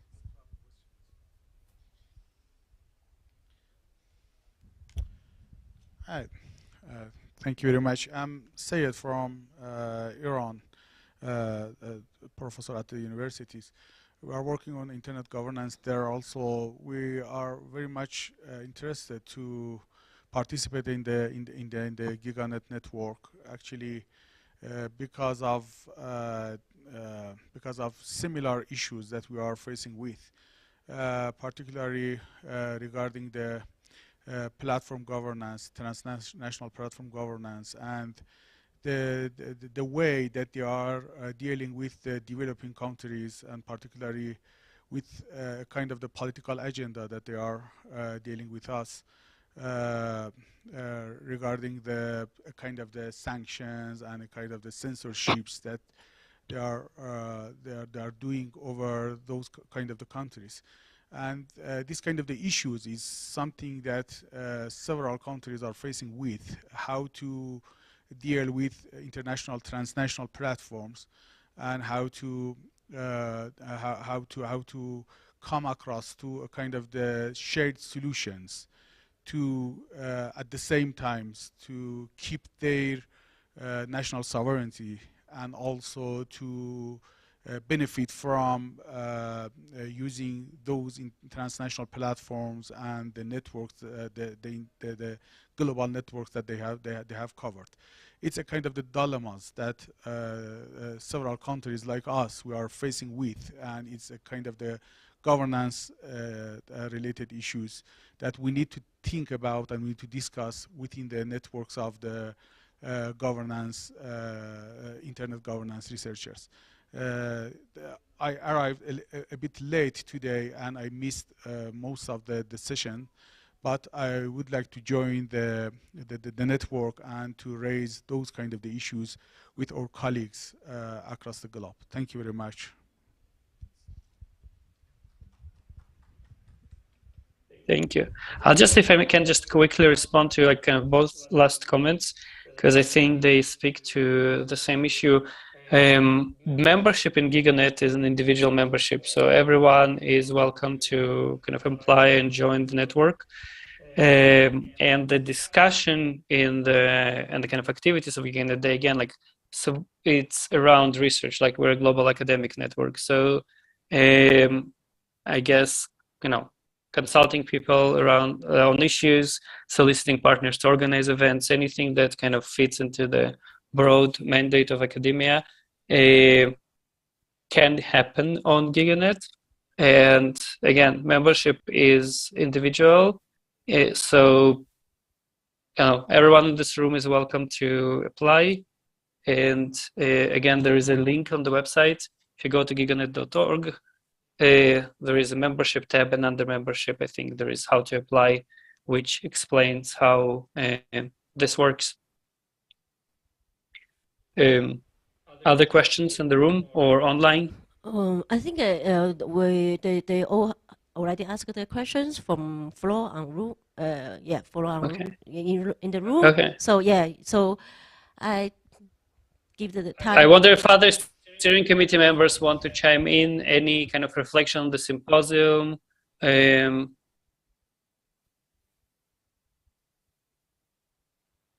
Yeah, Niels, go ahead. I wonder if I can unmute you. Let me see. I have the power. Here, go. You can speak now, I think. Thank you so much, Dima, for allowing me the floor. Do you hear me well? Yeah, we can hear you well.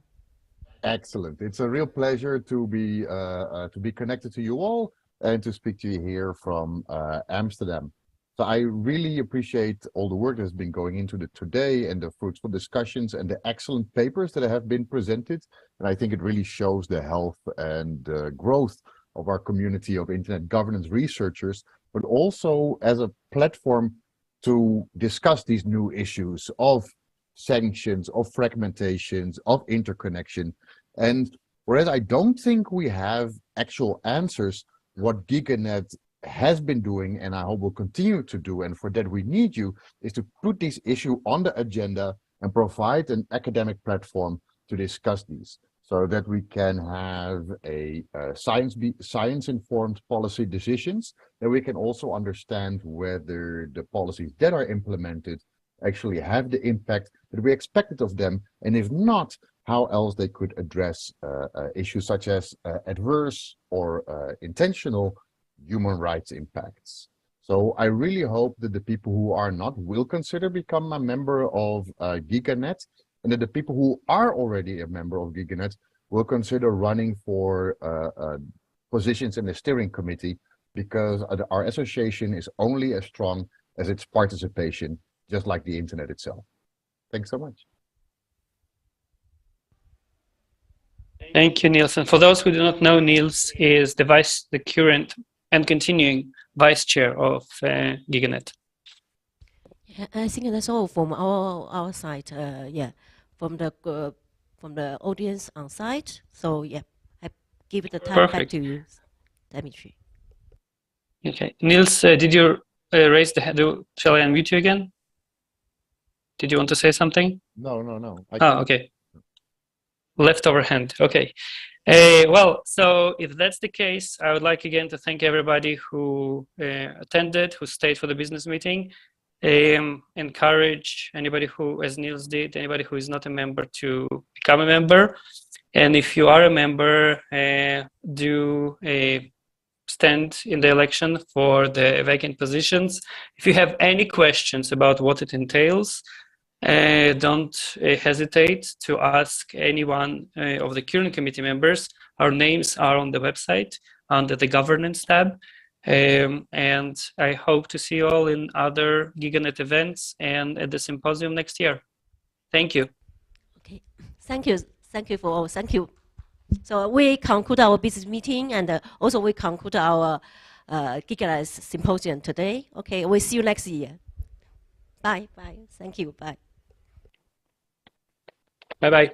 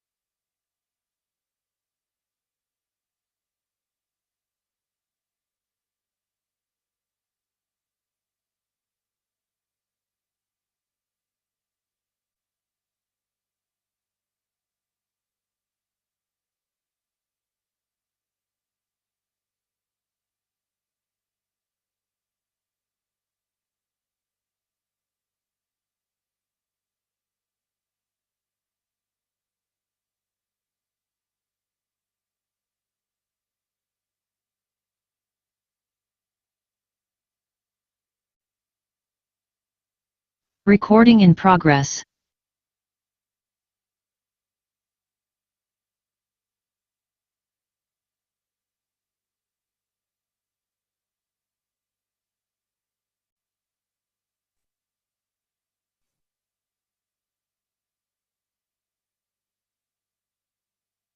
Hello there. Can you hear me?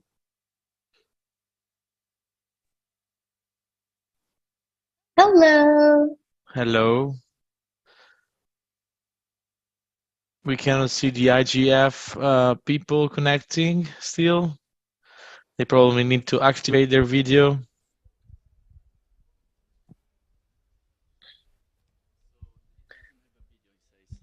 Good afternoon. Michele? Yes. Okay, hi Michele. Yeah, we had some a few technical hiccups clearly.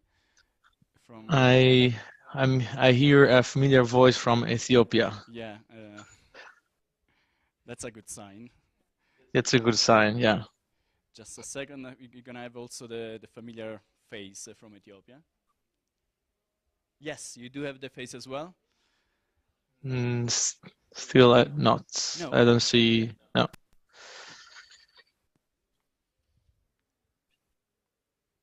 I mean, technical problems are always there. Well, that's We that's why we are in Addis, to make to overcome problems of the internet. Exactly.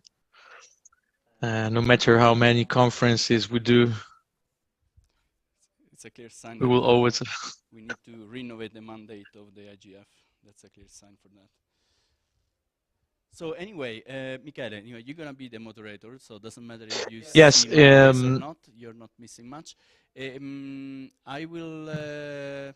Things work now, so I just let you kick off the session. Okay, yes, just for me to understand about the audience in the room, is Evelyn there as well, or other participants or actors from the IGF, so we can engage with them? There are people here in the room, of course. Not a big number, I would say, but they are the more motivated. So no worries. Of course, Evelyn is here. So one of the speaker is here definitely, and yes. So you can kick off the session, Miguel. Okay. Another question: can you see us or see if we share slides? We do see the Zoom session really well. Okay. And your face is really, really big on the screen. That's good to know. We can ask if you can also give me sharing rights on Zoom. Maybe I can share a few slides. Otherwise, we will do without it. But at the moment, my screen sharing is disabled. So if you could also give me the screen sharing, make me co-host or something. Okay, it's happening. Great. So welcome everybody. It's good to have you here. We cannot see you, see your face. We have a few online participants as well. I think that those that are here are curious to learn more about what is peace tech, which is a trending word going around now in the peace building and peace tech area.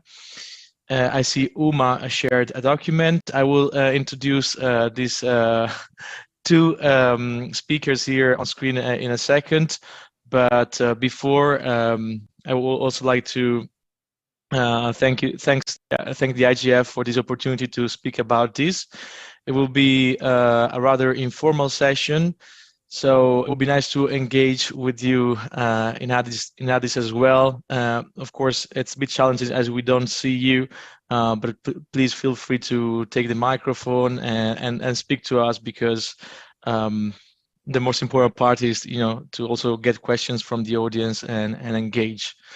So I will start with this session on global peace tech and the Global Peace Tech Atlas. And I'm Michele Giovanardi from the European University Institute, and I'm the coordinator of the Global Peace Tech Hub, which is a quite recent initiative that we launched here in Florence at the School of Transnational Governance. And we have two core partners, which are the New York University, the Governance Lab, here represented by Uma. I don't know if you can see her. And we also have another core partner, which is the University of Lucerne Institute of Social Ethics, which is represented by Evelyn Tauschnitz, which should be in the room. So I don't know, Evelyn, if you can hear us. Hi. So I will start by giving you, if you agree, a brief introduction on what is the Global Peace Tech Hub and what is Peace Tech. And I then will give the floor to Uma to explain a little bit what we realize in terms of mapping Peace Tech as a topic. And then I will leave it to Evelyn for an overview on the ethical global peace tech, ethics and human rights. Sorry. So there's a comment from the audience.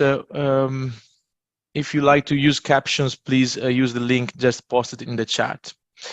So there we go. I will share a few slides with you. Please feel free to interrupt me. Otherwise, I will feel very lonely here on the screen. So yeah, I also, Calypso Nicolaitis, professor of global affairs, also is also sending her regards, but he couldn't be here with us today. So the global peace tech, so technology is getting into the news for bad reasons today, and we know that technology can be weaponized in different ways. Here's just a few screenshots from last week, talking about how technology was weaponized in Ukraine and has become yet another tool of power politics and power competition.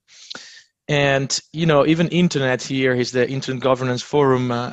In the 90s, there were big hopes of using the internet as a democratizing tool, a tool that would drive peace, would drive social cohesion.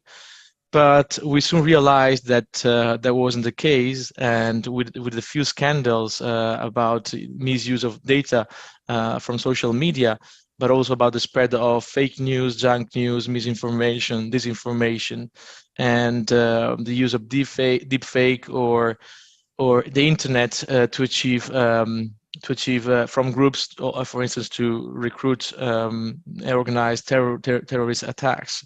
So we were quite hopeful, and then it turned out to be something bad, and we were quite aware of that here at the Internet Governance Forum.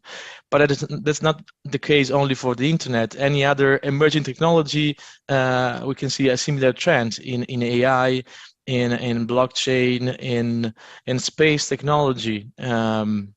So we see that this common trend of technical weaponization is something that looks like it can feel like something that is unavoidable, and there's quite a lot of interest about this. So technology is not this driver of peaceful globalization, but yet another things that divide us. So Mark Leonard, for instance, in his book on the Age of One Piece, is saying that connectivity, instead of bringing us together, is in fact tearing us apart. But is this the end of the story? And we don't think so.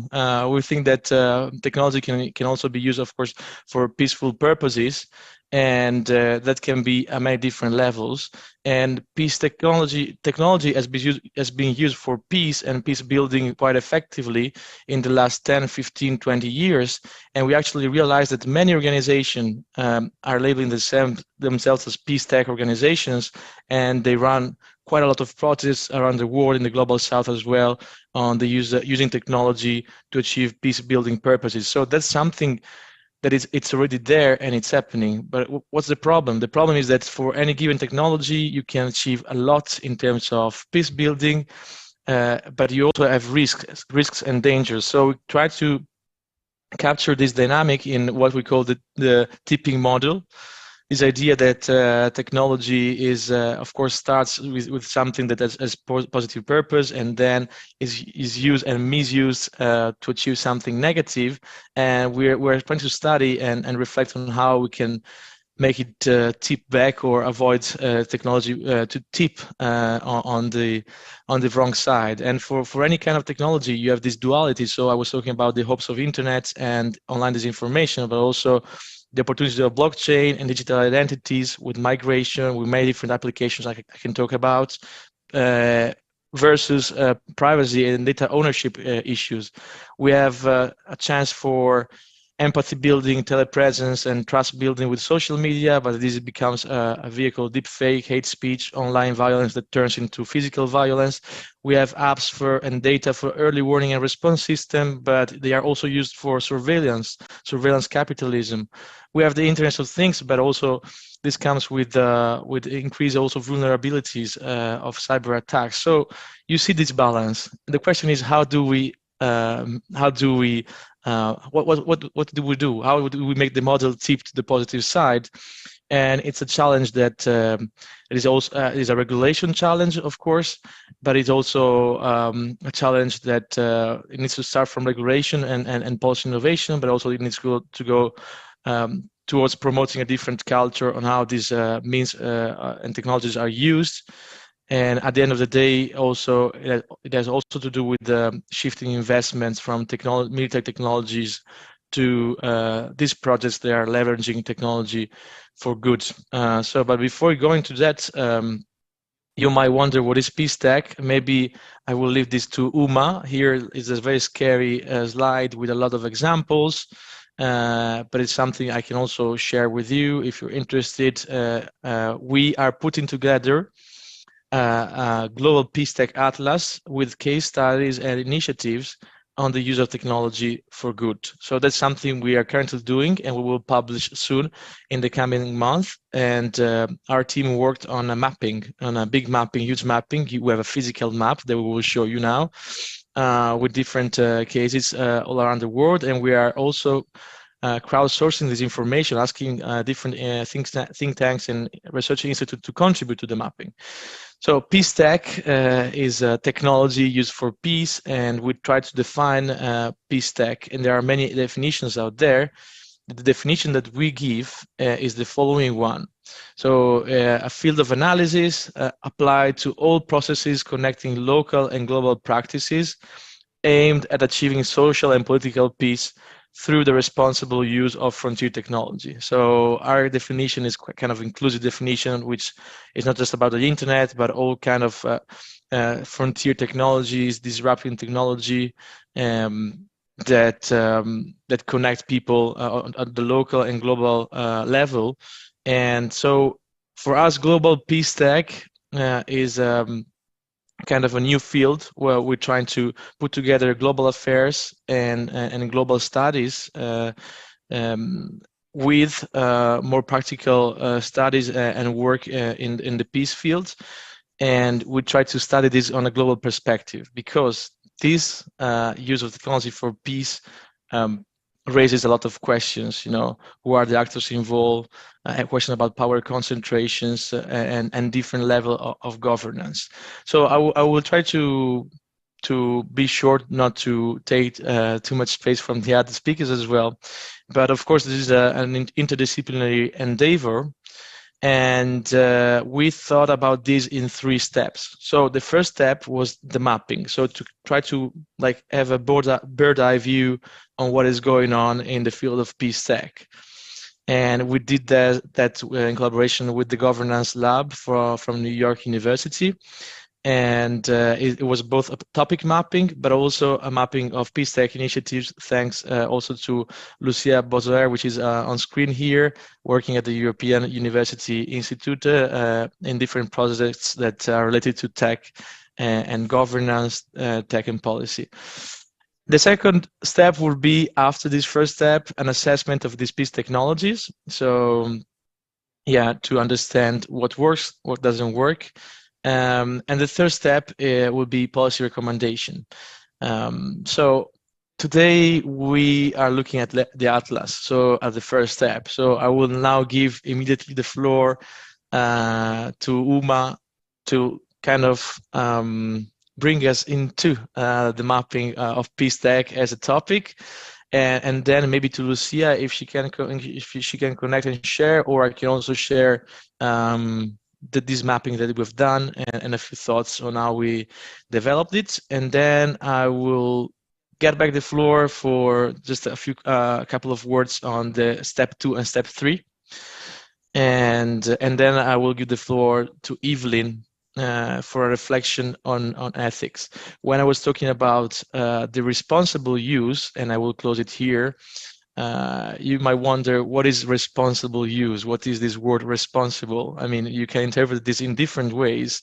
So it's very important that we agree on basic core principles that for Evelyn, I know are human rights, which is a framework that is already there, and to kind of mainstream these into the design of technological applications with principles and with the questions that the designers or the developers are embedding into the design process. So let's start. I will give the floor to Uma for the mapping. Please tell me if you can share. Otherwise, I will try to share the slides for you. Yeah, I don't have screen share permission, but I've sent over the slides. Okay. Good. So I think you can easily share those.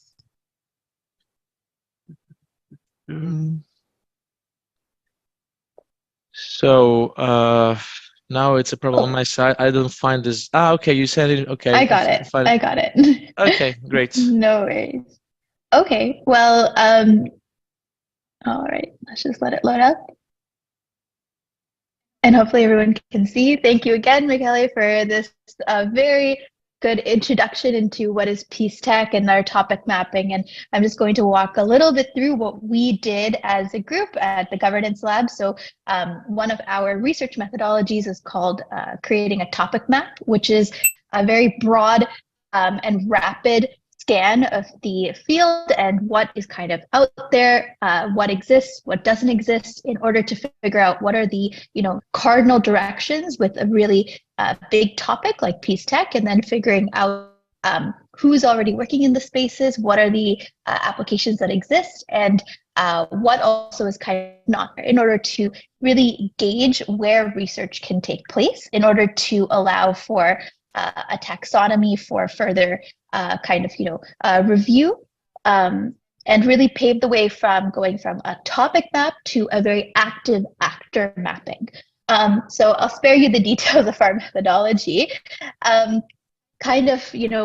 Jumping off of what Michele said, we really looked at peace tech as technology that is really there to support positive peace over long and short-term horizons. And one of the main things that we found was that most instances of peace tech are dual use, so they have the potential to do both harm as well as good.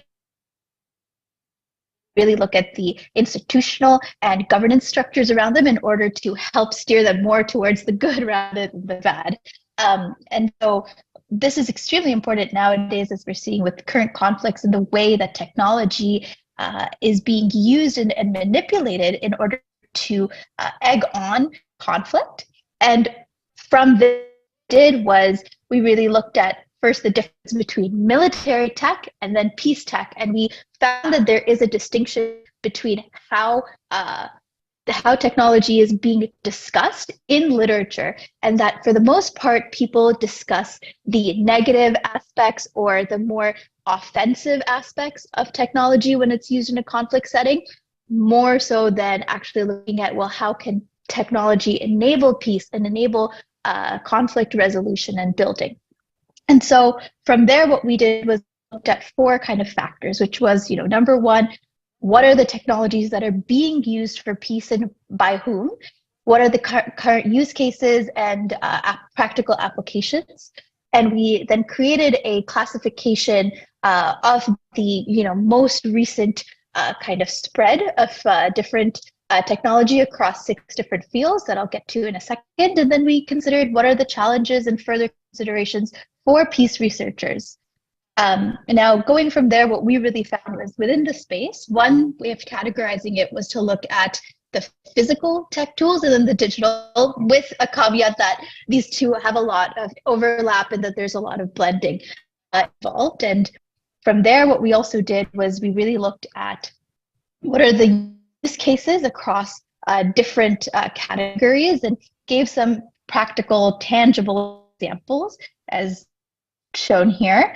From there, what we did was we looked at these kind of 6 categories of peace tech. And now these categories were chosen because they kept coming up when we were doing our research of these natural kind of,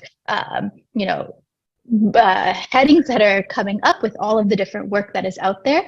And we looked at different tools and techniques that are being used, such as, the conflict change map, news trackers, disinformation trackers, AI, algorithms that are being used to monitor migration flows and to check to see if news is verified or if it is more on the side of disinformation. We really looked at also kind of what are these tools within the context of the Russia-Ukraine conflict and how they're being deployed right now. And from this look at what's already been done or is being done, we then looked at what are the challenges and risks that are emerging that policymakers and researchers need to consider. And one of the primary ones was, as I had said before, this dual use nature that allows for tech to be used as an instrument of good in order to, build relationships between different groups of people, or for more bad, to sow seeds of misinformation and distrust. As well, we looked at the way that data in itself can be weaponized within the wrong hands.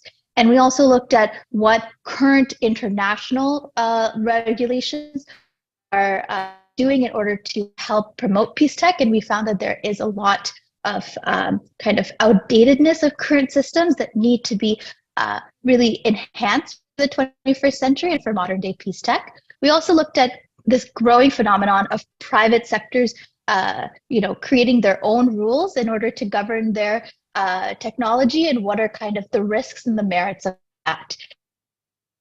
Here, we really looked at, this whole gamut of considerations that led us to show that we need to really look at the governance of these technologies, and we have to have it meet to the demand for the existing demand in order to really address this dual use of peace tech tools. And from here, we've created this topic map. You can see it on the Global Peace Tech Hub website. And the next kind of step is to know what are the areas that we've missed? Where should we kind of put more focus into? What are things on this map that aren't there but should be there in order to then go into our next stage of really building this next new generation research agenda to help get a really holistic and clear understanding of where is peace tech now and where is it going. And so with that, I will pass the floor back over to Michele. Thank you so much.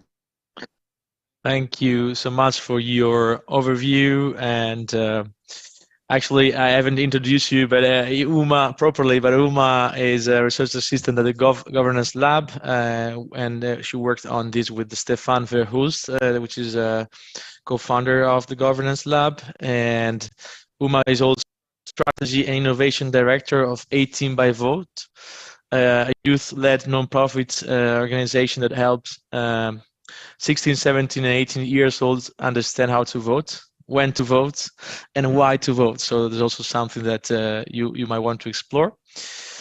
And yeah, she also mentioned the website of this initiative. It's globalpeacetech.org.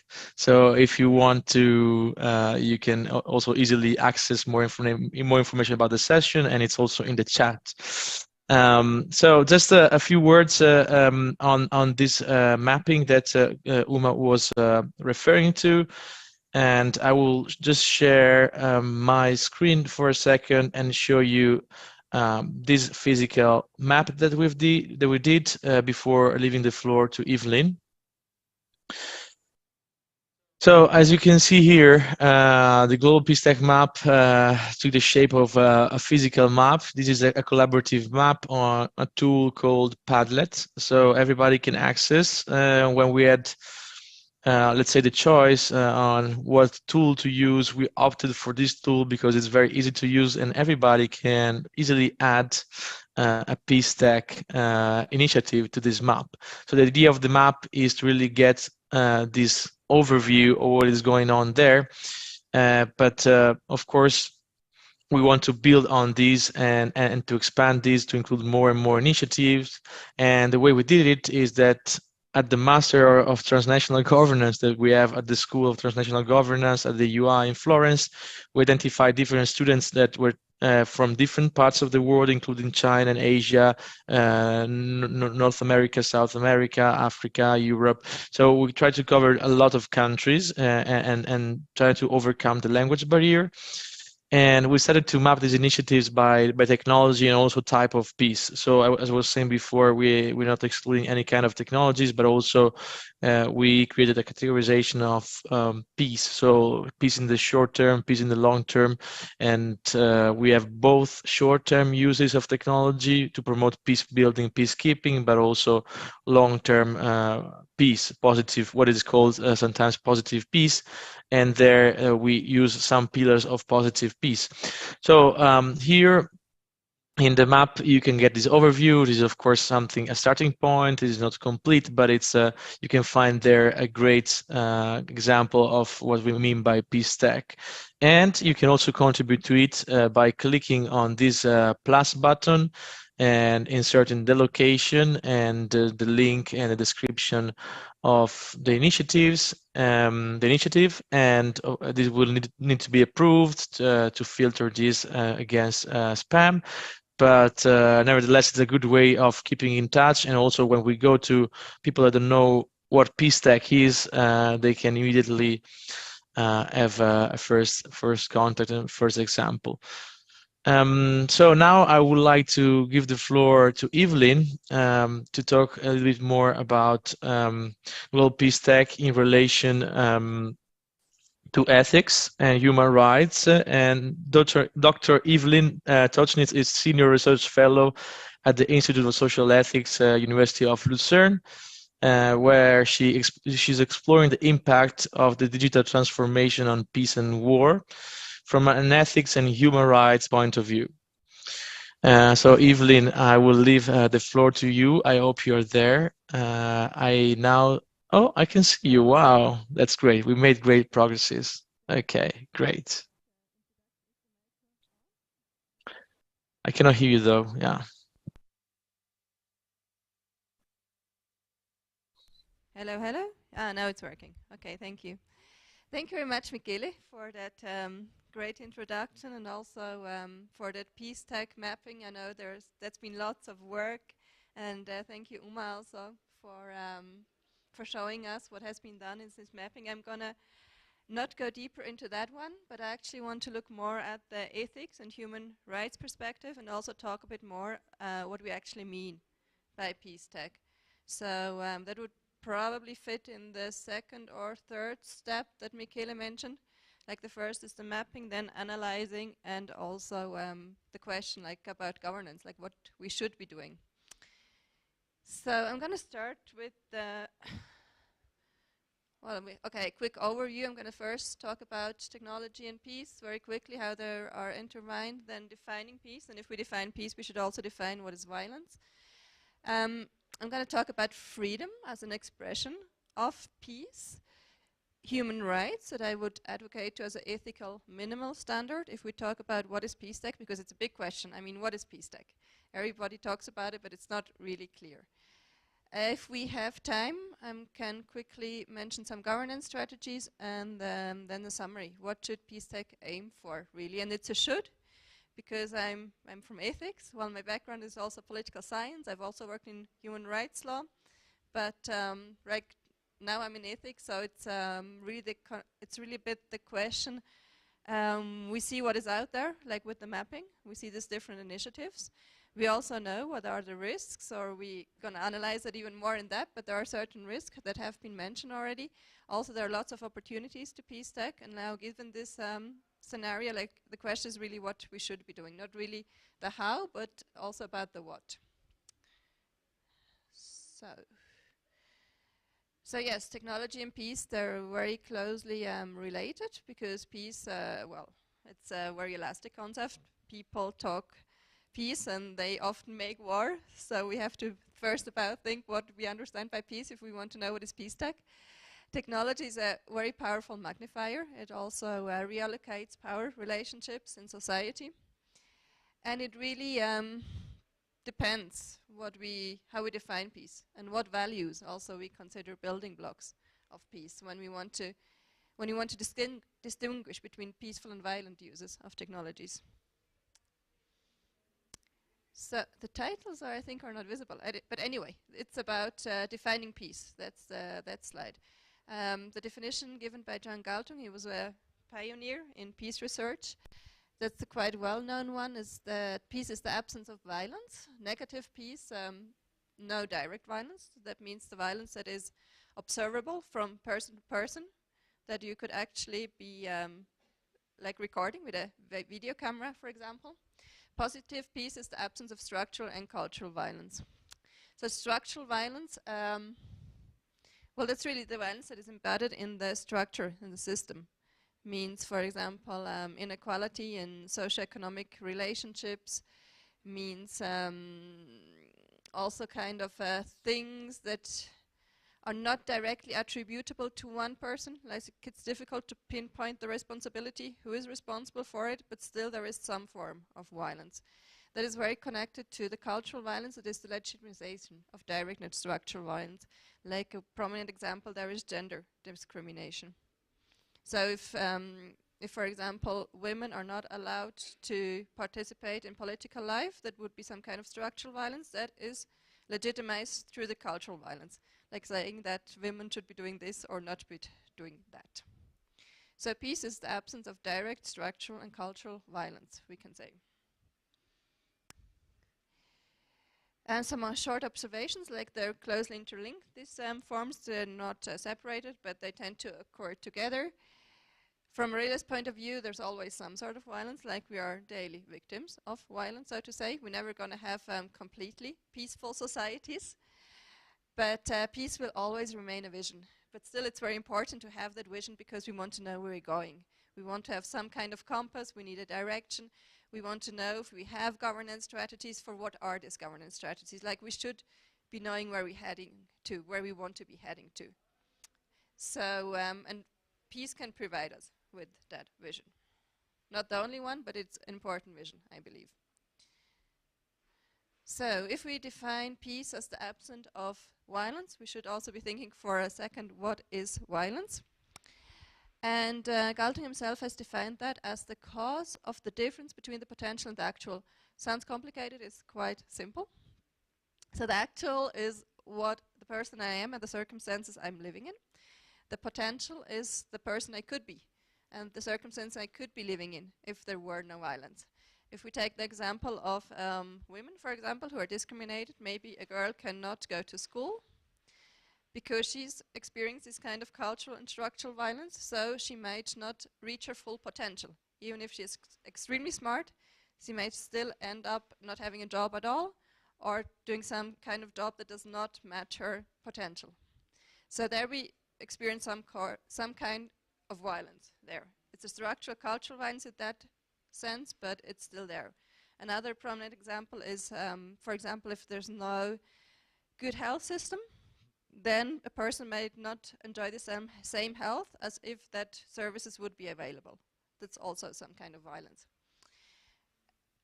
If we think about then what peace really would mean, if we would have absolute positive peace, we're never going to have that because peace is a vision. But if it would exist, hypothetically, it would mean that there wouldn't be no difference between the potential and the actual. But I could actually choose in freedom who I want to be and choose the life I would want to live. But, there's an important but, I would still need to have respect for the equal freedom of others. And that's extremely important if we talk about peace and war. So it's not this kind of freedom, I do whatever I want and I take the power and so on, but it's rather responsible freedom, like respecting also the rights of others. Let's go on. So in absolute peace, you would really have equal opportunities and freedom for all to realize their full potential. But this also has a negative and positive, again, a negative and positive aspect of freedom. The negative freedom, it relates really closely to civil and political rights. It's the omission of actions that restrict freedoms. Positive freedom is like what I'm free to do in that sense. It depends also on possibilities and capabilities. Like if I don't have the possibility due to structural violence, so then I'm not free to do something. Just briefly as well, possibilities, these are mainly defined by the structural and cultural violence we find in society. Capabilities are by nature not equally distributed in society. But really it's also closely connected to responsibility, because as I said, the limits of my freedom is the freedom of others. What's also key if we talk about peace is that even if there would be peace in the sense of structural peace or cultural peace, some people might still not have the capacities to make full use of the opportunities that are provided to them. Because they are maybe sick, because they might be old, children also, so then they need more. They don't only need freedom, but they also need to be they need care, they need solidarity. Not to reach maybe their full potential, but at least to live a life in solidarity and human dignity. So I would advocate there that we really do also want human dignity as an unconditional baseline. And as a matter of fact, human dignity is both a core value of peace and human rights. So peace tech should not only promote peace for the powerful, but also a peace for everyone, and especially for those also who need special support and assistance. Human rights. So, as I said, the values of freedom and human dignity, they're both shared, of peace and human rights. And that's not coincidence, but I mean that's both historically, that's grounded after the Second World War, and also conceptually. Because it's very difficult to imagine peace without human rights, and also vice versa. Like when we have war, mostly human rights are not respected anymore. Yeah, just the Universal Declaration of Human Rights, very well known, all human beings are born free and equal in dignity and rights.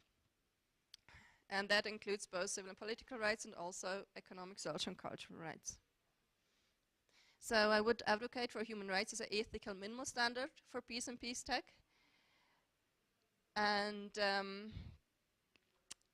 really to create the socio-economic conditions that also allow the weak or the people who do not have the power to live a life in human dignity. And peace tech should thus also empower marginalized groups and really give them the freedom to make their own choices. So that is a bit more about the process. Like it shouldn't be peace tech from above, but from bottom up and participatory. Let's see how much time I have left. Okay, still a bit. So human rights, just briefly also some advantages. I mean, they're not only moral norms, but they're also legally. I mean, that's an important point where they have certain mechanisms in place. They already universally recognized, although not always implemented. But there are certain mechanisms. We don't have to start from scratch. And also, we can already build on existing networks. Outlook governance strategies, like why is governance so important? I think I should talk about it actually, because we are here at the Internet Governance Forum. So that makes sense, yes. We are at the Internet Governance Forum, so let's look at it. So governance really is important both for, it's kind of obvious, but for promoting the good stuff and addressing the risks. And that's my personal research question there. What governance strategies should be adopted to promote and safeguard peace and human well-being in the digital age? So either we can promote the good things, the peace tech, that has been mentioned before. Like it's not only about looking at the risks, but also what my colleagues have done, also mapping really what kind of good initiatives are out there that are using technology to promote peace. Also, it might make sense to simply ban certain technologies or make a moratorium, at least on them, till they are, till they can be like properly regulated. Because many technologies, it's difficult to regulate them because either there's not the knowledge yet of the policymakers, or they create facts by themselves very quickly. Like the technology is developing quicker than the regulation. So it might make sense to do a moratorium and say, okay, they're not allowed or their application is not allowed till we have regulated them properly. Or simply regulate these, as has been said also, these dual uses of technology. And possible means self-regulation might work for some cases, like for example platforms. Economic and financial incentives is always worth a try. Nudging has not been explored so much. If it would work, that would be awesome, because it could really, it would provide not incentives, but it would kind of push people to do the right thing by altering the environment. I mean, the most common example is there if you enter a shop, and before you go out, there's always the candies. Like while you're in the waiting line, the candies are there, and nobody pushes you to take the candies. But people who have children, they know it's quite likely that the children will take the candies. Not because anybody pushes them to, but because they're placed in a way that it's most likely outcome. So we could maybe be thinking also, how can we use technologies to nudge peace? Why not? And legally binding norms. I mean, at least for the most stressing problems, it might even be worth to be thinking if we should build on old norms, like already existing human rights, or if we rather want new norms. And for example, a UN convention, do we need that? Or like a way in between could also be like we need a new international agreement on how to interpret human rights, for example. Because these are like understood also quite differently by different actors in different contexts, what it means to apply human rights online. So that's the summary at the end. So what should global peace tech aim for? It should reduce all types of violence, human rights as an ethical minimal standard. Personal freedom, I think, civil and political rights is an important one, especially when we talk about surveillance technologies, for example. Yeah, it's key for peace, let's say it that way. Without civil and political rights, it's very difficult to have situations of peace. And create equal opportunities also for all to realize their full potential. Human dignity as an unconditional baseline. I mean, human dignity is key of human rights and peace, by the way. And ideally also empower marginalized communities really to make their own choices and to do that in a bottom-up approach. Yeah, that's not really the last one. Okay, so if we look at if there's some kind of ethical assessment that we could be thinking for peace tech, really the baseline is that certain technologies are developed and used with certain intentions for certain purposes by certain actors, and they produce certain impacts and consequences. And that's important if we talk about responsibility. So if something goes wrong, somebody has to be responsible. And well, that's really kind of based on the three main ethical strands, but I don't want to go in depth here now. No, Evelyn, we also want to. We have 5 minutes left, so we also want. I'm gonna end here. I'm gonna end. It's the last one. But I think it's really important to look like for what purposes our technologies are developed, because if they're developed for military purposes, it's already difficult to combine with the ethical human rights perspective. And then secondly, are they in accordance with human rights norm? And what are the consequences of certain technologies being applied? Thank you very much. Also, thank you, Michele, for your patience. No, thank you so much. Of course, she was talking about the patient with the technology that didn't work at the beginning of the session, not about the patient for the presentation, which was great. And thank you so much for this overview on the ethical minimum standards, and also to provide us this glimpse into the governance options, the governance idea. And I think it's very important for us at least to think about this. It's the core of our reflection. It's the end game for us. So about this whole initiative. So how do we govern this? What can we do with the regulation? So we think a lot about policy innovation while being aware that this is not the end of the story, and regulation is not a magic wand. But then you need also to promote a culture in which this regulation can be applied. But anyway, I was just wanted to check if there were any questions from the audience there or audience online. So yeah, there's a question. Thank you so Sorry, much. we talked too much and we didn't leave enough space for you. I'm not sure whether, But yeah. okay, now it works. Hi there, my name is Eliška Pirkova. I work as Global Freedom of Expression Lead at Access Now. And this was really fascinating presentation, well, all of them, and great opportunity for us to become more familiar with this great project, since we've been also working on platforms accountability and content governance in times of crisis. So I do have several questions. I try to keep it brief in case someone else has also questions, but when you open your presentation, and I'm very happy that the last speaker actually elaborated on it, because there was a long list of different technologies and different issues, and at some point I felt that maybe, and I know that was just probably an example of all issues on the list, but it was almost like mixing together weaponization of tech together with weaponization of information. And also, of course, and I'm happy that the question of ban and moratorium on certain technologies have been brought up, because of course these technologies are very different in nature. So what will apply to content recommender systems or content moderation algorithms, and what kind of measures we can adopt there in order to positively impact peace in the future will be definitely different than, for instance, spyware and Pegasus, and something that should be outlawed or strictly regulated. And that brings me sort of to a second point, which is, what is exactly a peace stack? Because to me, if we put aside a very concrete examples that are clearly used for military purposes, then we also end up, based on your presentation, with stacks such as, again, content recommender systems or ad delivery systems, and the way how we optimize algorithms. And these exist whether there is a peace or war, because they are an integral part of the business model of these platforms.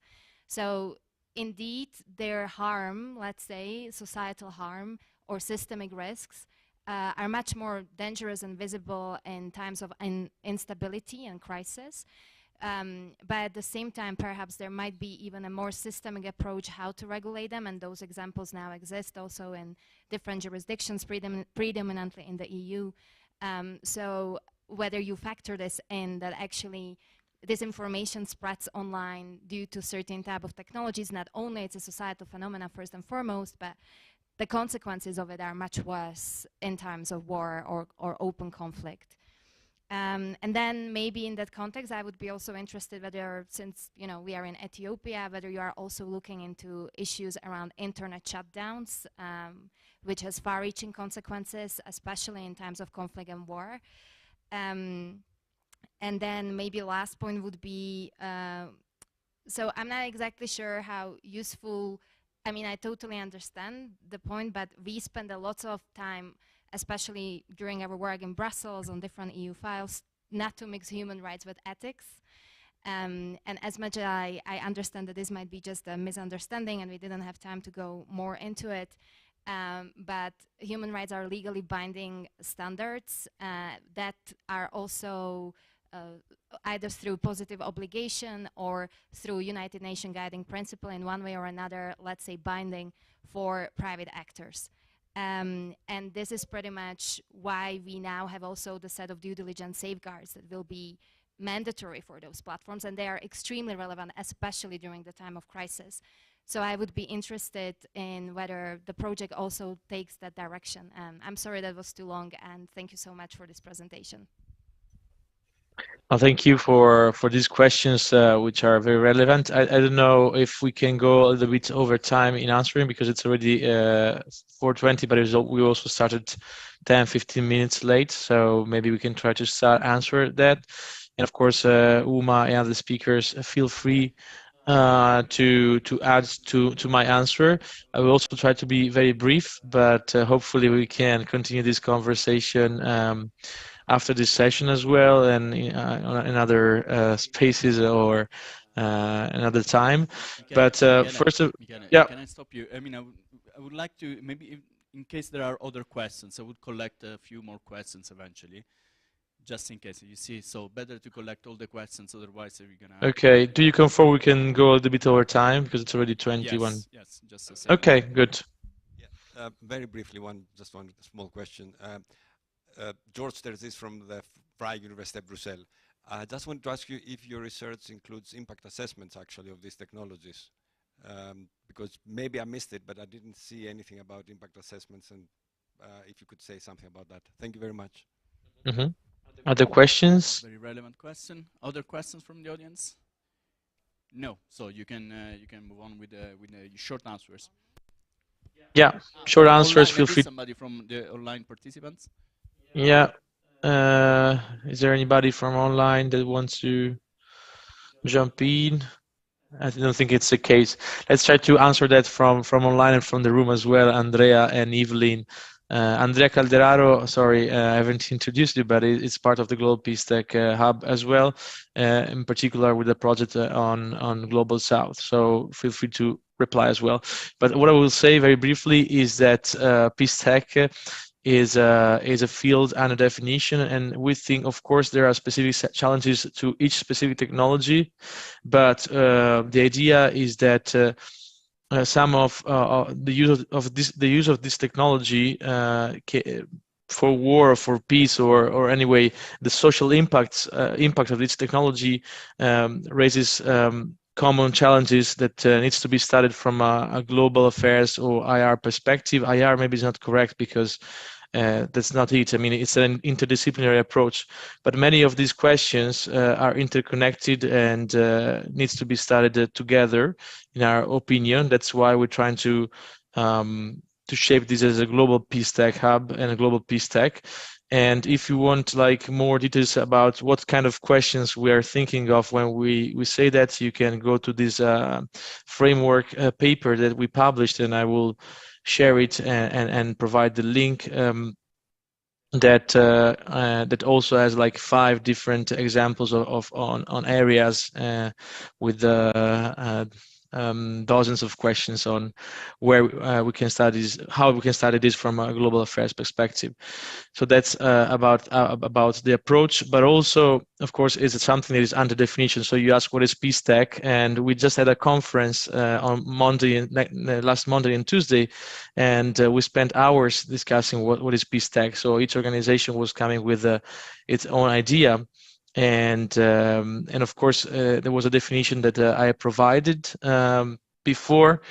That's our definition, but it's not like set in stone. It's something that we are discussing and currently developing. But of course, this includes what you were talking about. So this kind of idea of embedding peace by design when we think of technological applications for peace. And yeah, having a more systemic, when we were talking about having a more systemic approach in regulation, that's obviously part of it. So I know it's quite an incomplete answer, but I will need to open many files to answer that. On impact assessment, that's step 2. So when this is quite a recent project, we started in December and we committed to the mapping. And the next step, as you can see, is assessment, and the third part goes to the policy recommendation. So when we do assessment, we want to evaluate tech use, so on the technical level, but also tech users, so how they are affected by technology. And the third step is tech regulation, so which kind of legal normative framework we can have to minimize the risks and enhance the opportunities that these technologies offer. I realize this is quite an incomplete answer, but again, it's impossible. I would need to talk more. And but basically, yeah, I will point you to this paper that we wrote with Professor Kalifas Nikolaidis when we expand on these ideas and kind of defend the idea of having a global peace tech as a common approach for common questions that are affecting our time and need to be taken into consideration together and not in silos, in order to have more peaceful and societies that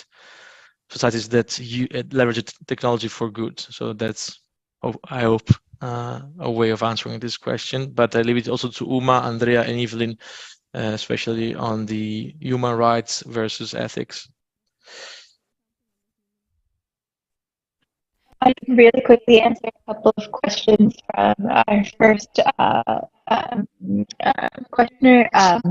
really looking at, you know, this idea of as conflict arises, this the use of technology uh, in in order to fuel that conflict arises as well. And that was actually a really big main theme that we found in the Peace Tech Talk Map, which was the dual use nature of the technology. And so something that needs to be considered is kind of what fail-safes and governance kind of methods are in place so that way, even when there is unrest politically, socially, the technology that is there is being manipulated.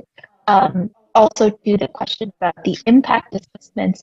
So we look at kind of how the technology is being used and what are kind of the results of that. We looked at also a bit of what is the existing legislation and standardization kind of methods.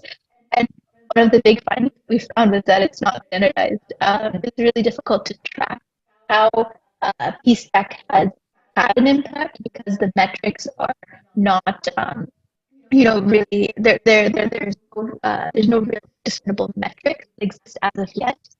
However, doing more research into specifically looking at how can we establish some sort of impact assessment metric for Peace Tech would be a really cool field of.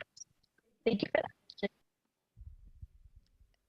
I would also like to add something to the question on human rights. I think that was a really important one because human rights, they're legal norms, yes, completely, but they can also be morally justified.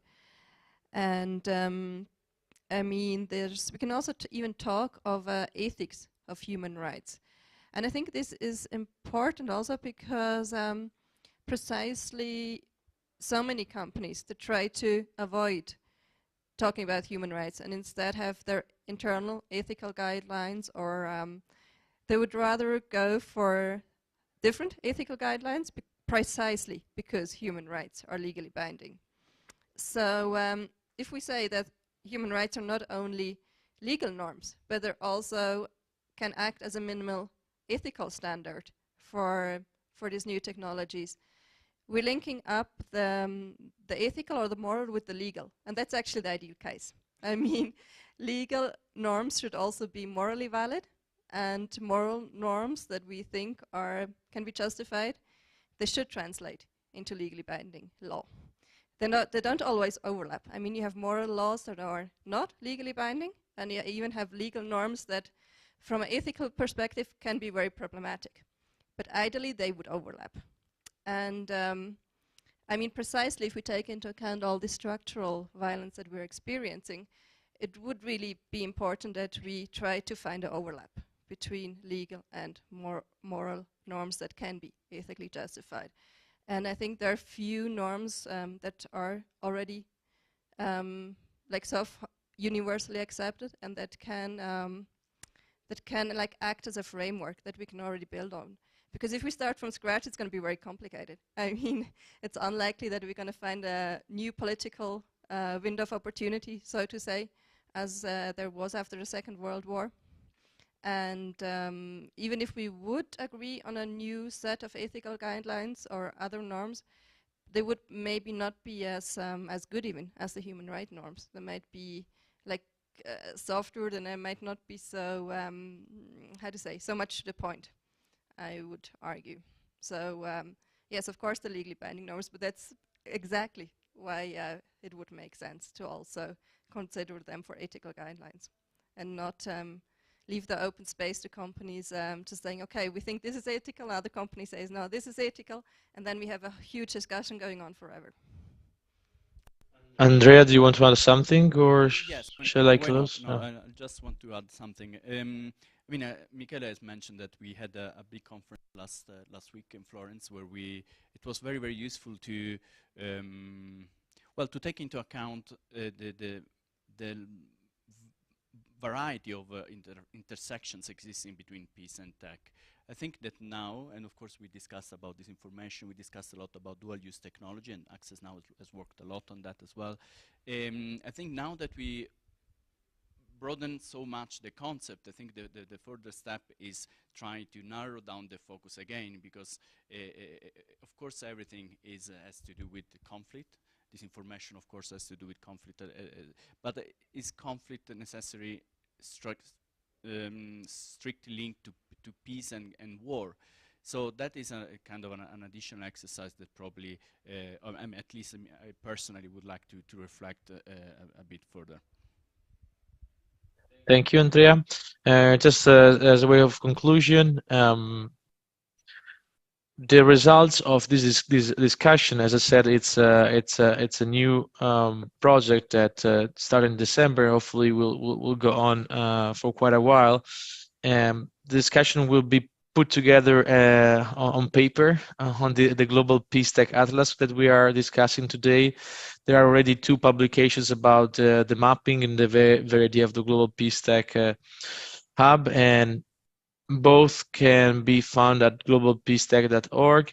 But the idea is also to collect for the Global Peace Tech Atlas contributions for all these different organizations working on peace, including Access Now, or working on tech and tech for good.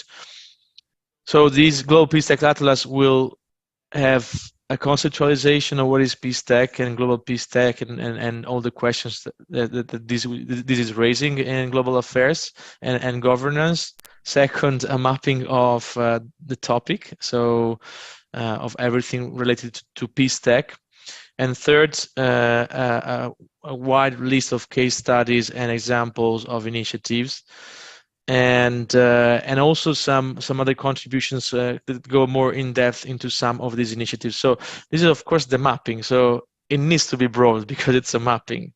But the part that Andrea was talking about, and you were also mentioning, like about narrowing it down, it's I would say the next step. So from here, from this broad overview, we will try to make sense out of this, of everything that is peace tech, that it also included the misinformation, disinformation, and fighting disinformation. So an initiative, for instance, we have a European Digital Media Observatory here in Europe that is fighting misinformation, disinformation.